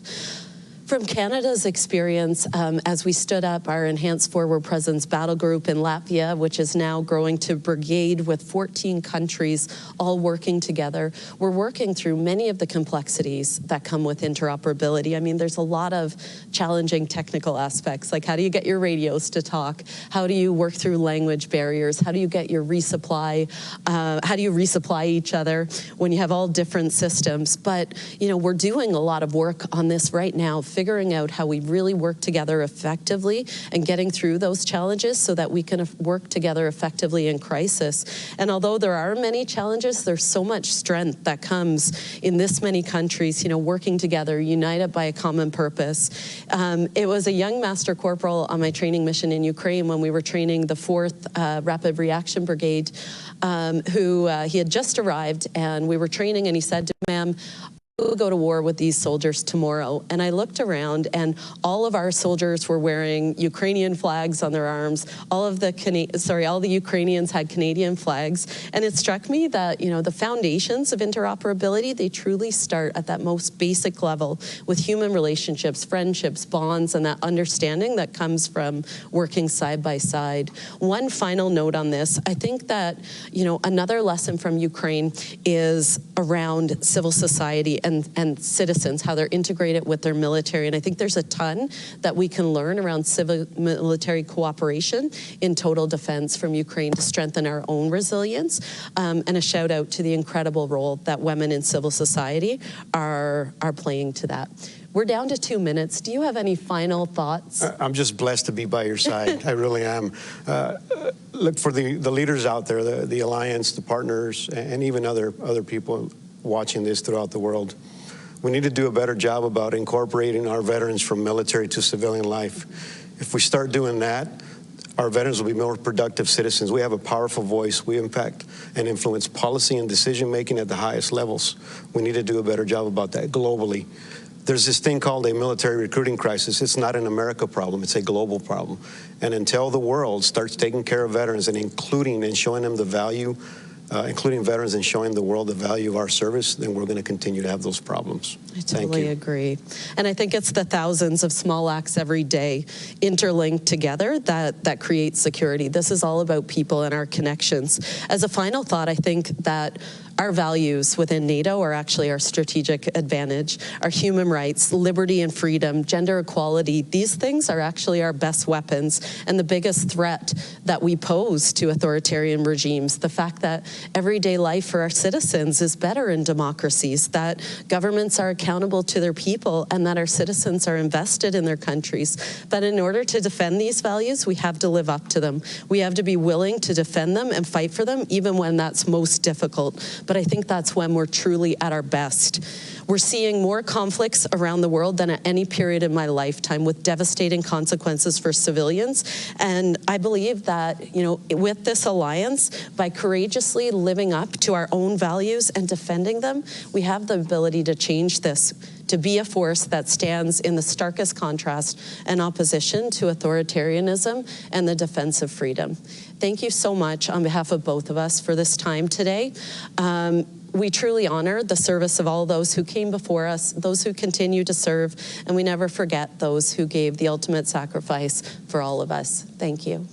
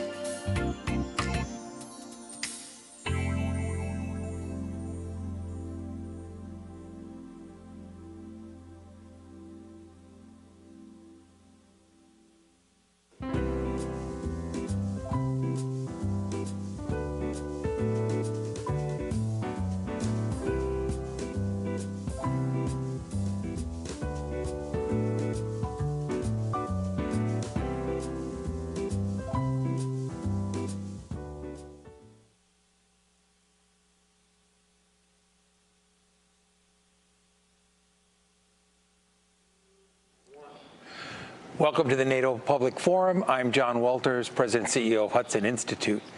I am very pleased to be joined by United States Senator Roger Wicker of Mississippi. He sits on the Committee on Armed Services in the United States Senate. And most of all, I think he has been the author of this report, Peace Through Strength, which is an analysis of the needs of the United States military, how to meet those needs with actual budget numbers. So we're not talking about talk, we're talking about actual dollars and building capacity. Thank you for being with us. Thank you, John. Glad to be with you. Thank you for your work. You released this report on how to maintain 21st century peace through strength. Can you give us a little idea about the key parts of this plan, because you're the author? Well, the key parts of the plan are getting us back to 5% of gross domestic product, just like Ronald Reagan did. During the Reagan years, we stood the Soviet Union down by saying we're going to be strong enough that nobody's going to take us on. That's called peace through strength. That was Reagan beginning in 1981. So my plan is modern day peace through strength. And really it's based on everything we see in the news, but also the specific testimony that we've gotten from defense leaders and from people who actually are tasked within the Pentagon and within the administration to keep us safe and get the job done. Yeah, as a think tank head, I read a lot of reports, government, so forth. A lot of them are not interesting. They're not as specific. They're a lot very general. I urge everybody, read this report. It's online. It gives you detailed analysis of weaknesses and how to fix them, which is most important. Thank you very much. Well, we did put a lot into it, and I have to credit my staff for working through the minutia. But these are specific plans to build our Navy up where it should be, to rebuild our shrinking Air Force, and also to get us where we need to be on our munitions.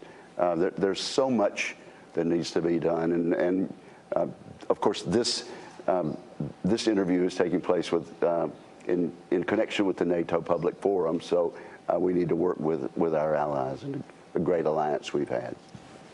What do you see as the biggest shortfalls, and where do we need to make up deficits? The nice thing about the report, I think, is also it does near-term needs and threats and building a base for longer term.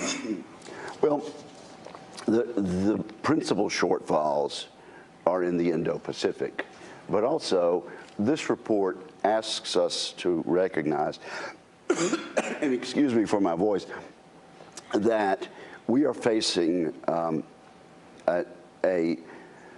an axis of aggression between Russia, China, North Korea, and Iran. And in regard to what we are being challenged by, what's going on in Ukraine, for example, it's Russia on the attack, but there's no question Iran is helping.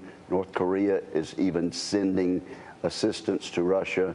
And certainly, Xi Jinping is doing everything he can to keep the West tied down in Ukraine so he can continue to build up in the Indo-Pacific. This NATO summit is on the backdrop of burden-sharing discussions, burden-sharing and what allies actually owe each other and how they work as allies and not as dependents or protectorates. And that's a big debate in the United States. You've been a part of that debate. Can you say a little bit about how you think, where we stand? Are we making progress on burden sharing? How do we deal with this? Given the threat environment, it becomes more critical. It is absolutely important, essential that our NATO allies keep their promise that they made several years ago at a NATO conference that each country would spend at least 2% of their gross domestic product on national defense.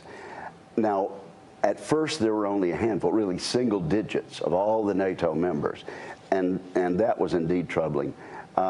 Now we're up in the 20s, but there are some notable exceptions, and quite frankly, the leadership of the Senate, me included, met with Prime Minister Trudeau, our northern neighbor and one of our closest allies, yesterday, and we pointedly mentioned that they are one of the laggards when it comes to putting in money on their national defense so they can help the alliance. It's only about 1.5% in Canada.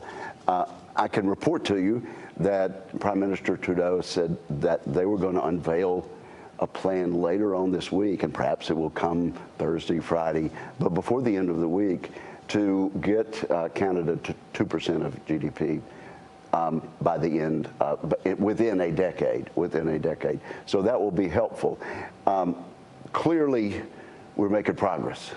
Clearly we're not where we need to be. But it is, I would have to say, the strong rhetoric, perhaps hyperbole, on the part of President Trump during his term of office and during the course of this election has been a wake-up call for our NATO allies. And so they're headed in the right direction. A lot more needs to be done.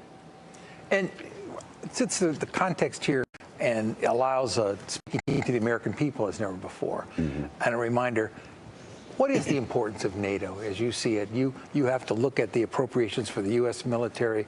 You have to work with our allies, but you see the overall threat situation. When you look at that, how do you tell your constituents what the importance of NATO is?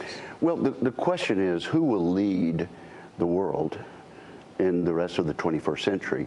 Will it be dictatorships like Iran, Russia, Communist China, North Korea, or will it be the great democracies of the West and people like them, like we're beginning to form alliances with in the Indo-Pacific, Japan, South Korea, the Philippines even, and Australia. So someone is going to lead in the world. Will it be the dictatorships of Putin and Xi Jinping, or will it be the United States and our allies? And that will determine what kind of world we live in.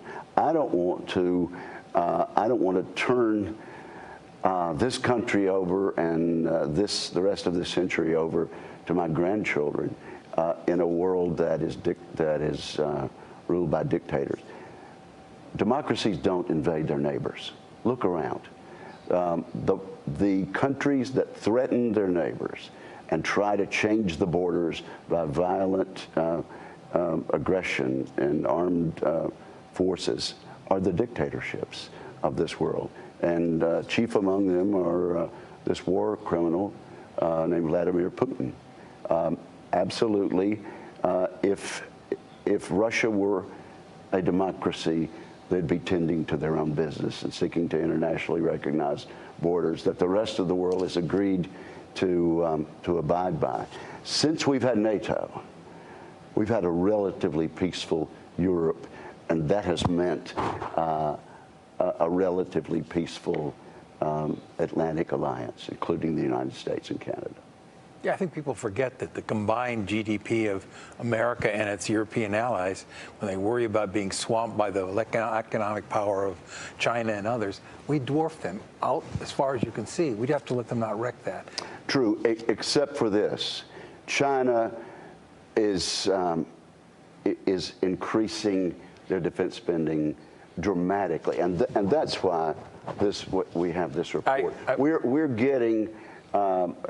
are being overtaken by the dictatorships of this world. They don't have to spend money on school lunches, on social spending, on retirement programs, and we need to be absolutely mindful of what the witnesses in this year, last year, and the year before have told us, and they tell us this is the most dangerous era that we have faced in half a century or more. And so, yes, while we have the economic might, we're not spending a big enough portion of it on defending our future and defending freedom and democracy. Well, I want to thank you again for this plan. Well, John, thank you for your leadership. And thanks for the Hudson Institute. We really appreciate it. You're welcome. Thank you, sir.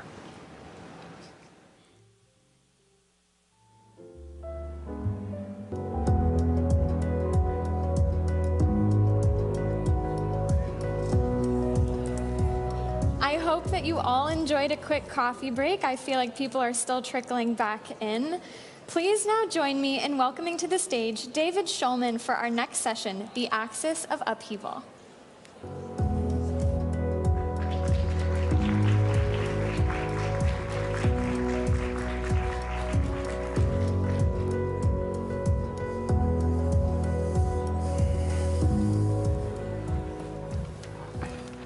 Okay, well, welcome back, everyone. Welcome to our panel on the axis of upheaval. We've had a bit of a last-minute change in moderation, so I will be acting both as moderator and panelist. And what we're here to discuss over the next 40 minutes or so is, we've discussed over the last couple of days, of course, NATO's successes in recent years and expansion, but it's critically important that we discuss as well what NATO adversaries are doing. Obviously, Russia, we've talked a lot about China, but also the role of Iran and North Korea, and what that means for the NATO alliance, what that means for the United States and for Europe.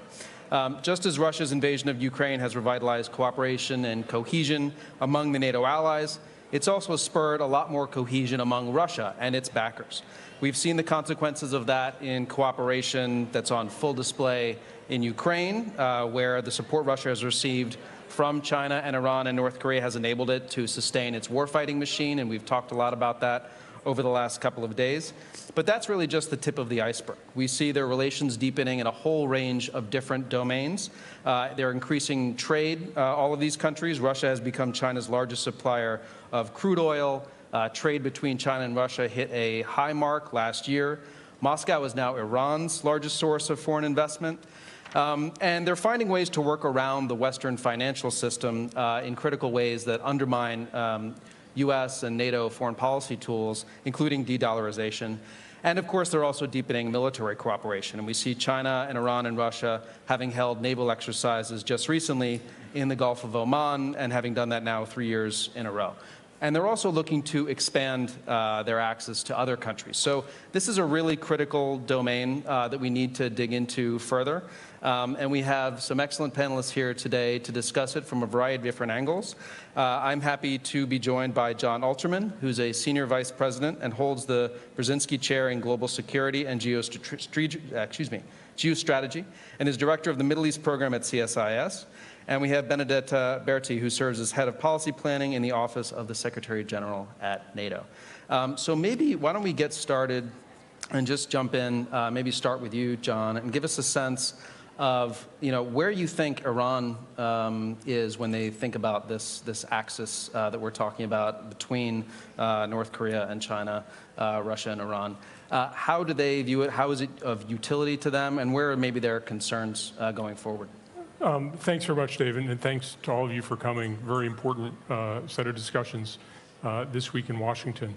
It seems to me that Iran feels very isolated in the world and looks and talks about how much it shares in common with Russia and China. And one of the principal things it shares in common is it hates that countries aligned with the United States have non-kinetic means of coercion. What they would like to do is say, if you want to stop us doing something, we'll fight you. And that's a high threshold. And they have lots of asymmetrical tools to use, and that's the space they want to be in.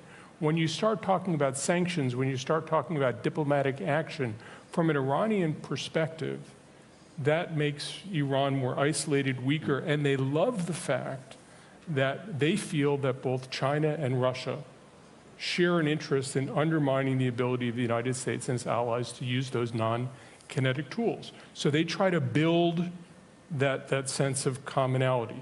They try to use China and Russia to defend them in international fora. I think the rub is that oftentimes the Iranians understand just how weak they are vis-a-vis China and Russia. China represents about 30% of Iranian trade. Iran represents less than 1% of Chinese trade. And the Chinese have a much bigger game to play. And they use Iran. And Russia has had a long and often difficult relationship with Iran. It's changed with the Ukraine war and with sending drones and other materiel. There is a tactical sense of partnership, but deep down, Iran aspires to be a great power. It knows it's not a great power. And the larger powers, Russia and China, find Iran disposable in a way the Iranians wish they can change, and they can't. So they try to build the common practice of undermining sanctions, undermining the kinds of collective action that the US and its allies work on, while they desperately try to build leverage against these great powers who, on the one hand, they need, and on the other hand, consistently disrespect Iran and use Iran to further their own goals vis-a-vis the United States, the West, and others. I think great points, and I think the fact that you started, or at least centralized your comments around Iran's desire for this axis to fight U.S. centrality in the global system and to push back on the United States generally, that's very similar to, I think, China's view of this relationship, specifically with Russia, but also with Iran and with North Korea. There is this concern about U.S. hegemony. Yeah. And they feel that if you reduce international affairs to how do we undermine U.S. hegemony, not only do the Russians and the Chinese and the Iranians share a view, but then you start to bring in this whole sense of a global South, a very diverse and disaggregated group of people. But if you can put it in terms of undermining U.S. hegemony, those are the sort of common terms that Iran finds very, very close alignment with Russia and China on. Yeah, I mean, from the China side, there is definitely of value in terms of more the security space, in terms of how to push back on the United States in terms of relationship with Russia that has bolstered China militarily, in terms of the trade that China's gotten from Russia for years for defense equipment. But in addition to that, the deepening of military exercises with Russia, that has been of great value to China, a PLA that has not had a lot of operational experience, more joint training with Russia, that has been of great value. And there's the potential for deepening collaboration on cyber, on military AI, on intelligence, of course, and on potentially getting even more in the way of advanced technology for defense that China wants from Russia. So there's that aspect, and then there's also the aspect of China hoping that the U.S. and NATO and other allies having to worry about a potential contingency where you have to worry about China, but not just China, also Russia, also North Korea and Iran, undertaking actions at the same time that complicates planning for the Pentagon and for other defense planners. That, I think, is of great value to China in the security space. And then more broadly, this sense, and we've discussed it at the summit over the last couple days, that you can't divide Asia from Europe, right? So I think in Beijing, there is a sense that if Russia were to succeed in what it's been trying to do with its brutal invasion of Ukraine, if the NATO alliance and the United States were to fail in pushing back on that, that would have fundamental consequences for any kind of contingency in Asia over Taiwan, over the South China Sea, and China could be more confident that there would not be a robust response from the alliance. And there's a very important way in which Asian countries look at how the world deals with Iran, and thinks that that's how the world will deal with an Asia contingency. Asian countries have profound energy security interests in the Middle East, and therefore the extent to which you can work through allies and partners and provide security, that gives you security not just for Europe, not just in the Middle East, but it extends to helping provide security in Asia. Benedetta, I want to come to you. So how does, from your perspective, NATO, the alliance, the members, view this emerging axis in terms of the interests and how it affects the NATO alliance itself? Yeah, well, I would probably agree with a lot of the points that have already been made, but maybe just to start framing the discussion, I think in the 2022 strategic concept, so a couple of years ago, NATO already recognized what it defined as the growing strategic alignment between the People's Republic of China and the Russian Federation. Now that trend remains very much part and parcel of how we look at the security environment today, but I would say that as of 2024, the scale and scope and just the intensity of that relationship has grown in a way that wasn't perhaps forecasted in the 2022 strategic concept. And now really we're looking much more at what does concerted action and increasing strategic alignment by the PRC, the Russian Federation, Iran, and the DPRK look like, and what's the impact on Euro-Atlantic security. To make a long story short, I think you need to look no further than Ukraine to see how this all crystallizes and comes together. And that as a test, both for the resilience of Ukraine itself, but also for the future of European security and global security at large. And in terms of what are their concerns, what are the trends that we pick up in Ukraine, and what are we learning about it? Well, first of all, we see these actors amplifying each other hostile narrative in a very systematic way. And that's something that, of course, it's part of the knowing that the information space is really important when we talk about deterrence and defense in a 21st century. That's an issue of concern. Another issue of concern is that, of course, we see these four actors working together to try to minimize the impact of our foreign policy tools. For example, to hold Russia accountable and to try to constrain its war machine, including by circumventing sanctions. So that's, of course, a very significant issue of concern, especially today, where we know that the PRC is the largest enabler of Russia's war of aggression against Ukraine today.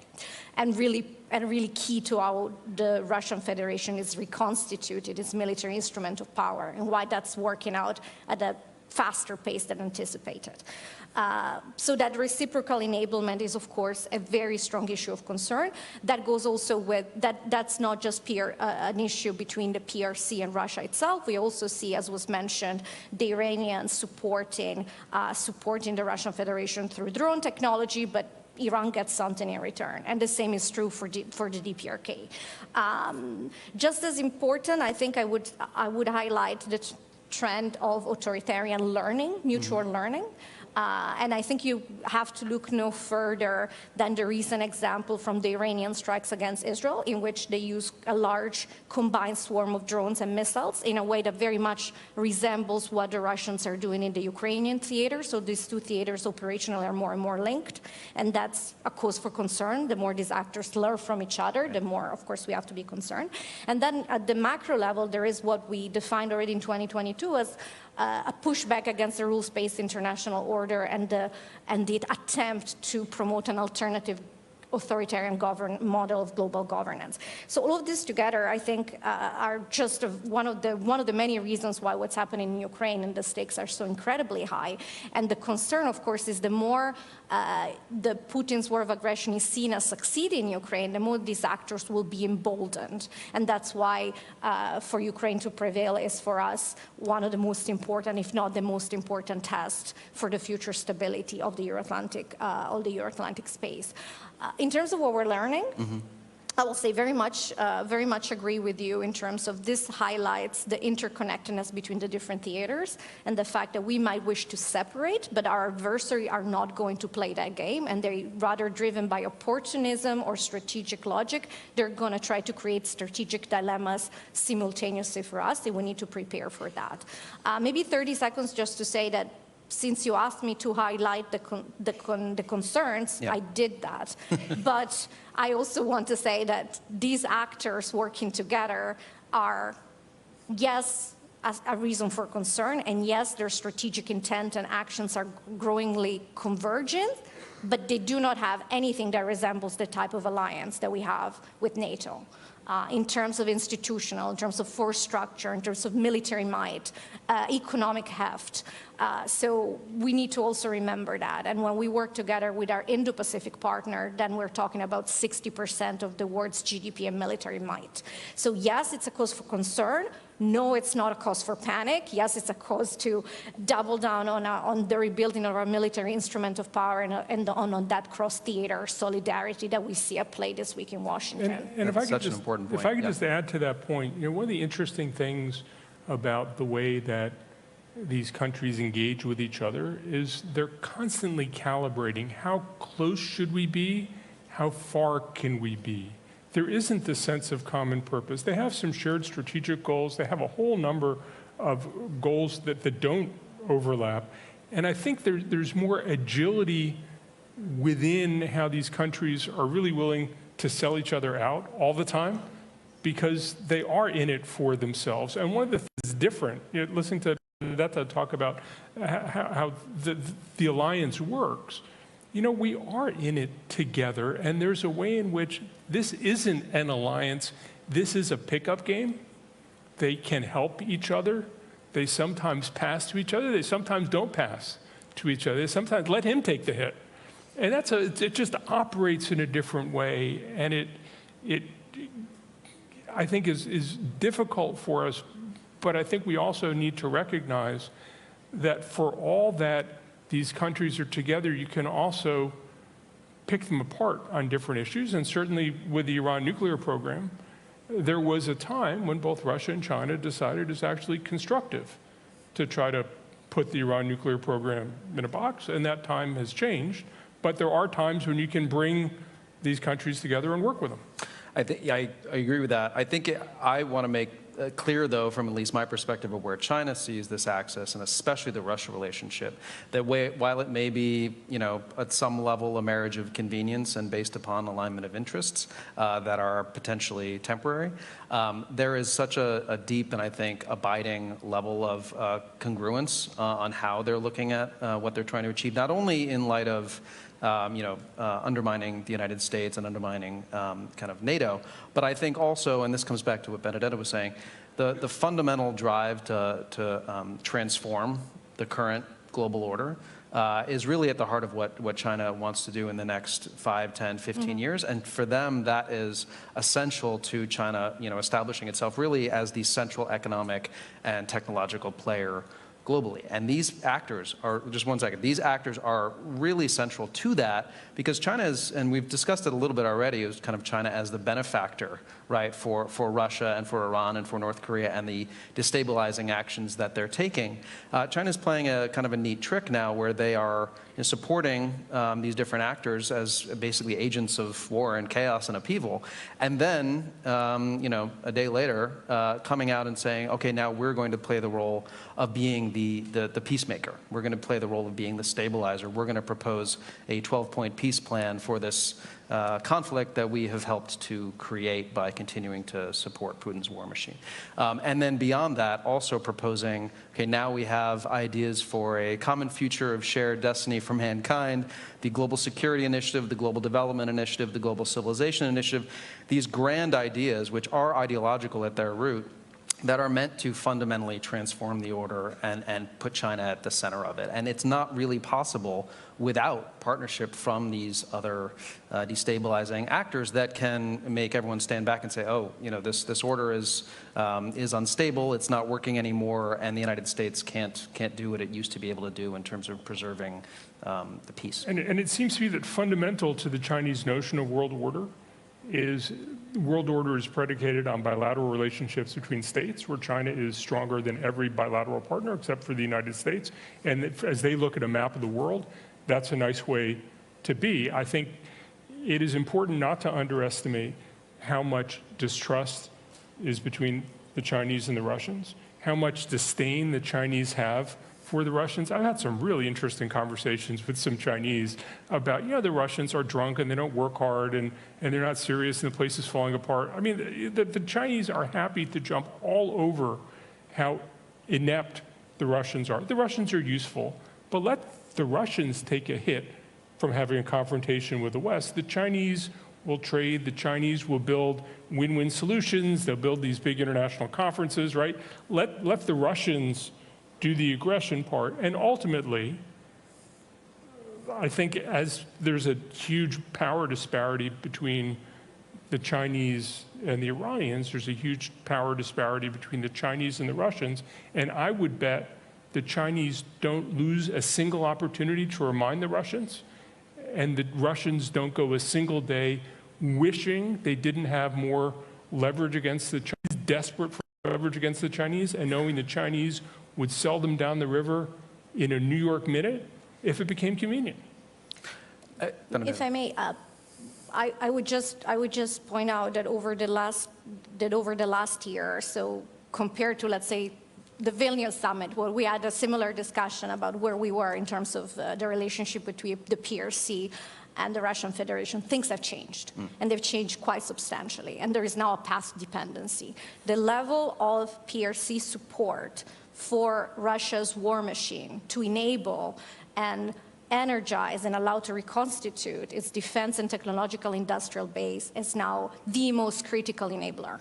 And that is really important to underline. So it is really, we may have very intellectual discussion about whether we want to call this a marriage of convenience, a strategic alignment. The reality is today Russia is able to fight its war in Ukraine and reconstitute its military instrument of power at the speed and scale it can because of the provision of dual-use goods from China. And I think that's an important point that we are discussing this week. And one of the issues that you will hear leaders discuss is exactly what should be our response. Is it reasonable to have a country that on the one hand wants to trade, wants to be treated like a normal and respected member of the international order, and on the other hand, it is their financing the largest full-scale war of aggression, illegal war of aggression that we've seen in generations. And perhaps there has to be some type of signaling that it's difficult to have your cake and eat it, and consequences must come to You went exactly to where I wanted to go, which is this notion of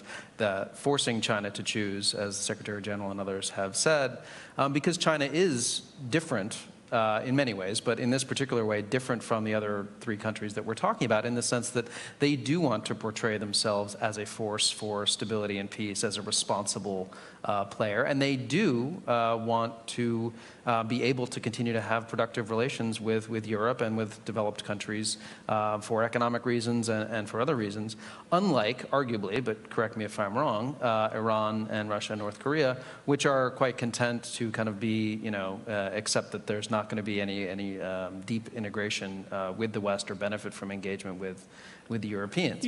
And the question, I think, is, can China get away with that? Will there be costs to China trying to have it both ways? The last Iranian reformist president, Mohammad Khatami, had this big idea of the dialogue of civilizations. And there was a big Iranian idea that, in many ways, maybe planted some of the seeds of some of the Chinese global initiatives and all these things. You now have a new reformist president in Iran. I don't think the reformist president in Iran has any power to make the kinds of changes the rest of the world cares about. But might there be language coming out of Iran that would try to imitate that, to move into some of that space of let's just talk about this, while acting in deeply malign ways. Yeah. But I think we might see Iran pick up some of the language as part of its recent political impact. Whether that matters either for China or for Iran, I don't know. I don't know if you think that any of these global Chinese initiatives are meaningful at all, either practically or even in terms of information, whether anybody takes them seriously. I mean, I think people do and should take them seriously, even if they are, kind of fluff language that you have to kind of dig into if you want to try to get to, okay, what is the meat of this? What does this mean? Understanding how these kinds of phrases and these kinds of initiatives, including the Belt and Road Initiative, have shaped China's grand strategy and foreign policy approach, especially in developing countries, over the last 10 years. I think we make a mistake if we dismiss them as meaningful, because I think China now, in the way that it has for years referenced the Belt and Road Initiative in most of its engagements with countries across the developing world as well as in the developed world, it's now referencing the Global Security Initiative and the Global Development Initiative, et cetera. And it also underscores the fact that what China is trying to achieve here is ideological, right? I mean, it is a transformation of the order to one that is, China at the center, not U.S.-led.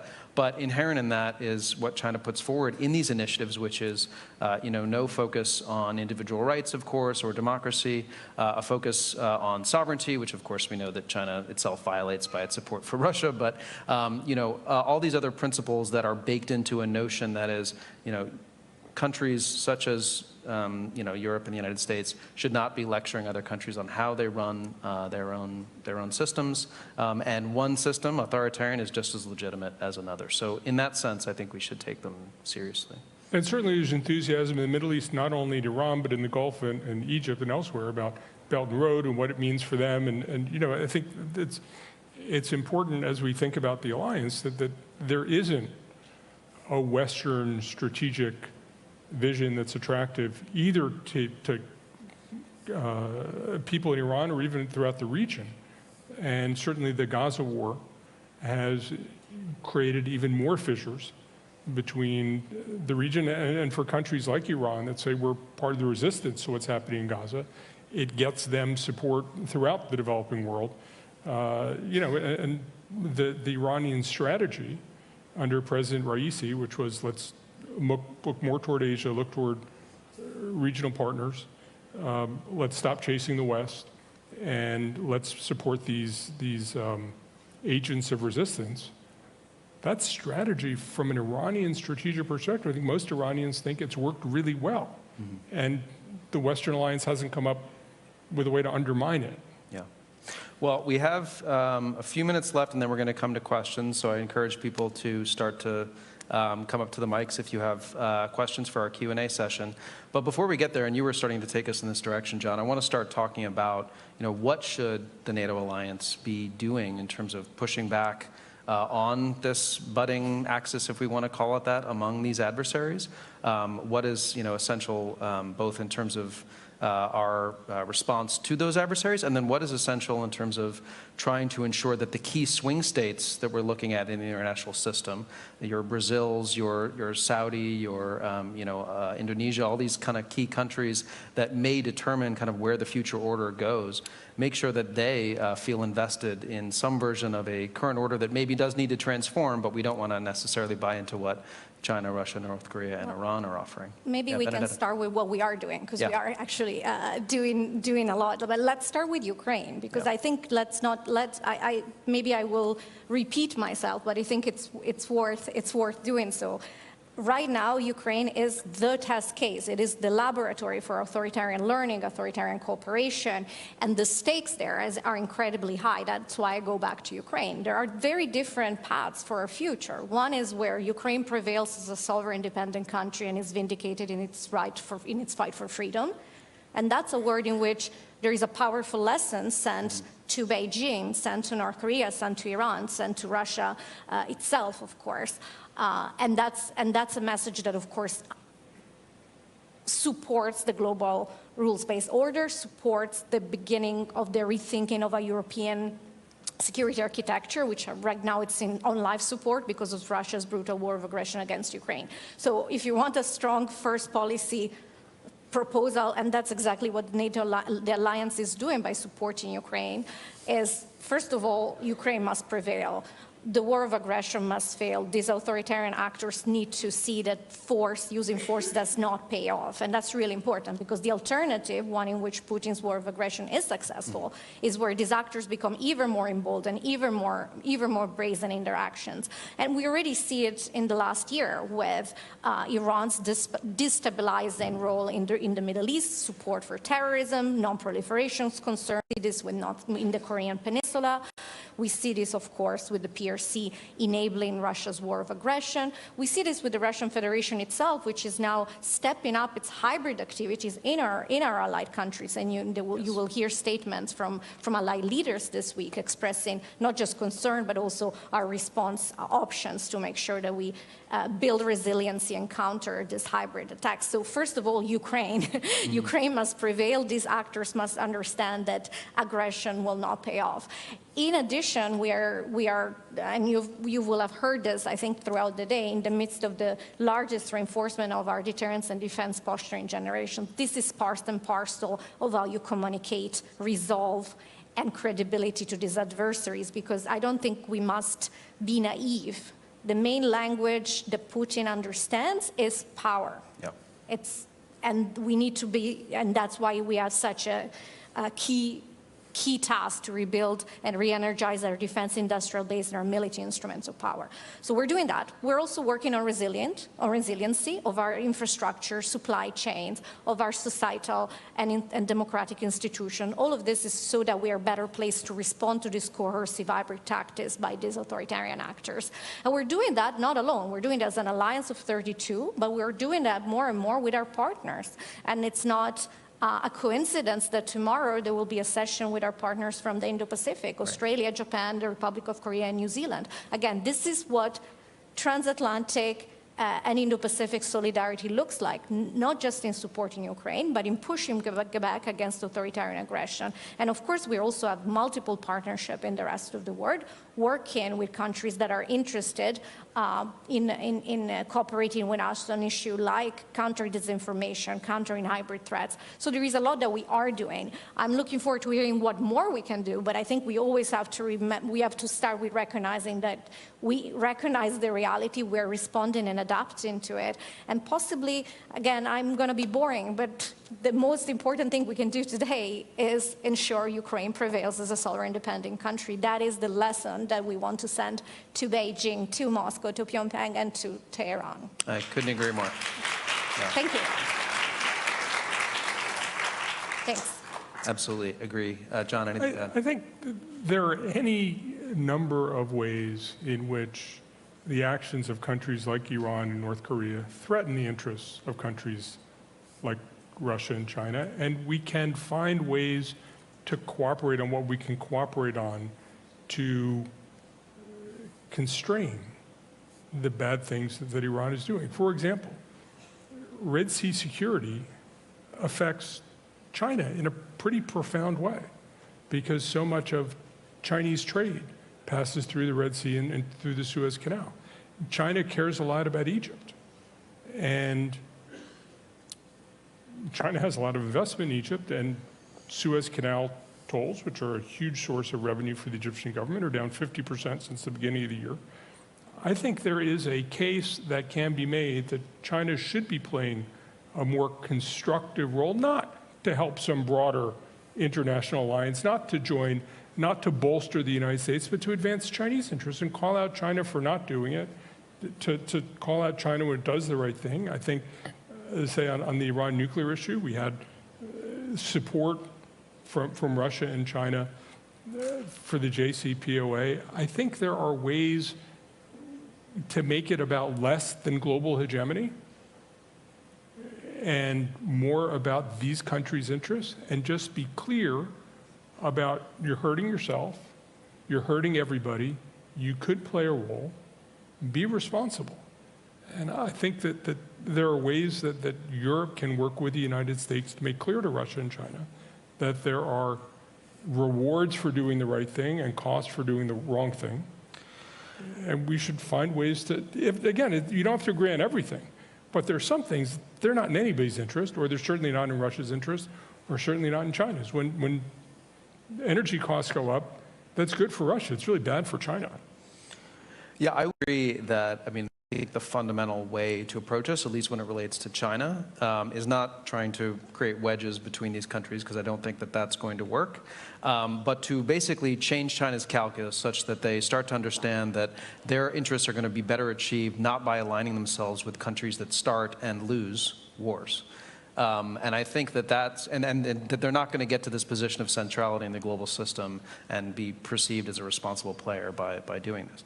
The problem at this moment, as we kind of have said already, is that China at this point is making these decisions in terms of its support for some of these countries and its position on things such as Iran's support for the Houthis, based, I think, more around what might hurt the United States and hurt NATO, not so much what might be not convenient for Chinese interests, such as shipping through the Red Sea, right? We can talk about the extent to which China actually put pressure on Iran, but I'm betting it was pretty minimal.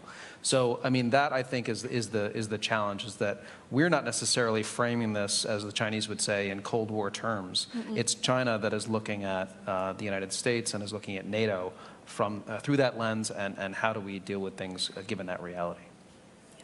Oh, we have a question. Great. Please share your name and your affiliation. Yes, hi, I'm Nick Locker from the Center for New American Security. Dave, I wanted to ask you a little bit about how China is viewing the deepening relationship between North Korea and Russia that we've been observing, really since the onset of the February 2022 invasion, with North Korea's military support for Russia's war against Ukraine, and then we did just see Vladimir Putin visit Pyongyang recently. So just I assume that this has some implications for China's outlook on the region more broadly, but I'd be curious to hear your thoughts on that. Thank you. Yeah, thank you. That's a great question. You know, as you know, I mean, China has long-standing relationship with North Korea. North Korea's only formal treaty ally going back to 1961. And I think, you know, when we look at how China views this burgeoning tightening between Russia and North Korea, as you mentioned, we have this meeting between Putin and Kim Jong-un in Pyongyang. They had a new announcement of a defense pact. I think on the whole, China is uneasy about this development between Russia and North Korea. I think there is a positive in the sense that obviously we've seen where there's indications that North Korean missiles and other support are going to Russia, and from China that's probably all to the good. But in terms of China's ability to have sway over North Korea in the determination and the decisions that it makes, that potentially gets diminished by Russia and North Korea deepening their ties. And I think, you know, China, as we've discussed, kind of views itself as a more responsible player in these other countries that it's dealing with as the risk appetite, ones with high risk appetite, and doing things that might be dangerous.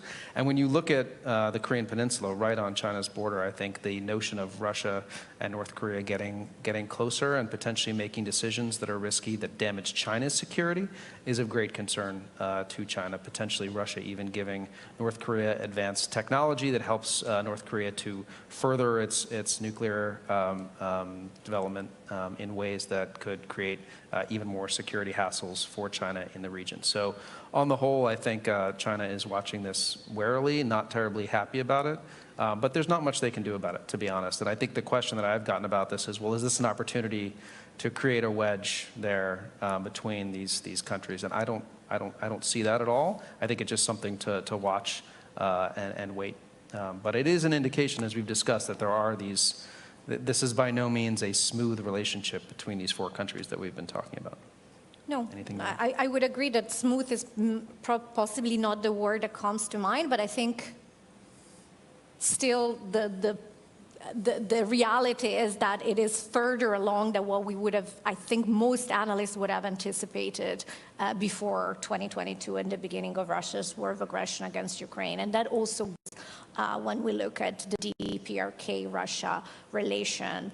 And there are, of course, very serious concerns, as you highlighted, about what would, in the future, or even a very imminent future, North Korea get in return for the significant military support that is providing to Russia, and what would it do in terms of stability in the Korean Peninsula, what would it do in terms of concerns over non-proliferation, and more broadly, what would it do for the stability of the Indo-Pacific theater, which, as we know, is incredibly important to global stability, global prosperity, and of course has also direct implication for the security of the Euro-Atlantic area, being such a central domain of growth, development, and competition. So it is a very, I think, concerning development, and I would agree that maybe not everyone in this quote-unquote axis, which is a word I'm a little hesitant to utilize, but maybe whatever you want to call it, strategic convergence, not everyone may be enthusiastic about it,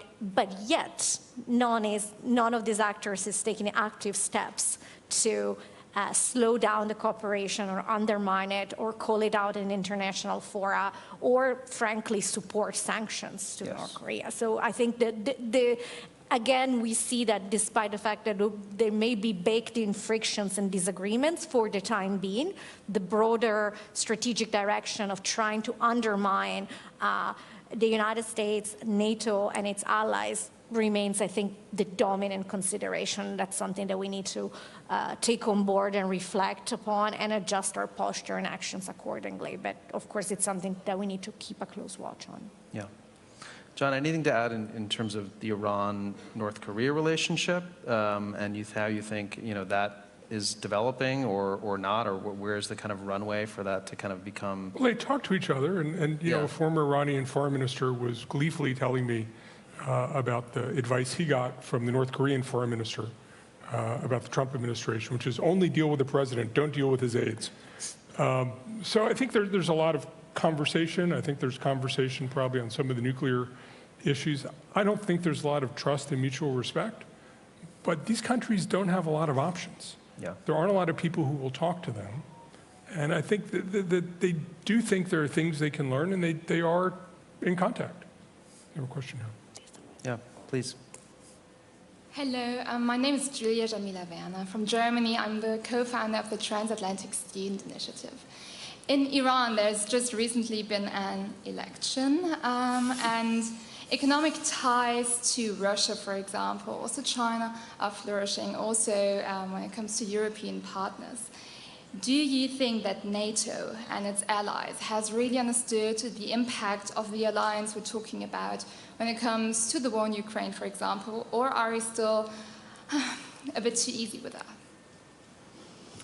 If I may repeat the question back to you so I can make sure I understood. Your question is whether we have fully grasped the dynamic, the scale and scope of the relationship between these four countries and how far it has gone. Exactly that, or are we too naive? That's always a good question because it's really good to check our assumptions, and we may in the past have been that way. But I would say that as today, and you will see it this week in the discussions that the NATO leaders are having at this summit, I think we're clear-eyed about the fact that this relationship is incredibly worrisome, that there is a strategic alignment, that there are concerted actions. And again, this principle was already identified in 2022 when we had the strategic concept, but I think we're taking a hard look at how much faster than anticipated and closer that relationship has become, not least over the last year because of the Chinese decision to go all in when it comes to the provision of dual-use goods that enable Russia's war of aggression. So I don't think there is a naivete. I think we're clear-eyed about it as an alliance, and I think you will hear leaders making statements to that effect. How do you describe then, or how do you explain some actors such as Germany, for example, still having those good economic relationships? Well, I think each and individual countries is balancing between different considerations, and that's really how policy works. You're balancing between economic and trade considerations, domestic politics consideration, defense and security, foreign policy. That's how you square the circle of policy making. And I think that applies to how many, and I'm not going to go into individual member states, but I would say that applies into how each and every member state is looking at the one hand, enhancing security, ensuring collective defense, on the other hand, maintaining prosperity and having healthy economic relations. And one of the conversations we're really having, and it's really important, is how do we better integrate national security consideration into our economic policies. And I think this is something that we are learning. We learned it the hard way, to be honest, after Russia began its war of aggression against Ukraine, because we learned what it meant to have a one-sided strategic dependency on Russian oil and gas. And I would very much say that it is in our absolute vital interest to make sure we do not repeat that mistake and have similar dependencies on other assertive authoritarian actors. I think that's a great place to wrap up because, I mean, the very fact that we're having this conversation here at the Public Forum indicates that there's a growing understanding of the need to discuss not just China's support for Russia, but the role of these other actors as well, what that means for NATO, what that means for all of us in terms of the future and how we need to deal with it, but that there's a lot more that needs to be done in terms of more unity of vision on these issues and what we might be able to do about it in terms of joint efforts. So with that, thank you, Benedetta, thank you, John. And please join me in thanking them for this great panel.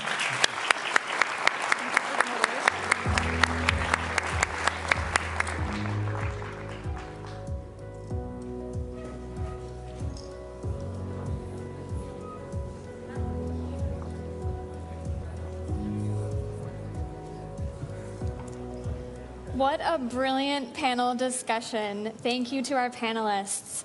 We talk so much about Ukraine and how NATO member nations can provide assistance to Ukraine right now, but it's always helpful to look at the future and take a step back and look at what it's going to look like 5 years out, 10 years out. And looking at the relationship between Russia, China, North Korea, and Iran is crucial to that conversation. And the panel touched on such an important point that China's willingness to back Russia and enable its war in Ukraine is allowing Russia to continue its war of choice against Ukraine. And they discussed as well North Korea and the burgeoning relationship between North Korea and Russia, which the White House has raised alarm about in terms of whether there are expectations from North Korea to receive additional military assistance from Russia as well. So thank you to the panel. For the next portion of the agenda, we will have 2 concurrent sessions. The first session, Nuclear Checkup, will take place in Salon 12. And the second, a conversation on NATO Looks South, a perspective on strategy and partnership. The salon will take place in the other salon, I believe it's Salon 10, but please check with any of our audience members on the way out.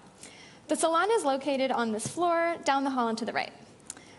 Please proceed to the breakout if it interests you in an orderly and timely manner so our next sessions can begin shortly. Before the next session starts, we will take a poll and answer the question, what is the most pressing challenge to global security today? So start thinking about it, but in order to vote, go to the polling function in your app, if you have the app, and select your response. Soon we'll have some results to share with you. If you're on the live stream, press Slido to access the poll. So we'll wait a minute while the results are coming in. And I'd like to take a step back and bring us through a moment of reflection of our day so far. We're on the sidelines, obviously, of the summit, where world leaders are discussing the same critical issues that we have heard so many world leaders discuss today. And we've gotten a front row seat to those discussions. We've heard a resounding round of support for Ukraine from the foreign ministers of Poland and Lithuania. Ukraine must win. We've done this before. We can do it again.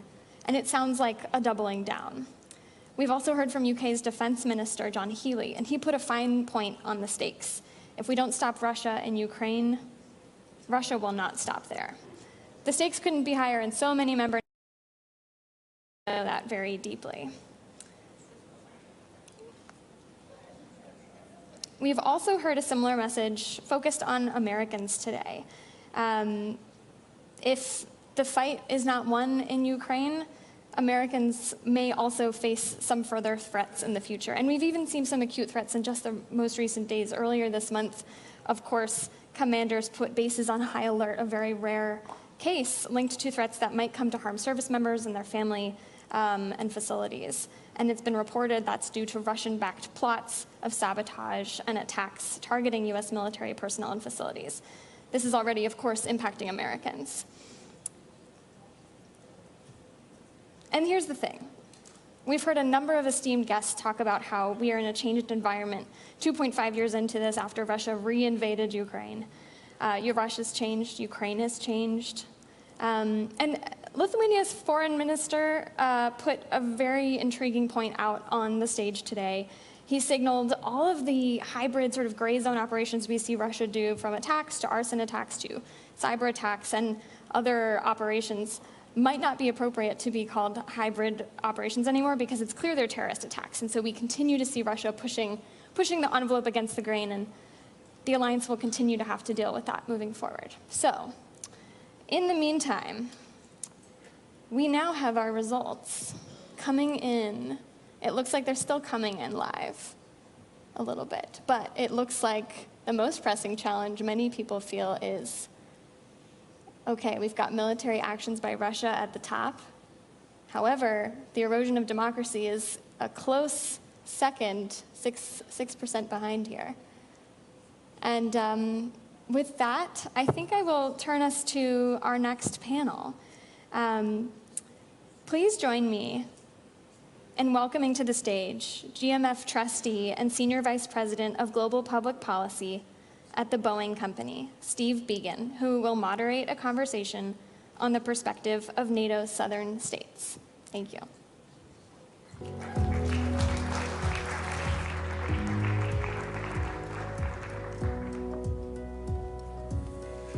Wow, what a great day. And thanks to all the organizers and to NATO Public Affairs for organizing such a great conversation. We've covered a lot of territory today, literally and figuratively. We've talked about NATO's plans, we've talked about the priorities for the alliance, and we've talked about geography as well. We've spoken about the threat to the north and to Central and Eastern Europe. Of course, appropriately, we've talked quite a bit about the war in Ukraine, but there's one part of NATO that's very important that we haven't spoken about, which is NATO's southern flank. And it's my honor today to be here with Prime Minister Pedro Sanchez of Spain to have that discussion. Prime Minister, you've been in office since 2018. If I did my math and dates right, June of 2018, which means this will be your 6th NATO summit. Yes. And during that time, you've not only been a witness to the transformation of the alliance, but you've also been one of the people who's been steering it and guiding it. I was wondering if you could start us off today with some thoughts on what are the most pressing challenges in NATO's southern flank, and what do you think about Spain's role in helping to address those for the alliance and with the alliance? So thank you very much, Stephen, and thank you to the German Marshall Fund for this invitation to talk about the role of NATO in the South, especially when we are celebrating the 30th anniversary of the Mediterranean dialogue, and the 20th anniversary of the Istanbul Cooperation Initiative. So the Middle East and North Africa, the Sahel, and the broader African continent have strategic importance for peace and prosperity in the Euro-Atlantic region. Likewise, our alliance can do a lot to reinforce security and stability in our southern neighborhood. Spain is one of the allies that is closest to the south, not only geographically, but also in the intensity of our political, economic, and human links to the region. We have always understood that our well-being depends on that of our southern neighborhoods. Today, after 2 years of preparatory work, we have adopted, and this is good news, an action plan to strengthen our approach to the south. This is, as I said, excellent news. For the first time, the Alliance will have a comprehensive, detailed, and practical roadmap to work with our southern partners. So let me first highlight why instability in the southern neighborhood is a threat to NATO allies. To start, our adversaries do not hesitate to use instability in NATO's eastern and southern neighborhood against us.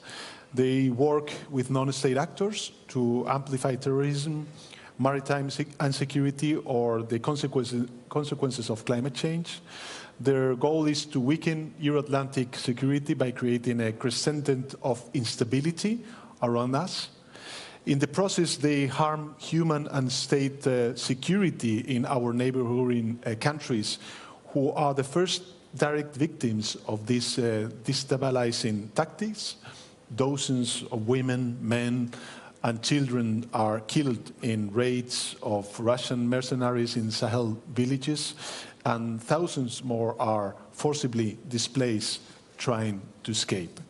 Furthermore, Russia is developing links between stability in the east and the south through human trafficking organizations, terrorist networks, or coordinate disinformation campaigns against NATO in many African and Middle East countries. Thousands of people drowned in the Atlantic and the Mediterranean after falling in the hands of human trafficking networks. Irregular border crossing originating in Africa into Poland are increasing dramatically. Who is helping these criminal networks and why? The human cost of these hybrid tactics is dramatic. NATO, I believe, must therefore have a comprehensive strategy to promote stability and good governance in the South. To work with our partners for strong security and defense institutions on capacity building with practical cooperation measures, and doing all of this based on mutual respect. This is where our new action plan comes in. First, through this action plan, we will invest in more political dialogue and more hands-on cooperation. NATO's political dialogue with our southern partners must reflect this spirit of friendship, mutual respect, and mutual benefit. NATO has to be more present in the south. We already have a regional center in Kuwait, and we hope to have a liaison office in Amman soon. Second, we will work more with international organizations. The African Union, where we have a liaison office, the Gulf Cooperation Council, the Arab League, or are very important interlocutors and partners for NATO. With our support, they can be effective in areas that are essential for regional security. For example, initiatives to curb the spread of light and small weapons are crucial to end the insecurity that plagues the daily lives of millions of peoples in the south. NATO should particularly coordinate its actions with the European Union. I think this is very important. This is instrumental, especially now that both organizations have adopted comprehensive approaches with their southern neighborhood. And third, NATO is ready to work with its southern partners on critical issues such as terrorism, climate change, maritime security, or resilience. So let me finish, Stefan, by highlighting that the endorsement of this action plan is a big step for NATO. It's a real big step for NATO. And we particularly welcome the appointment of a special representative for the South. But this is not the end of the roadmap. Implementation in years to come will be key. In this difficult endeavor, you will always find the staunch commitment and support of my country. Spain is already working on many of these fields with our southern partners, and we are ready to scale up our efforts in the context of NATO cooperation. So thank you very much for your attention, and happy to exchange some views on this with you. Great. Well, thank you, Prime Minister, and congratulations on the action plan. I know Spain provided the leadership and the heft to get that through the alliance, and you know, in another year, it might have been seen as one of the centerpieces of the summit. But for what's happening in the East, what's happened since Russia's invasion of Ukraine, the full-scale war in 2022. But in the shadow of all that concerns us to the East, there's also a war happening in the South, as we all know. The war between Israel and Hamas, despite efforts to broker a ceasefire, continues. And I was wondering if you could share your thoughts on where this conflict is headed, and what are the implications for NATO's South? You ticked off some of the challenges that the southern flank of NATO face, the refugee flows and so on, terrorism. You know, where do you see this going, and what are the implications for NATO? Well, I believe that the implications are, you know, very difficult for all of us, for NATO, and of course for all the countries in the region, in the Mediterranean, and of course the Middle East. But I think this is a global challenge for all countries. As you know, Spain and other countries in Europe, we took that step to recognize the state of Palestine because we believe that we need to give a political horizon to the people in the region, especially in Palestine, a political horizon to create the conditions for a new state that could coexist in peaceful and with security with their neighbors, especially with Israel. So I would like to acknowledge the efforts that President Biden has been taking since the beginning of the war regarding different aspects. The first one is the release of the hostages. The second is in the beginning to support Israel in its fight against Hamas. We of course condemned the terrorist attacks to Israel perpetrated by Hamas. But on the other hand, we understand that we need to create the conditions for an immediate and urgent ceasefire. Why? Because first of all, we need to avoid any risk of escalation, and there's a real risk of escalation to Lebanon. Second, because we need to stop this terrible humanitarian crisis that the Palestinians are suffering, not only in Gaza, but also in the West Bank. And last but not least, because it will be important to convene a peace conference, an international peace conference, to create the conditions for what I said in the beginning of my speech, the two-state solution, and to create that political horizon for the people in Palestine. So I think that we need, of course, that political effort.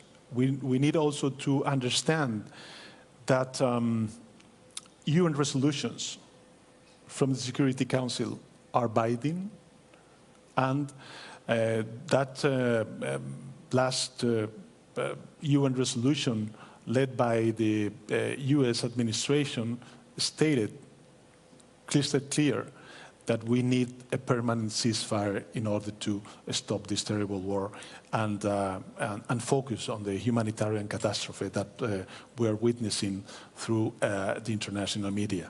So, of course, I think that this is going to be one of the challenges of the southern flank that we need to face and address from our NATO organization. And we will do our utmost to create those conditions and not to be again prisoners, I would say, of a new cycle of violence in the Middle East in the years to come. I think that this is enough. There's a lot of suffering on the ground, and we need to create those political conditions to avoid any risk of escalation and, of course, a new cycle of violence in the future. Well, I hate to jump from one gloomy environment to another, but there's another part of Europe as well that's suffering terrible violence and bloodshed right now. The brutal war that Russia is waging against Ukraine as Ukraine fights for its own independence. One of the things that we've talked about here during the course of the day with other leaders is the bridge to NATO membership that the summit is agreeing to today. I was wondering if you could kind of give us your take, the view from Spain, which is a long way away from Ukraine. What is your take on the bridge to NATO membership for Ukraine, and what do you see as the opportunities and challenges along the way? So we actually have, Stefan, in Spain more than 200,000 refugees coming from Ukraine, even though, of course, we have this long distance. And I can tell you that large number, the majority of the Spaniards, they support our efforts regarding Ukraine, and because we understand what is at stake. It's not only the defense of the territorial integrity, the freedom, the right to exist of a nation, but also the respect of a world ruled by clear, let's say, principles, and this is also what we are defending: democracy, freedom, and the right to exist of a country such as Ukraine. So, you know, I think that it is indeed very important for our citizens to understand that what we are defending in Gaza and in Ukraine are not only the international law, but we have a consistent position, a consistent political positions, that we don't have double standards. So if we are telling our people that we are supporting Ukraine because we are defending the international law, this is the same to what we have to do towards Gaza and the war that we are now witnessing in the Middle East, saying that we are backing the international law, especially the international humanitarian law.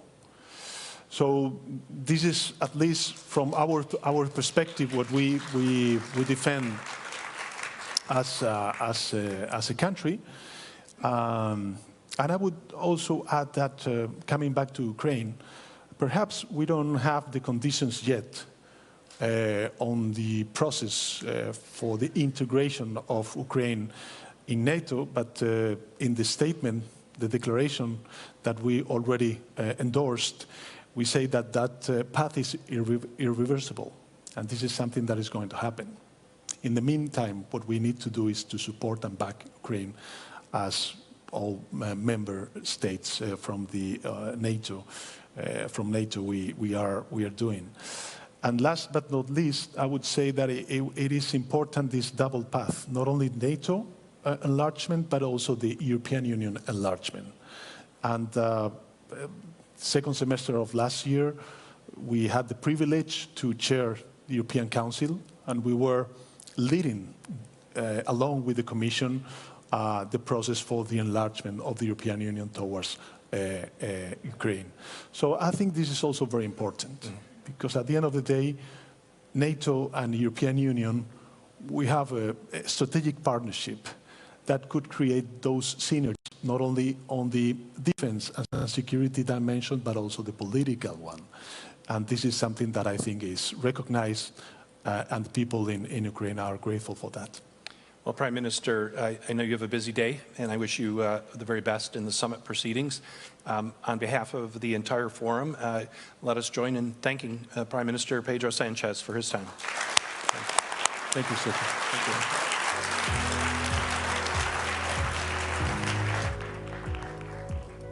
Thank you, Prime Minister Sanchez, for that insightful perspective on NATO strategy and partnerships in the South. It is now my pleasure to soon welcome to the stage Matthew Koenig, Vice President and Senior Director for the Scowcroft Center for Strategy and Security at the Atlantic Council, for our next panel on Nordic Security Redrawn. Please join me in just a moment in welcoming Matthew to the stage. All right, let's welcome Matthew to the stage.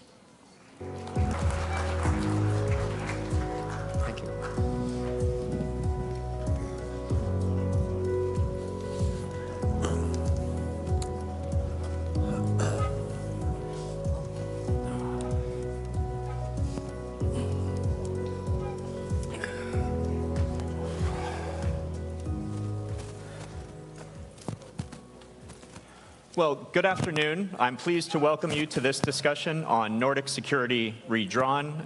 As you've just heard, my name is Matthew Koenig. I'm Vice President and Senior Director of the Atlantic Council's Scowcroft Center for Strategy and Security. As we all know, NATO has 2 new members, Finland and Sweden, bringing the NATO alliance to 32 countries. It also means that now every Arctic country except for Russia is a member of NATO.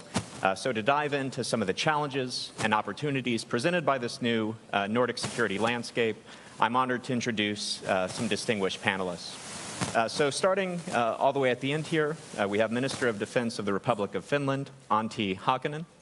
Welcome. Next, we have Minister of Defense of Norway, Born Arild Gram. Welcome.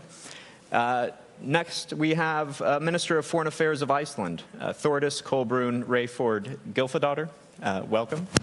And then next, Minister of Defense of the Kingdom of Sweden, Paul Johnson. And last but not least, to my immediate left, Minister of Defense of Canada, Bill Blair. So, Your Excellencies, welcome to the NATO Public Forum.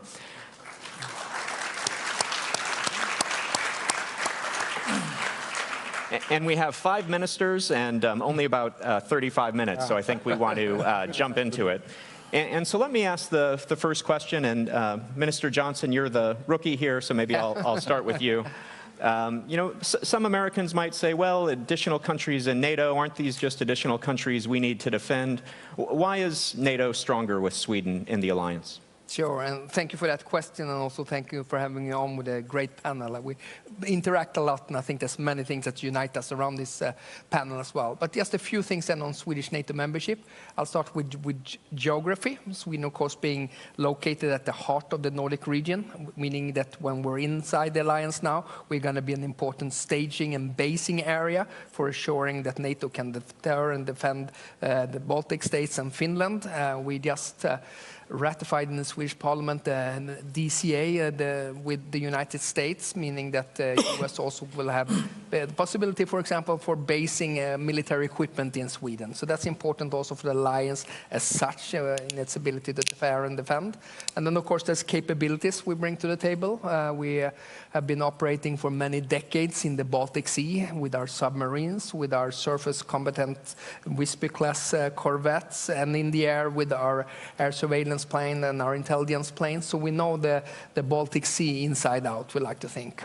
Yes, as the other countries on the panel, we also have good Arctic capabilities. I always say there's one thing to be able to survive in that cold weather up in the north, but another to fight, and our soldiers know how to do that.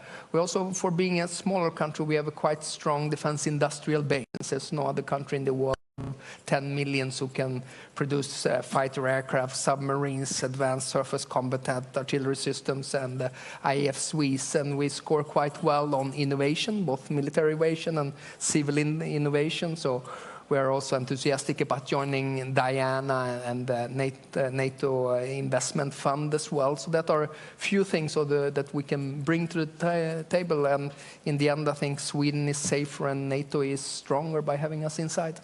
Many impressive strengths indeed. And let's go to Finland next. And Minister Hakonen, same question to you. Why is NATO stronger with Finland as a member? Well, I think that when the situation that the most of the democracies belong to NATO, NATO is stronger in that case. That's why that's the one point. Like we see that the world is dividing to autocrat countries, and they are playing even stronger together, and that's why democracies must play also together. That's the main big issue. But what Finland brings to NATO. For example, we have decades built our own defense. Neighboring Russia, we have thought that we have to manage by ourselves. That's why we have almost, I think, the highest number of will to defend the country, over 80%. And 90% of our people also say that they are willing to defend NATO allies. Now, this is the recent newest poll. We have a large reservist army. We have almost 900,000 citizens who are military trained, wartime strength almost 300,000. We have old traditional warfare capabilities, but also new highly valuable capabilities. We have almost largest artillery in Western Europe. We have kind of been prepared for that kind of conventional warfare what Russia is now waging in Ukraine. Because we have true intelligence, watch it really closely what Russia is doing. That's why, end of the Cold War, we didn't let our guards down. We kept our large reservist army, large artillery, large land forces.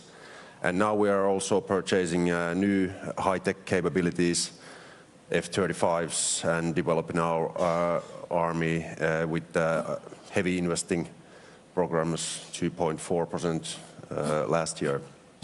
And now it's a new thing for us to do a close cooperation with all our allies. We have done it closely with the Nordic countries, with several partners in JEF cooperation, and with United States for decades. But still, Article 5, that's a new thing for us. And last year, when we joined to NATO, everything has gone smoothly. We have been integrated really fast to NATO, to our kind of a common defense system. And that's why we are really happy to see the results from this summit. We are taking a stronger stance with the collective defense, and also the Finnish integration into collective defense has been really smooth. Wonderful. Thanks very much. And I should note that you're going to have to leave us a little bit early, so if he walks off stage, I didn't offend him. He has somewhere else to be. But Minister Graham, let's maybe come up to you next. A lot of focus on NATO's eastern flank, the war in Ukraine for obvious reasons. But Norway's often been oriented to the high north. And of course, there's increased geopolitical competition in the Arctic. Tell us a little bit about why we should be focused on the security challenges in the high north. Why could a conflict with Russia escalate into the high north? How should we be thinking about this? You know, we have a border with Russia. We have never been in conflict with Russia, but we see their will to use force against another peaceful neighbor of them. And Russia is always the point of interest when we think of our defense planning. And just a few miles across the border, we have one of the world's non-Western largest nuclear bases. Russia has much of their strategic nuclear weapons, nuclear submarines and so on the Kola Peninsula, just across the border. And this basing complex increases in importance for Russia these days. Much of their conventional forces on the land has been sent to Ukraine, and they are depleted there. They are killed, but they have most of their nuclear forces, their submarines, their airplanes intact. And with the difficulties they face in the Black Sea with their naval forces, the Baltic Sea is more of a NATO lake, you could say. Then the Northern Fleet and their basing in the Kola Peninsula is even more important for them. They, of course, want to defend and protect these capabilities. So it's, for us, it's very important to have situational awareness, to have presence in the High North, follow the activity. This was also a very important part. We had just presented and had a unanimous support in Parliament for our new long-term defense plan. Increasing the situational awareness when it comes to the space domain, to maritime surveillance, intelligence, to being more present with the naval forces and so on. I think this is a very important part of the deterrence. We want predictability and stability in the High North. We welcome more allied activity also in the High North. At the same time, we want to calibrate this and as I said, have a stability and predictability.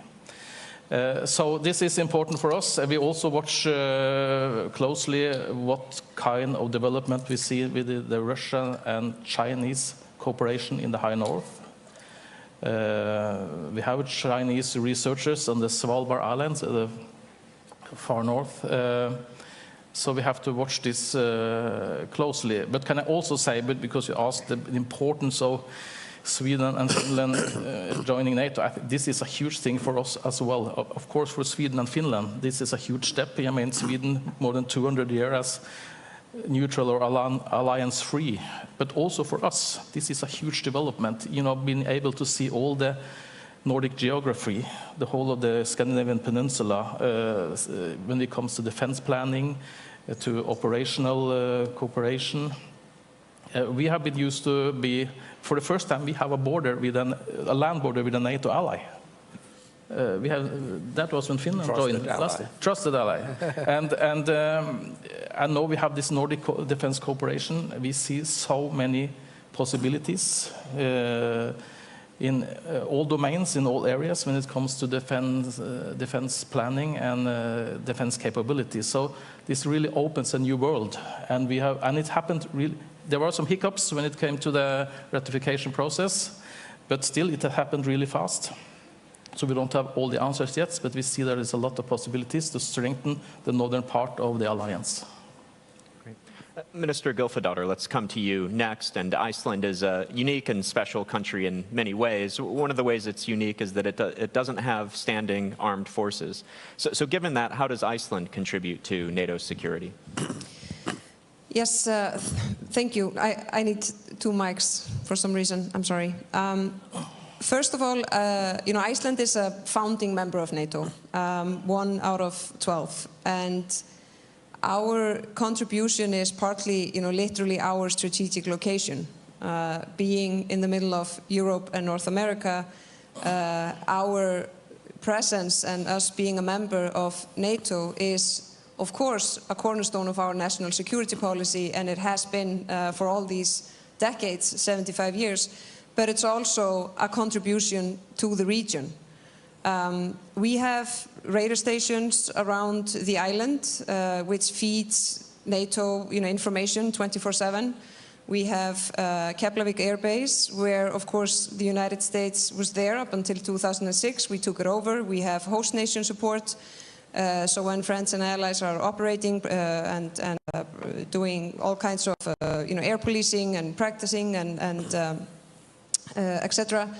And we have from the U.S. Submarine surveillance, which again, with the increased capable of mobility from Iceland, it's not only a question whether it makes us safer in Iceland, but what does it mean for the region? What's our contribution in that regard?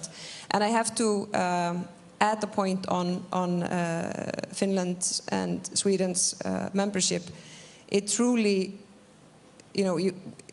it truly matters tremendously, both, of course, for Sweden and Finland, but also for the region. And not only the Nordics, the same goes with the Baltic states, the region itself, and for NATO.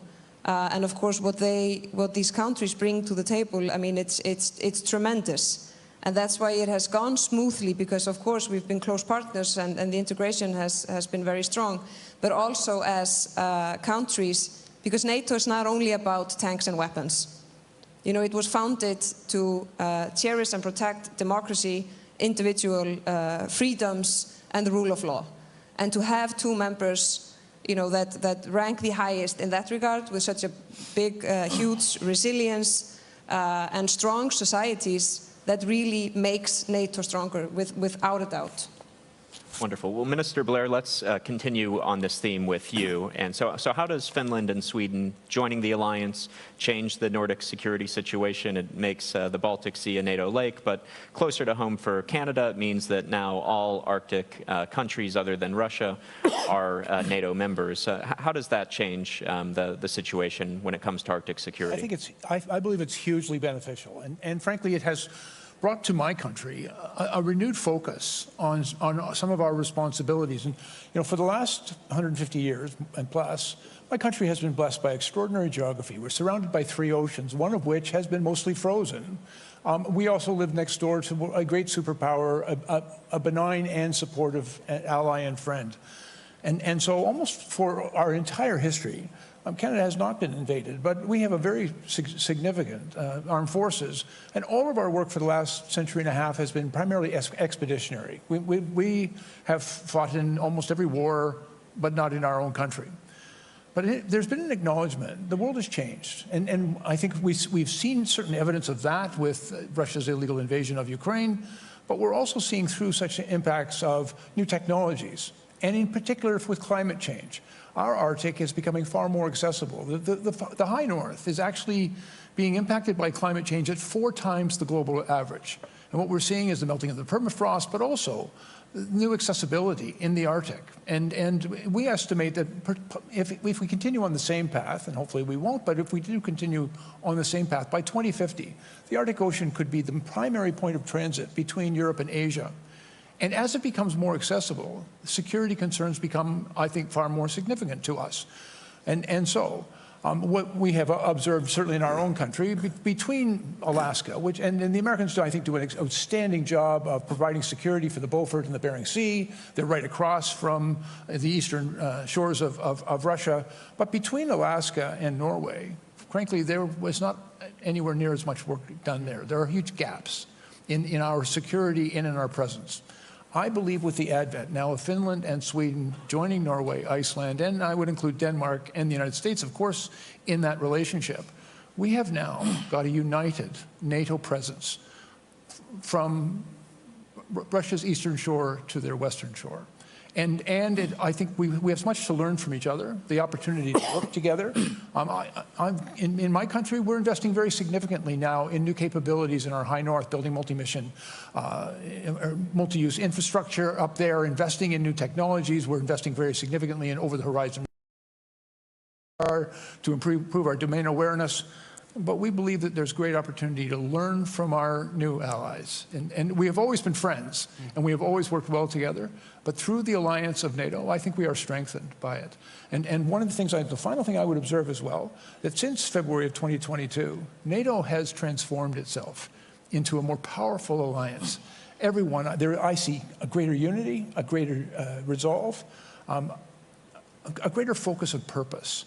And I think that strength and that unity can be applied in all domains of risk, including potentially in the high north and in the Arctic. Okay. Wonderful. Well, you talked about investments, so let's pick up there. One of the major themes, of course, of the summit is deterrence and defense. We have new regional plans. We need to get the capabilities to make sure those plans can be implemented. And so part of that is burden sharing and making sure all allies are contributing. Some of the countries here are at 2%, some not there yet. I'm wondering if you could talk a little bit about burden sharing. For those of you who are already at 2%, what is your strategy for staying there? What are the capabilities you're going to provide? And for those of you who aren't there yet, what is your strategy for getting there? And I'll throw that open to the group.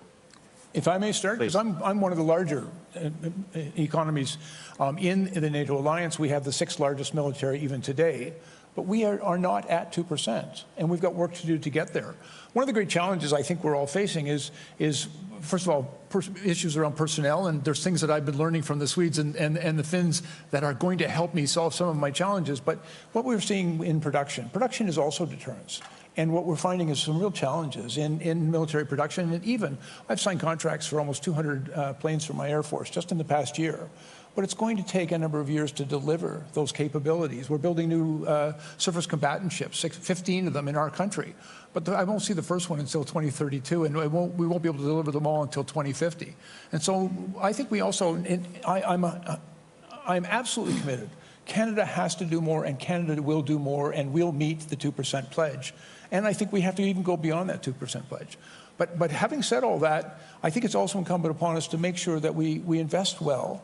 And part of the unity of NATO, I think, creates opportunity for us. Just earlier today, I entered into an agreement with Norway and Germany because we have agreed to work together on issues around production and meeting those targets so that we can go back to our respective constituencies and say, yes, we're doing what is required. We're going to invest the money that we need to invest, but we're going to do it well. And then we're going to create real value. And by working together, I think we're much better than working apart. Looks like some others wanted to come in. Minister Johnson, please. Sure. We increased our defense budget with 28% this year after decades of underinvestment, and we doubled our defense investment during these last 5 years, and we are at 2.2%. But 2.2 doesn't get us very far. We're going to get new capability targets already this fall, and which are going to be demanding because we know we will have deficiencies all across the alliance when it comes to air defense, when it comes to available ground forces, focusing on enablement, autonomous systems, and so forth. So 2% is certainly a floor, but it's not the ceiling, and we are going to be investing heavily also. We have a trajectory up to 2.6 by 2028. Now, that's one of the challenges. The other one is the defense industrial base. And in all honesty, right now in Europe, we have a defense industrial base that's shaped for peacetime situation. And then we look at the war in Ukraine. And the war in Ukraine is a war of attrition, i.e. a war of warehouses. So I think there's lots of things we need to do in order to ramp up industrial production. That means spending more and spending more together, meaning placing large orders. That's going to be a demand signal for the industry so they also can beef up their production. Because right now we're challenging with increasing prices at the same time as the lead time for us to get the platforms and systems is very long. Before, if you would ask us a decade ago, we would say there would be very little money, but lots of time, because people didn't think there would be war. And now there's much more money, about 100 billion, and of course 23 allies now being at 2% or more, but there's little time because due to Russia's behavior, its full-scale invasion of Ukraine, its propensity to use military force, its low, and the fact that it take political and military risks and so forth. So I think there's a sense of urgency within the alliance, and we need to more also on the industrial side. Mm-hmm. Minister Graham, please. First, we have to acknowledge that the last decade, the defense spending between the NATO allies has increased year by year, every year. That's a good development, and I'm also very happy that on 23 countries now reaching 2%, and I'm happy that we are one of them this year, past 2%.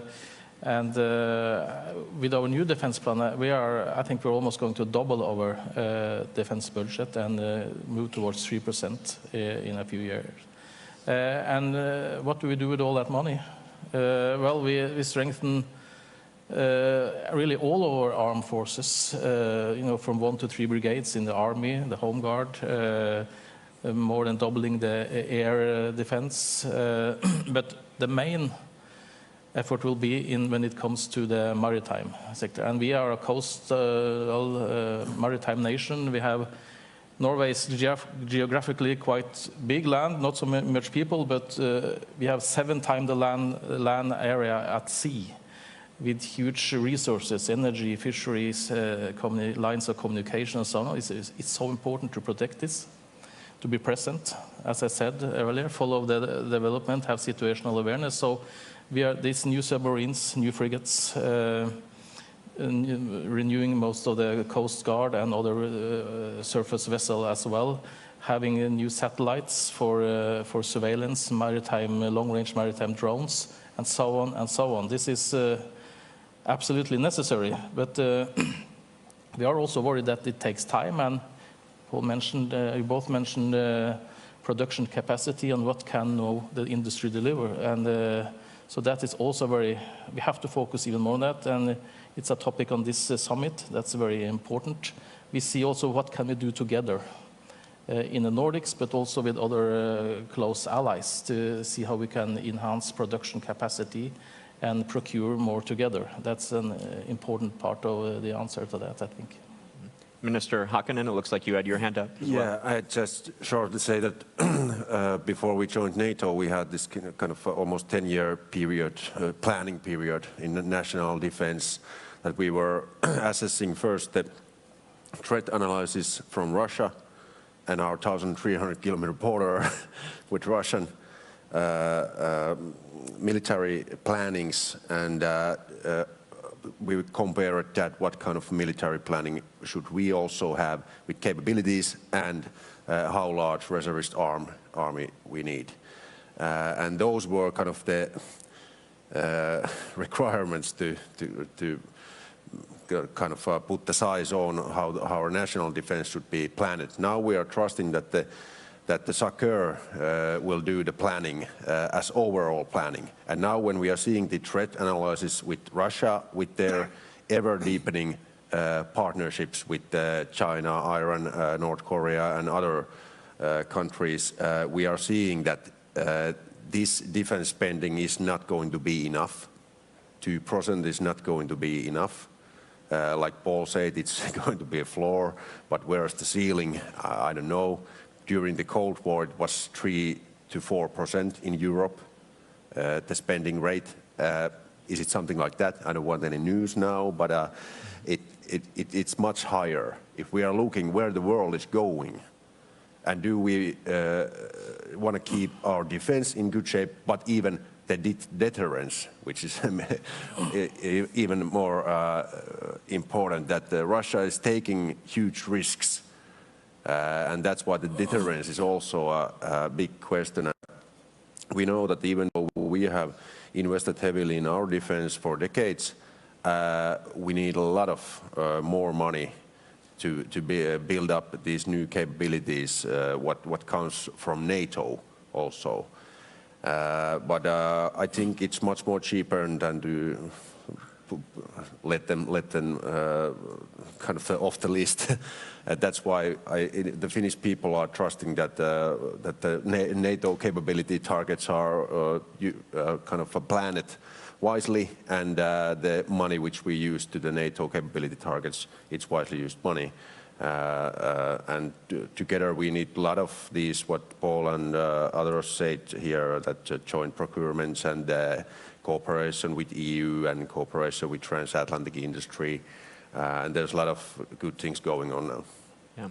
Well, you said the 2% may not be enough, and in fact, I was talking to one defense official recently who said, according to their internal calculations, to get the capabilities needed to implement the regional plans, it might take something more like 3.6% across the alliance to get there. So I think maybe we all have to do more, maybe even in the United States. Roger Wicker calling for a major increase in the U.S. defense budget. So I think we all can do more. You mentioned your long border with Russia, and of course, a lot of focus on the Russia's conventional threat, but there's also the hybrid threat, the disinformation, the cyber attacks. Because of that, a lot of focus in the alliance on resilience. And at the Atlantic Council, we're setting up a new national security resilience initiative, so I'm very interested in this. But I guess maybe we'll start with you, but open it to the group. You have a lot of experience with resilience, your total defense concept. What are the lessons the rest of the alliance needs to learn about dealing with these Russian hybrid threats and how we can be more resilient? Well, first of all, we have a long history with Russia after the Second World War. They have used during the Cold War all their tools and means in this broad spectrum influence or hybrid influence, what do you call it, with all means. And now we are just seeing that they are using, they are doing the same thing, hybrid warfare or hybrid influencing with this new modern age tools. The first thing is that we have in Finland this comprehensive security model where we have kind of participated all our civil sectors and private companies to kind of what's the overall security situation in the society, and all those sectors have a role to support also the defense. And that's a good way to kind of also watch the hybrid influencing what Russia is doing. For example, now we are watching much more tighter restrictions to Russian real estate ownership, migration flows in the border control. Now there's a stricter law also coming to that, critical infra and those.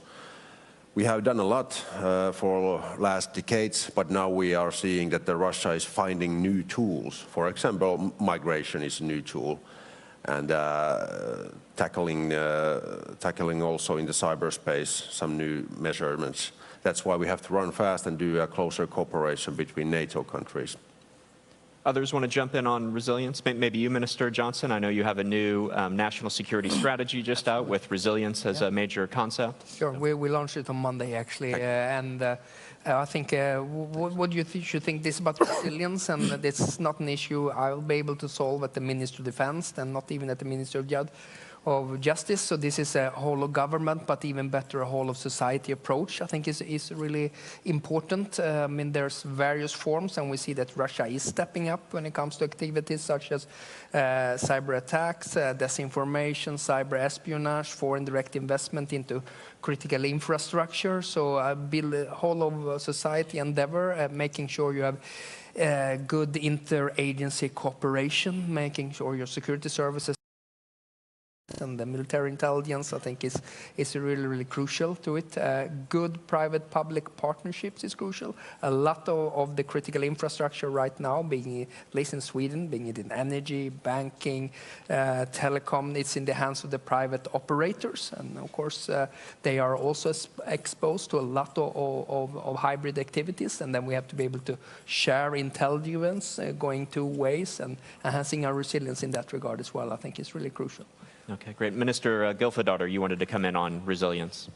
Yeah, just to add some points, because I think societal trust and national resilience, information sharing, and political unity are probably the most important issues to counterattack that. And we have increased the cooperation and information sharing a lot, and I think we need to do even more, because what we're seeing as well as it's really important to look at it holistically.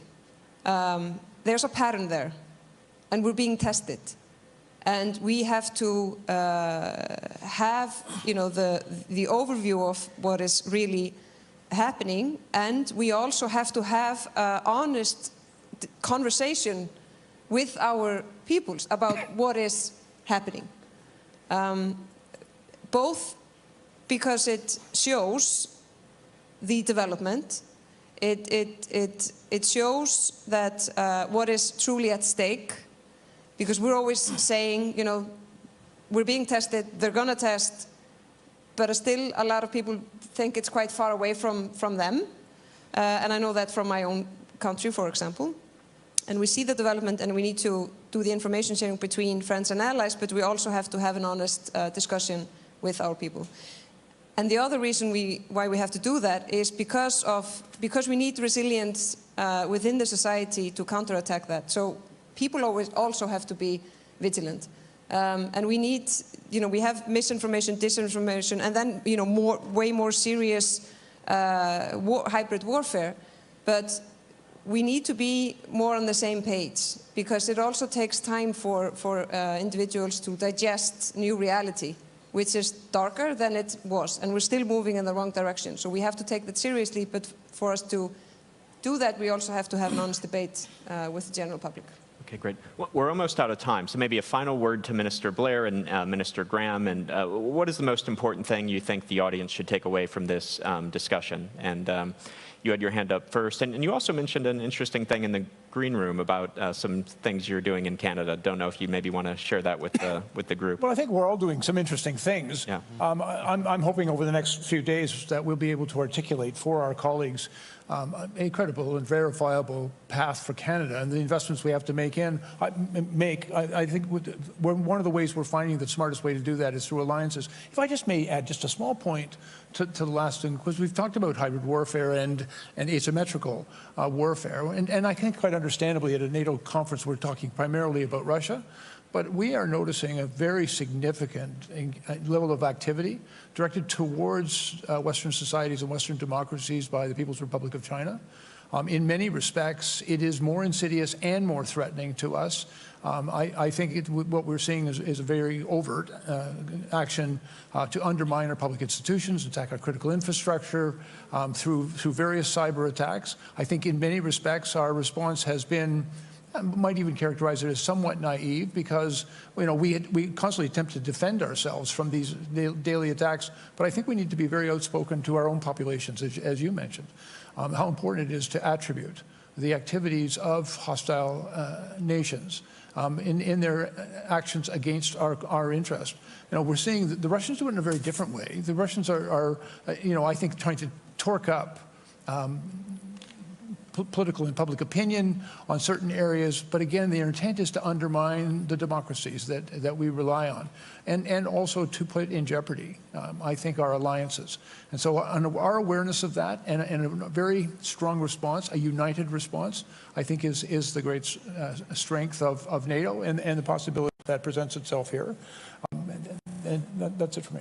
Okay, Minister Graham, final word. Well, yeah, since we're out of time, I just want a few words on the resilience part, and because we are all strengthening our defense forces now, doing a lot there. That is absolutely necessary, but it still isn't enough, because we have to think about the whole of society. Securing the state security, that's one thing, but health security, food security, and civilian resistance is also an important. When we have all of this in place, then we are truly resilient and can be able to defend ourselves. Well, it's been a fascinating discussion. I've learned a lot. I wish we had more time, but I'm afraid we're out of time. So thank you very much for sharing your insights. Please join me in thanking our...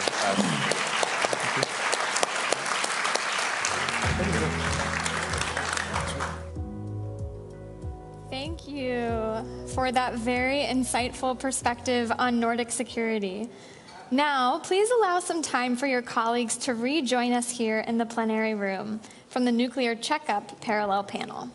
We will resume our programming shortly. Please do not leave the room during a brief pause as colleagues join us. Thanks.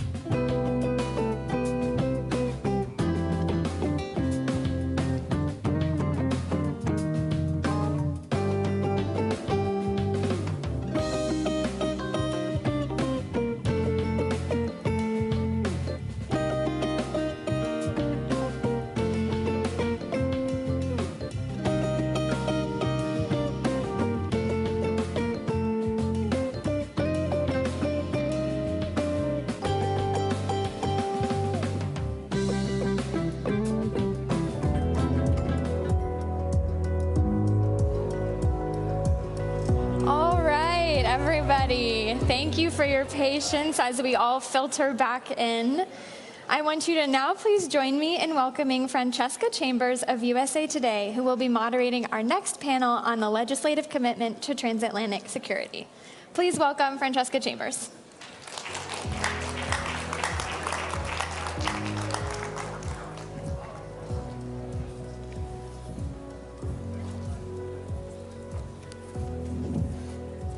Everybody left. And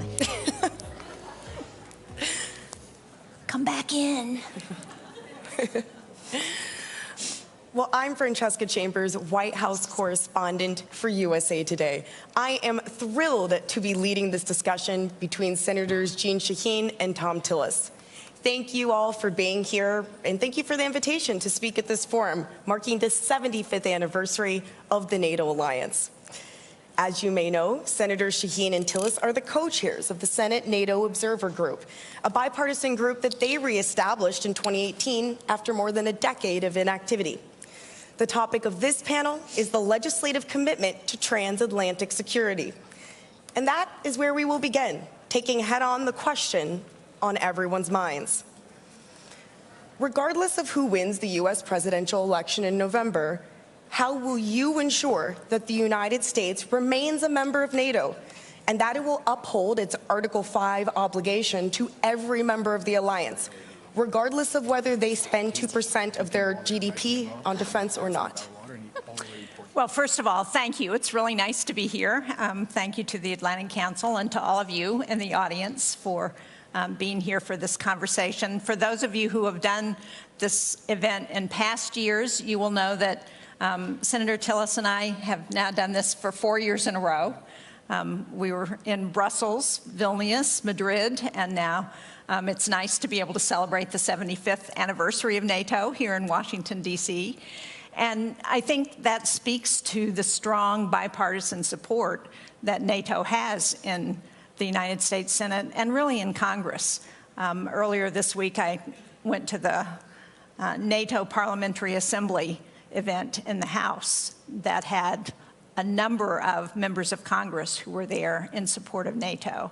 And as you're probably aware, in the last session of Congress, we changed the legislation to require approval by the Senate for any president who wanted to withdraw from NATO. So I think the support is ironclad. Yeah, and actually that clarifying legislation was just that. It already exists. This is a ratified treaty that has existed for 75 years. And the Article 5 commitment, the only time that we have had to mobilize under the Article 5 commitment was when our family of nations came to support the United States in Afghanistan in the war on terror. So, you know, we're in the political silly season here right now. And you have to deal with campaign rhetoric.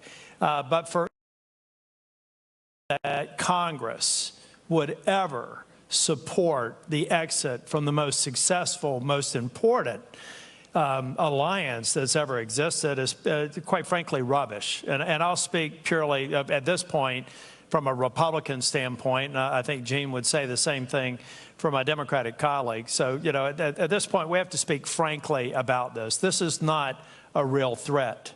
This is something that is used as a political device to create the fear and uncertainty and doubt. And I'm an elected official. I understand that. I don't know that I would ever use it. But let's just be very clear. This is not something that's in the cards. And I do remember when we went to Brussels, right. I think it was in 2018. Literally when we were on the way, then President Trump said maybe we should withdraw from Brussels. I think we were coming to speak at this event. And I was saying, you know, our institutions of government and the Article 1 institution that we happen to be a part of is very prominent when it comes to ratifying and enforcing treaties. And you should know that the Ukraine vote, the Ukraine supplemental vote, is a good indication of just how strong support for the alliance is, and also, incidentally, for Ukraine.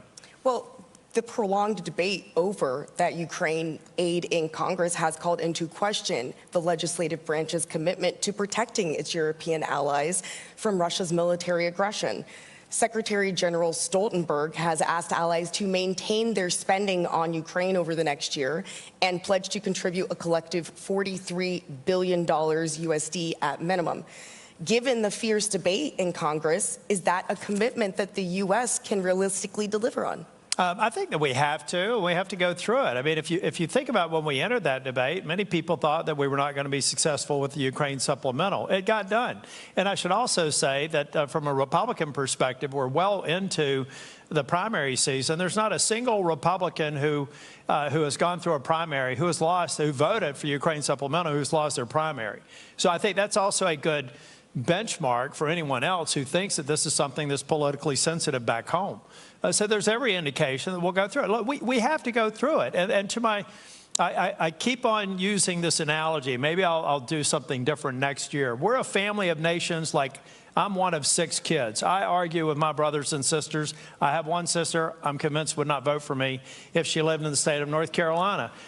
But we care about each other. And when our safety and security is threatened as a family, we come together and we dispense with the disagreements. We've seen that happen.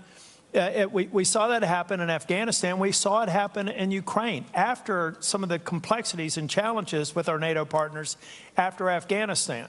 But we have to have a serious discussion about the exposure here. This is not just about achieving a 2% floor. First off, let's dispense with the idea that that's a ceiling. It's not about achieving a floor. It's about take in today's dollars, the dollars that have not been invested in our modernization and our mutual defense and our defense industrial base. I can think of one founding nation that in this century, the amount of money that they have not committed to achieve their 2% minimum obligation is $300 billion in today's dollars. So adjust for inflation, that's $500 billion in modernization that we've lost over the last 24 years. Russia exposed some weaknesses that we're now addressing, but those weaknesses will be buttressed by a consistent commitment to 2%. For my purposes, take that off the table. And then when you do that, almost all the political headwinds that we have to deal with here will essentially go away or be de minimis. Look, I think we will continue to support the Ukraine effort against Vladimir Putin, not just because it's in Ukraine's interest and Europe's interest, but because it's in our interest in the United States. The reason the Ukraine supplemental bill got done ultimately is because a significant piece of it went to our defense industrial complex here in the United States. And as Senator Tillis says, one of the things that the war in Ukraine has exposed is the challenges that we have to get prepared for war, to support our own national security. I had a chance to go to the Indo-Pacific back in March with a delegation. And we visited the Philippines, Vietnam, South Korea, and Japan.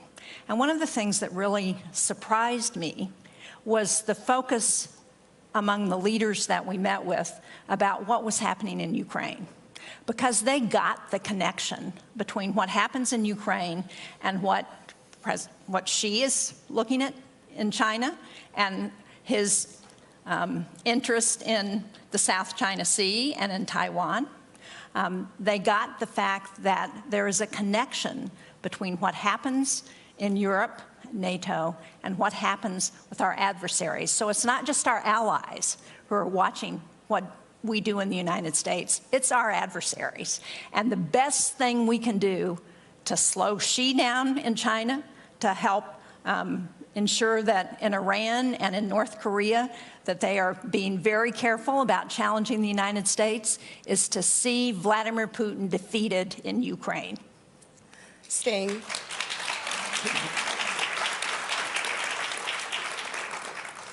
on Ukraine, any future expansion of NATO would require Senate approval.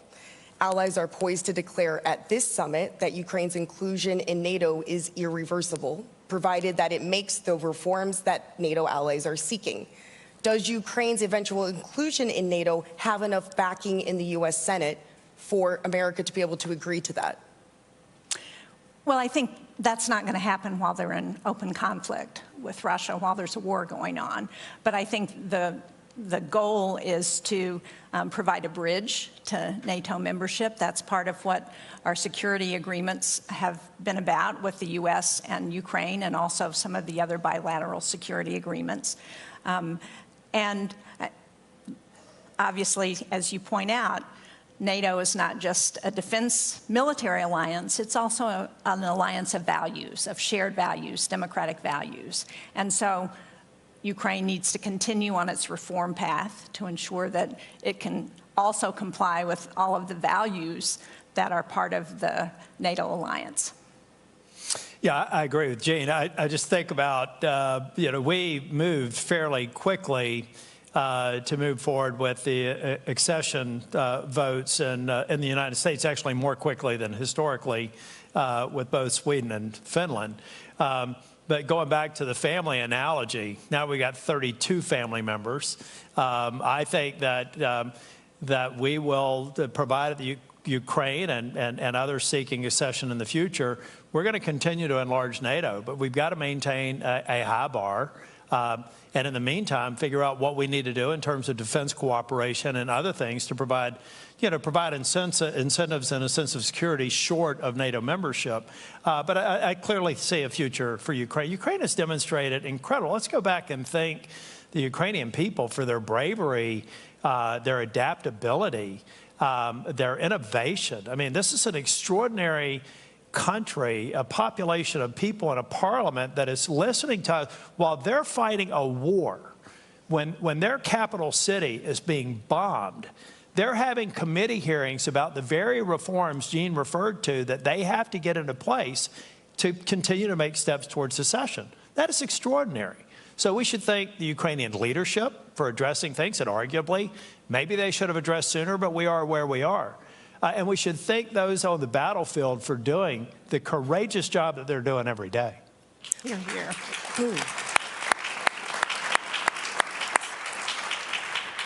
So you're comfortable with that language, irreversible? Yeah. Okay. And I'm really comfortable with Vladimir Putin reading that language. This NATO summit marks the 75th anniversary of the alliance, with cause for celebration among member nations, but it's also a chance for reflection. Change is afoot in Europe and the US, as we've discussed here today. Later this year, the organization will usher in a new Secretary General. For the first time in a decade, what are the biggest threats to the alliance's strength and relevance, politically and militarily? Well, I think when Vladimir Putin invaded Ukraine, he thought he was going to split NATO. He thought it would be weaker. We would not be able to stay unified. And in fact, it's had just the opposite effect. And I think that's the most important thing going forward that we can ensure that NATO provides, is to continue to be unified. And it's also stronger. I mean, not only is it stronger in terms of its compact and the provisions that we are doing in terms of putting more troops on the Eastern Front, looking at interoperability for our equipment and making progress on that, new weapon systems. But it's stronger because we've added new members. The addition of Sweden and Finland has really been amazing. Amazing both because they have changed their internal policy of being more neutral to actually having so many of the highest percentage of their population who wanted to join NATO. And they add a lot of capability as well, both from the geographic location near the Arctic and Finland sharing the long border with Russia, but also because of their capability on the sea, in the air. Tom, talk about your piece on Finland, where you talk about the F-35s that Finland has. Yeah, and I've tried to explain this to some of my members as we were talking about a session with Finland. I said, this country has ordered 65 Joint Strike Fighters. if the United States on a per capita basis were to order the same number, we'd have to have 4,000 operational 24/7. That suggests to me that they're a badass country, and they will be welcome to NATO. Here's the other serious topic that we have to talk about. Ladies and gentlemen, I do believe that Putin subjected us to a stress test that he thought we were going to fail as an alliance. He honestly, there's no way he could have assumed that he would have been successful if he was gaming this out. He had to make a certain assumption with a high degree of probability that there would be fractures in the alliance, and that did not happen. But we also have to understand, we understand a lot of weaknesses. Number one, our intelligence about Russia's capabilities was wrong, absolutely wrong. They have non-commissioned officer corps that's going to take them 10 years to develop. Their weapons platforms are far short of what they should have been, and I'm reminding some of our friends who buy Russian platforms, they may want to dispense with the brochure and see how it actually operates on the battlefield and rethink their weapons sources. But we have to modernize, we have to invest, we have to have latent capability that can be scaled up for the defense industrial base. These are not necessarily things that have to go 24/7, 365 today, but we have to be able to demonstrate that capability, hopefully never have to use it, but it will be an enormous deterrent. But if we don't have it and we get into a live fire situation, we will be dramatically limited in terms of our response without addressing elements of the stress test that were not relevant to what we've done in Ukraine, but would be absolutely relevant if we had to come together and satisfy our Article 5 commitment. You know, the other thing that NATO is working on, and I'm really excited about this because I've been involved in the U.S. in women, peace, and security, and I know there's going to be a panel after this one talking about this. But you know, back in 2000, the UN passed a resolution on women, peace, and security that basically recognizes that women need to be integrated into all aspects of what we're doing. NATO is working on this. They have a proposal that they're presenting this week on implementing WPS into all aspects of their operability, which is really critical. And it's based on the recognition that when women are at the table in conflict negotiations, that those negotiations are 35% more likely to last longer than 15 years if women are part of that. That's one of, there are a number of other data points that show the connection between women's participation and empowerment and stability in societies. But that's one that I think is really critical, and it's exciting to me as the sponsor of this legislation in our Congress back in 2017, and as we're the first and only country that has implemented this legislatively, and to see NATO adopting it and really fully implementing this policy is important. I'd like to go back to something.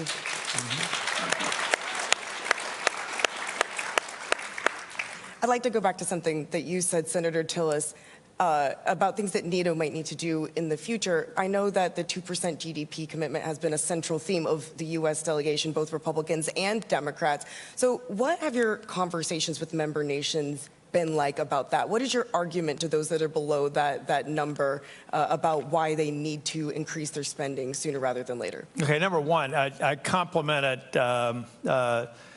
Finland. I should also say that Sweden also brings a number of capabilities, particularly their power projection in the Arctic. So, okay, so I don't want anybody to think I'm favoring them.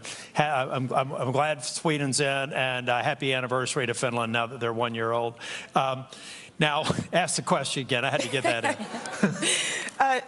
What has your conversations been like with member nations that are below the 2% GDP? What is your argument to them to increase that spending? The reason why I try to use the family analogy is to make it very clear I care deeply for every one of the other 31 members of NATO. This isn't a discussion of criticism. What I hear from some people, it doesn't play very well back home. You know, they want us to spend more on this policy or that policy. I said, have you explained to them that their personal safety and sovereignty is a part in increasing that? improving their safety, improving our collective ability to even deter an aggressive act by making this investment? Have you really connected with your population in a way to make that understood? Because if we don't continue to press on it, then why should anyone else who's struggling politically continue to pursue the 2% or more? Why can't, I mean, we can't afford in the world that we live in today to get back to single-digit members contributing 2% and considering that a ceiling. We have to dispense with that and communicate it in terms that the population understands. I would love to spend resources on other things that address domestic priorities, but we only exist as free nations and are able to implement those policies because we are sovereign and we are secure. National security is a prerequisite for long-term democracy, and we have to communicate it that way to diffuse the politics and eliminate that. I'd love to have a NATO conference where we're not talking about the 2%. 30% of the dialogue this week would probably be about fair share or burden share. Let's get past that. Talk about modernization. Talk about industrial base expansion. Talk about deterrent effect that comes from the amount of money that we're spending on modernization, interoperability, defense supply base. Let's get to that point. I agree with Senator Tillis. I mean, I'm not going to disagree. I think one of the other arguments that I have used with some of the countries that still need to get to their 2%, and there are a couple that don't have a plan to actually do that yet, and we're hoping to see those plans this week, is that it allows us in the Senate and in the U.S. Congress to take that off the table in terms of opposition to whatever might be happening in NATO. And it allows us to stay focused on what the real issues are, which is defending, I really want to make Europe sure, yeah, I'm sorry, Jen. I really want to make sure that we understand numbers here, because 2% doesn't sound like a lot. But I used one example of a nation that is below 2% and has been below 2% just in this century. And the delta between what we believe they should be paying and what they paid is $300 billion. Ladies and gentlemen, let's aggregate the others and say, what if all had been paying 2%? What would 2 or 3 trillion more dollars over the last 24 years have created in capabilities? Who knows? I mean, you know, it's only guessing, but if we had put 2 or 3 trillion more dollars into our mutual defense over the last 25 years, would Ukraine have even happened? One has to ask the question. Yeah, it's about deterrence. Yeah. And defense. Well, other than that, I don't have an opinion on it. Well, let's talk about the next 25 years then. How should the NATO alliance approach the Indo-Pacific in light of the military aggression that we have seen from China in the South China Sea? Well, I think one of the exciting things that's happened over the last 3 years has been the addition of those 4 Indo-Pacific nations to, they're not NATO members, but they are participating in the NATO summit. The compact, the NATO compact coming out of Madrid talked about China for the first time and the threat that China presents. And I think having those partners in the Indo-Pacific who recognize the connection between what's happening in Europe and the potential for what happens in the Indo-Pacific is really critical. And again, as I said, what we know is that they are watching what happens in Ukraine, that China is watching what happens in Ukraine, because it has an impact on what President Xi might actually do in Taiwan. They see the connection. If Putin is successful in Ukraine, what's to prevent Xi from going into Taiwan? So it's connected, and they understand it. It's not by accident that Japan has announced this year that they're going to double their defense spending, because they recognize the challenges to their own security that China and North Korea present. I actually think having the IP4 here since Madrid, right? Yep. There was a funny story. We were meeting with the Japanese delegation, went to the wrong Marriott, but we finally got there and had a wonderful discussion with them, welcoming them to the NATO summit. But having the IP4 now for the third year, China's watching. You know, I don't know that China is necessarily concerned with quantitative differences between our arsenals and theirs, or maybe even qualitative differences, but we know that China is concerned with our alliances.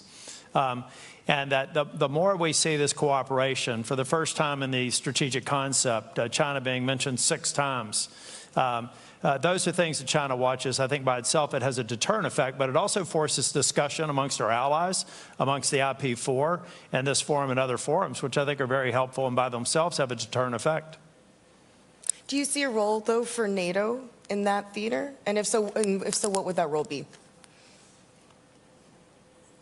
You know, I for one thing, I don't want to get into NATO necessarily becoming a global alliance. It may be. I mean, in terms of the United States, the world is small. And I think increasingly our colleagues in Europe feel the same way. But I don't want to get into the complexity of making NATO a global sort of alliance. I think that we could have something short of that and have other agreements, alliances that make sense for that part of the world.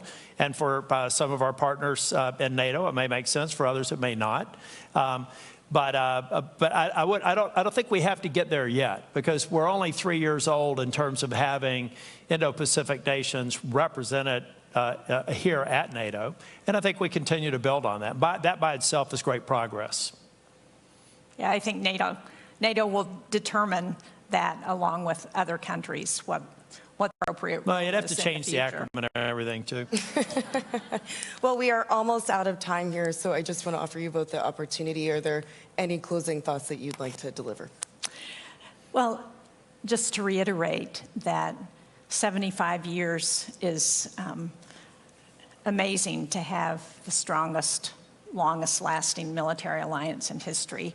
I was talking to the president of Kosovo yesterday, President Osmani, who was talking about Kosovo's liberation or freedom as an independent state being one of the biggest successes of NATO. And she said, you know, 25 years ago, we became a country, and my children are the first generation that hasn't had to struggle with war that we can remember in our country. Well, I hope that 25 years from now, we will be hearing from the people of Ukraine that their children don't have to worry about war because of NATO's support for Ukraine. Yep. You know, the message, it's perfect timing for the NATO summit to be in the United States, because a lot of people, like I had my opening comments, are wondering whether or not, you know, there's a risk to U.S. involvement in NATO. I mean, we need to dismiss that. And I'll give you various data points. The number of people who were so supportive of accession of Finland and Sweden was extraordinary. It was never a discussion. We didn't have to work hard to get support for that. That's pro-NATO, right? Because we're talking about accession and expanding NATO. Ultimately, what you saw with Speaker Johnson, in spite of all the political headlines and everything else, you saw Speaker Johnson support the supplemental over the objections of some of the members of his conference in a very tumultuous time. That's another demonstration of long-term commitment to NATO. I think what you see in the Senate, the very strong vote for Ukraine supplemental, is another indication. So I hope you all leave here recognizing that our democracy is a messy one, but it's been relatively successful. And I expect it to continue to be very successful, and I expect that to also continue to be an unqualified support for the most extraordinary treaty that's ever existed.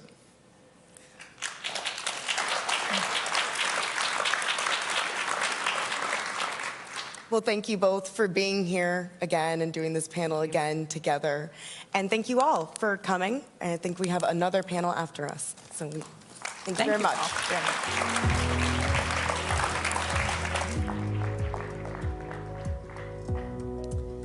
Thank you, Senators and Francesca, for such an interesting conversation on peeling back the layers on the legislative perspective on the transatlantic relationship and an irreversible path for Ukraine to NATO membership. Please now join me in welcoming Andrew Desiderio from Punchbowl News to the stage for our next session on women, peace, and security, the role of women in leadership.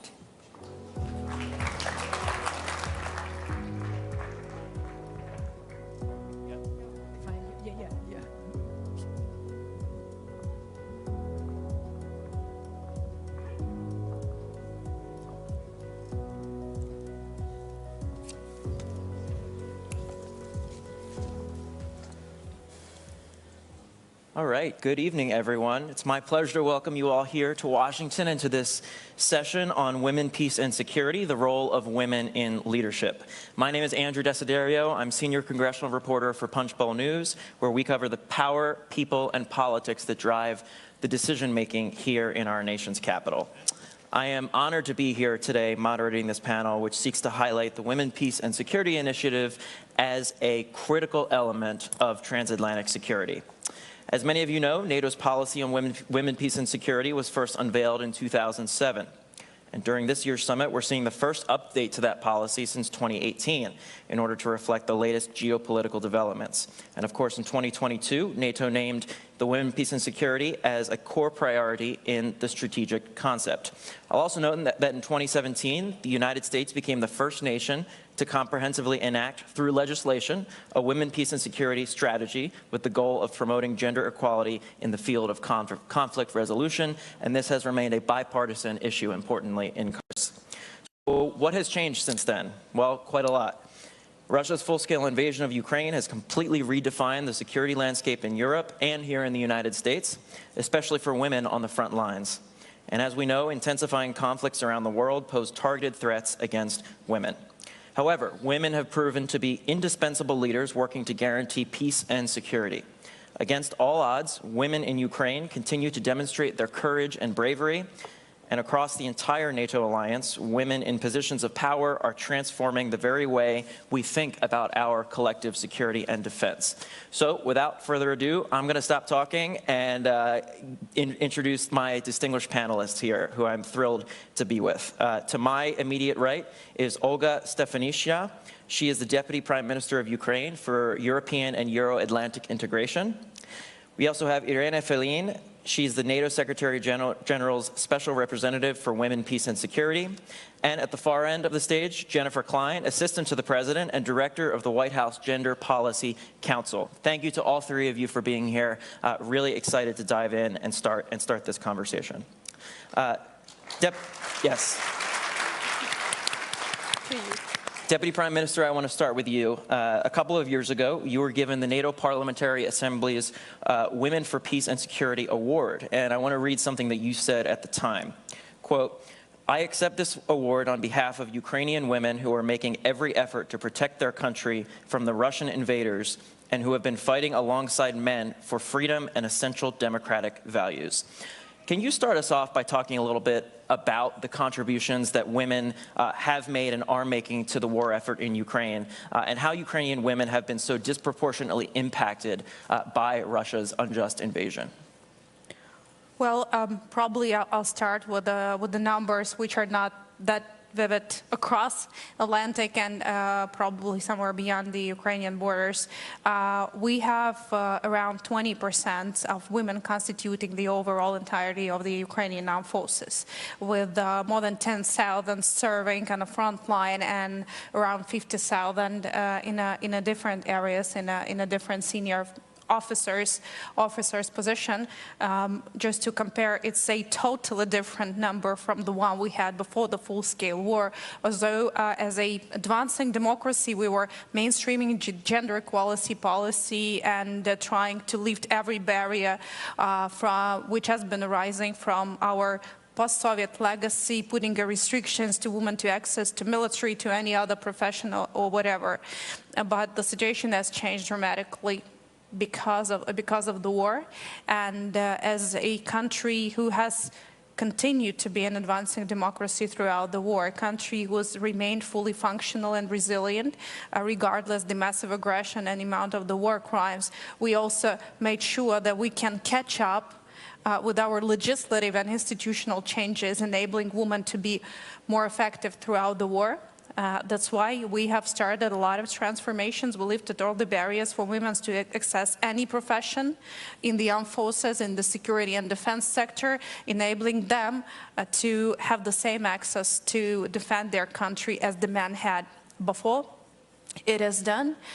We, of course, reinvent the woman's role in recovery and reconstruction of Ukraine as we're going through a mobilization period where we need a mobilization to be scaled up, to be capable to defend and win back our territories. So, and mostly conscription addresses the man, and that's why but the recovery needs are not getting smaller. So we have a massive program, which means that women would get more access and more engaged in the recovery and reconstruction process. But of course, with the around 6 million of people who had to flee from the places they were living in Ukraine, whether it's to the other parts of Ukraine or Europe, the vast majority of them are women and children who had to save their lives and their families. They lost their lives basically in a very moral way of this understanding. Many women are still facing a lot of challenges because their families are split, because men are serving in the armed forces. These are the same men who were designers, painters, technicians before the war. These are different people. So there are a lot of challenges related to that. And also we are working hard to work with those families who are with the men and the women who are coming back from the combat experience, and their reintegration back into the society is really different, and it's really hard to keep the family going from this very challenging period. And that's all the complexity of things we're thinking about. But also, moving through these challenges opens the priorities for ourselves. We have started to advance and pioneer a lot of new experiences, and with Iran together, I think we have invented the new NATO standard, which is a female uniform and everything related to enabling women to serve in the armed forces equally, not on the paper, but not on the front line, but also according to the procedures and the standards. And NATO is about to launch and finance a new massive project which will sponsor the development and production of the female uniform and everything related to that. So Ukrainian women will feel that they are not serving because of their desire, because the country is proud of them and make sure that they're part of it. So many things are going on, but I think from this point, when the full-scale war started, we all were standing as a nation, as one, women and men, elderly and younger one. And of course, I think the major element of morale for all the people serving on the front line is that those families who keep the country running, and these are mostly the women of Ukraine. Thank you very much for sharing that with us. I think it's a very good foundation for the conversation we're having today. Special Representative Feline, I want to go to you next on something that the Deputy Prime Minister set us up for, actually, the modernization this year of the WPS policy. You were at the State Department yesterday with Secretary Blinken. You spoke about this. Can you talk about the updates to the policy that are being rolled out this year, and also how they're going to be implemented? As you mentioned yesterday, yes, we were at the Department of State to prepare, to set the stage for announcing the new policy on WPS. Let's make a step back and go to the other policy, the one you mentioned that was in place since 2018. The world has changed, the security environment has changed, and therefore there was a tremendous need to have a document that was fit for purpose. This does not only apply for the strategic concept and the other policy, this applies to women, peace and security as well. And Therefore, the first step was to make sure that the language was integrated in the new strategic concept. For the first time, the current strategic concept makes a reference to the importance of integrating women, peace and security across the 3 core tasks. And then following this the first important decision, we worked to have a new policy that could really reflect that the new posture of NATO, which means that shifting the focus from a crisis management, where it was mainly a stage where we were integrating gender perspective, deploying gender advice, and to look into what is today the core business of the alliance, which is deterrence and defense. So the new policy is framed around the 3 core tasks.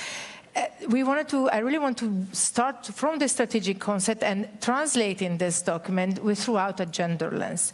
And that's very important to speak the same language that our political leaders and military leaders speak. Because one of the problems when we talk about gender equality in the documents, that the language that we use, especially when we are in the defense and security context, does not speak to our leaders. It's very important, that's what I'm learning in my mandate, that we come with concrete examples and projects that really resonate, especially with our military colleagues. And the project that Olga mentioned, it really worked in this way because I could get the attention from the military, because when we talk about other less concrete dimension of the agenda, it's more complicated.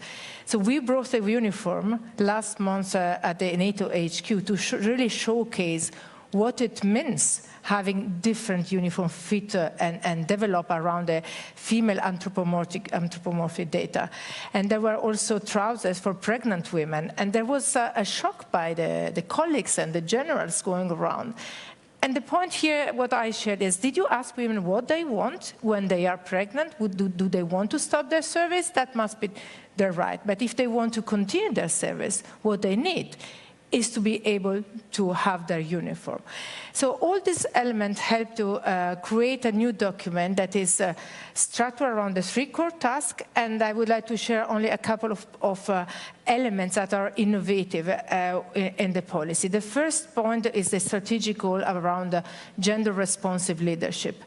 We have the tendency, it's almost 25 years since Resolution 1325 was adopted, to see this as an agenda about women for women. But in a security environment that is still male-dominated, we need men to be gender-responsive leaders. So that, for me, was the first goal. We will not achieve results and our goals if we don't work together. And this is really the main point that, for me, is the fundamental of the agenda. And then, all together, we will implement this across the core tasks. And we have new elements coming in, such as gender disinformation and misinformation, the impact of new technologies, artificial intelligence, technology-facilitated gender-based violence, all those elements where we, as an alliance, are advancing a lot. And so the policy will support our work to make sure that we will not create more discrimination, but on the contrary, we will advance gender equality. I want to pick up on that, actually. You mentioned gender-based violence. Director Klein, you advised President Biden on a range of topics, from gender-based violence to women's economic security. So your role in the administration is quite broad and far-reaching in terms of the topics that you advise the president on. Can you talk about how NATO's Women, Peace and Security Initiative factors into all of that you do at the White House? Yeah, first of all, thanks so much for the great question. It's great to be here with both of you. One of the things that the president felt very strongly about when he created the Gender Policy Council, which he did by executive order in March of 2021, and I've been lucky enough to lead it ever since, is that the work needed to be both global and domestic, because while contexts are very different, so many of the issues cross borders. And one of those issues, as you well point out, is gender-based violence. So we work at the Gender Policy Council on intimate partner violence. The president will very proudly tell you that he was the original author and co-sponsor of the Violence Against Women Act in 1994. And we were able to reauthorize that, speaking of bipartisanship, with bipartisan support just last year. But there are issues like conflict-related sexual violence, which is core to the work that, that NATO and the Women, Peace and Security policy that NATO has put out. And that the allies are going to adopt this week, which is very exciting, that are about how women need to be protected, women need to be free from violence, and that there is a direct relationship between that and the ability of a democracy to function. Irina raised technology-facilitated gender-based violence, which I have come to refer to as the 21st century latest form of gender-based violence. And it's very important you emphasize, you said this, but I will emphasize your point, that while the NATO policy that the allies are adopting this week is similar to what has come before it and acknowledges the importance of the status of women to the stability of nations and understands those linkages and understands that meaningful participation and protection and leadership are core. It reinforces that. It also addresses these very new security challenges like technology-facilitated gender-based violence. Deputy Prime Minister, I want to come back to you because I'm wondering what you want to see from the allies out of this year's summit in terms of the Women, Peace and Security Initiative. What steps do you think need to be taken in order to not only elevate women's participation in the peace and security process, but also to support women and girls who, as you mentioned before, are contributing so much to the war effort for you guys in Ukraine? Well, probably I could have focused on something related to women, peace and security, I think, but I think the best response we can get is to bring more air defense capabilities to Ukraine to save Ukrainian women and children from being murdered by the Russian Federation, by Putin, but also for those women who has been tortured and raped in the occupation by the Russian Federation is the justice. I think these are things which are really, really important, and all the other things, Ukraine will do it itself. Absolutely. Special Representative Filene, I want to try to put the new policy into the context of Ukraine. One of the things that was announced yesterday at the State Department was that it's going to be able to provide bulletproof vests, body armor, and combat boots for women in Ukraine. Can you talk about what that means for the on-the-ground situation in Ukraine and how that is all going to be spearheaded through the WPS program? This project we just mentioned with Olga before, it's particularly important first because it will support the service women in Ukraine and their ability to fight and be at the same time better protected, because especially when it comes to the bulletproof vest, the one that they are currently using are done around male body, and they are too heavy and they don't fit to the women's body, which means that if you don't move comfortably, you are not able to fight and you are at risk. But then this was extremely important when it comes to my work and the work that the Alliance is doing when we talk about integrating gender perspective and implementing the Women, Peace and Security agenda within everything that we do at the Alliance. The division that covers the work on the comprehensive assistance package, that is the mechanism throughout which we will fund the uniform, is the operation division, which is not under my responsibility. So this project is particularly important because it's really a concrete example on how we could work together in synergy and with the other colleagues across the House, and as a teamwork and a team effort with our colleague in Ukraine, respond to their needs, because the comprehensive assistance package is based on Ukrainian needs. So identify the needs, listen to women there, talking with the Minister of Defense, listen to how they were already addressing the problem, and then bringing the project together and have allies support this. For me, it's really a success story. But other important elements that have changed since the full-scale invasion is also how we analyze the conflict. Something that was not happening at the beginning in the first week was to integrate a gender perspective in the conflict analysis. And that is something I started 4 weeks before this full-scale invasion. So I had to learn very quickly and then to see how we had to integrate this. And the alliance had to adapt to this as well in terms of having the weekly briefing and monitoring the situation and developing the support. And that's how to work closer with intelligence, for example. And this is something where we have to increase our research and change our way of doing our business. So the Women, Peace and Security agenda is an agenda that is not static. When it was endorsed, adopted the resolution in the year 2000, there were some priorities. They still remain the same. Talking about participation, I was thinking how the language changed. Refer to what you were saying, Jen.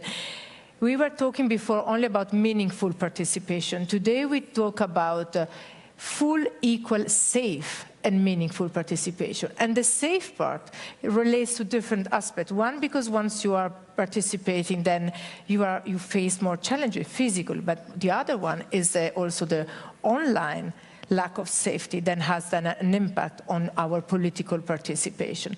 So there are different ways. So we also need to adapt on this new way of working, and that's why the new policy is extremely important, because it is the tool that will enable me as the main focal point for the Alliance and our colleague to better support Ukraine in the months to come. Director Klein, I know we've touched on this a couple times so far, but the event yesterday at the State Department in which Secretary Blinken, Special Representative Feline were there to sort of talk about and unveil the modernization of this policy. Clearly the administration is committed to it, and the president, when he comes to these summits, obviously has a lot of competing sort of priorities, right? The Deputy Prime Minister mentioned the need for air defenses in Ukraine, obviously a major point of discussion here at the summit this year, and of course the last couple of summits as well. I'm wondering if you could give us some insight into the president's thinking on all of this, especially since there are so many priorities that are competing for his attention at the NATO summit every single year when it comes to specifically the Women, Peace and Security Initiative. Well, as I said, the existence of the Gender Policy Council is sort of, one proof point of his commitment to this set of issues. The other thing is, both in the military and in his own government, he has really prioritized women's leadership. Obviously, we have the first female vice president. We have the first gender equal cabinet. He appointed the first black woman to the Supreme Court. And as I said, really coming from the top, him and from the vice president, to create a gender policy council. The first thing we did was create the first ever, for the United States, national gender equity and equality strategy. And one of the pillars of that strategy is the importance of women's leadership and political and civic participation. So this has been a priority for him since day one. And in particular, when you think about the military, we know that participation and inclusion and retention and advancement in national militaries is critical, including our own. So again, one of the things he did early on was make sure that our own military includes women and includes opportunities for women to really grow. So, to your point earlier, one of the first things he did was create an independent review commission on military sexual harassment and assault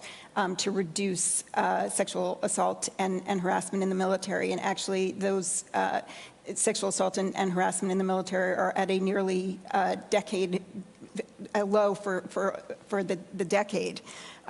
nearly a decade.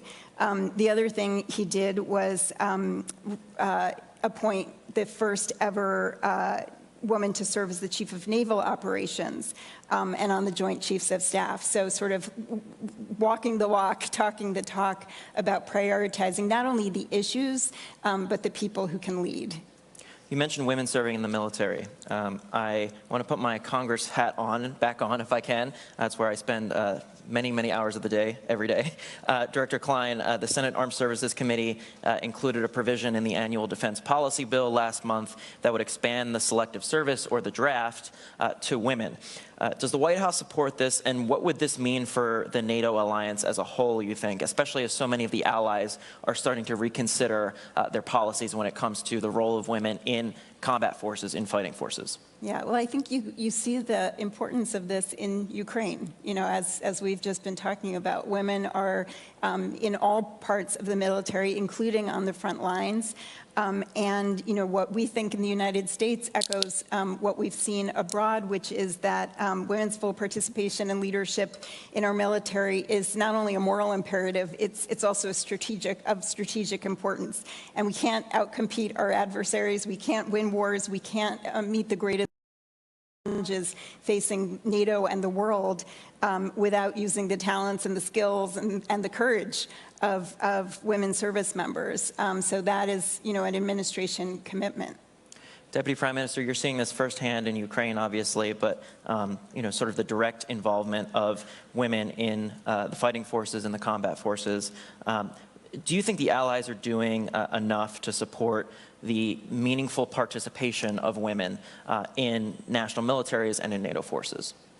Well, we have been thinking about ourselves, and I presented a pretty wide picture of what we have learned. And just as we're sitting here, North Atlantic Council has released its statement, which precisely says that Ukraine is the major source of innovative experience of the warfare. And I think the gender elements and the gender equality and the gender aspects of serving in the armed forces and the access to the armed forces and representation are also the enormous source of data and information to learn from Ukraine.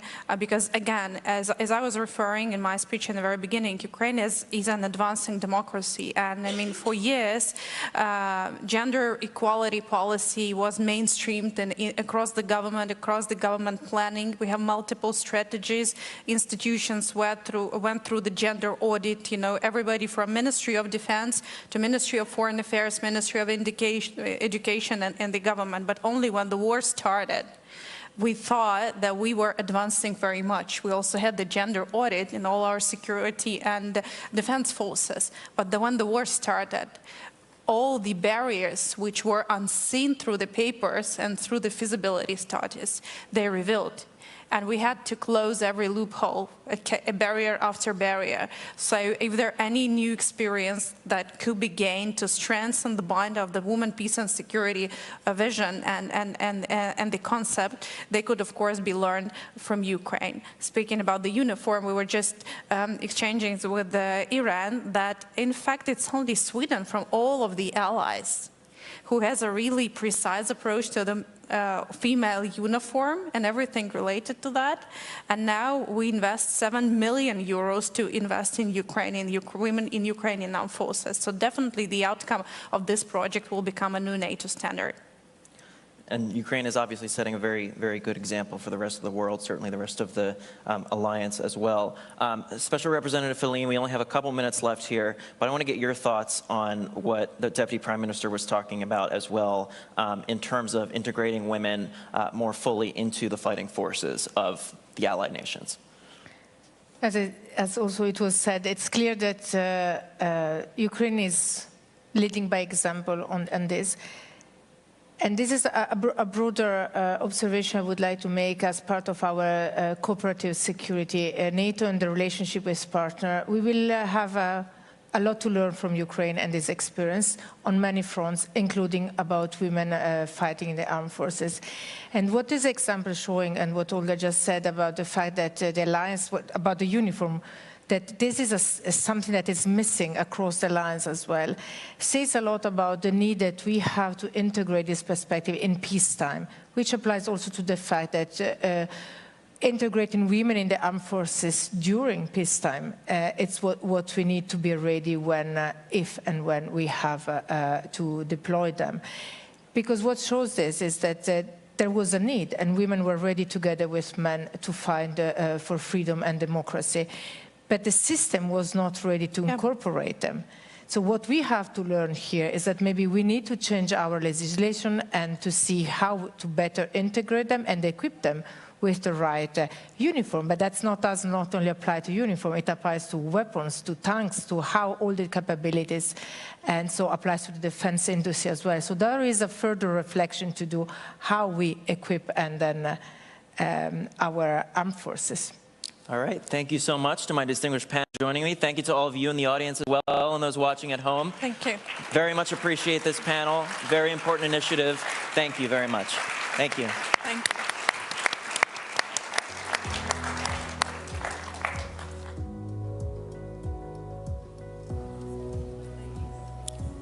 Thank you to our esteemed panelists and moderator. Dear audience, that concludes our first day of programming. Thanks to everybody who attended and watched us remotely. I would like to recognize once again the effort that went behind this event, our co-hosts, NATO and the US government, and the 5 co-organizing think tanks. A special thanks to our corporate partners as well as our institutional partners. Thank you again to all of our speakers and guests for a great day of programming. We look forward to welcoming you back tomorrow.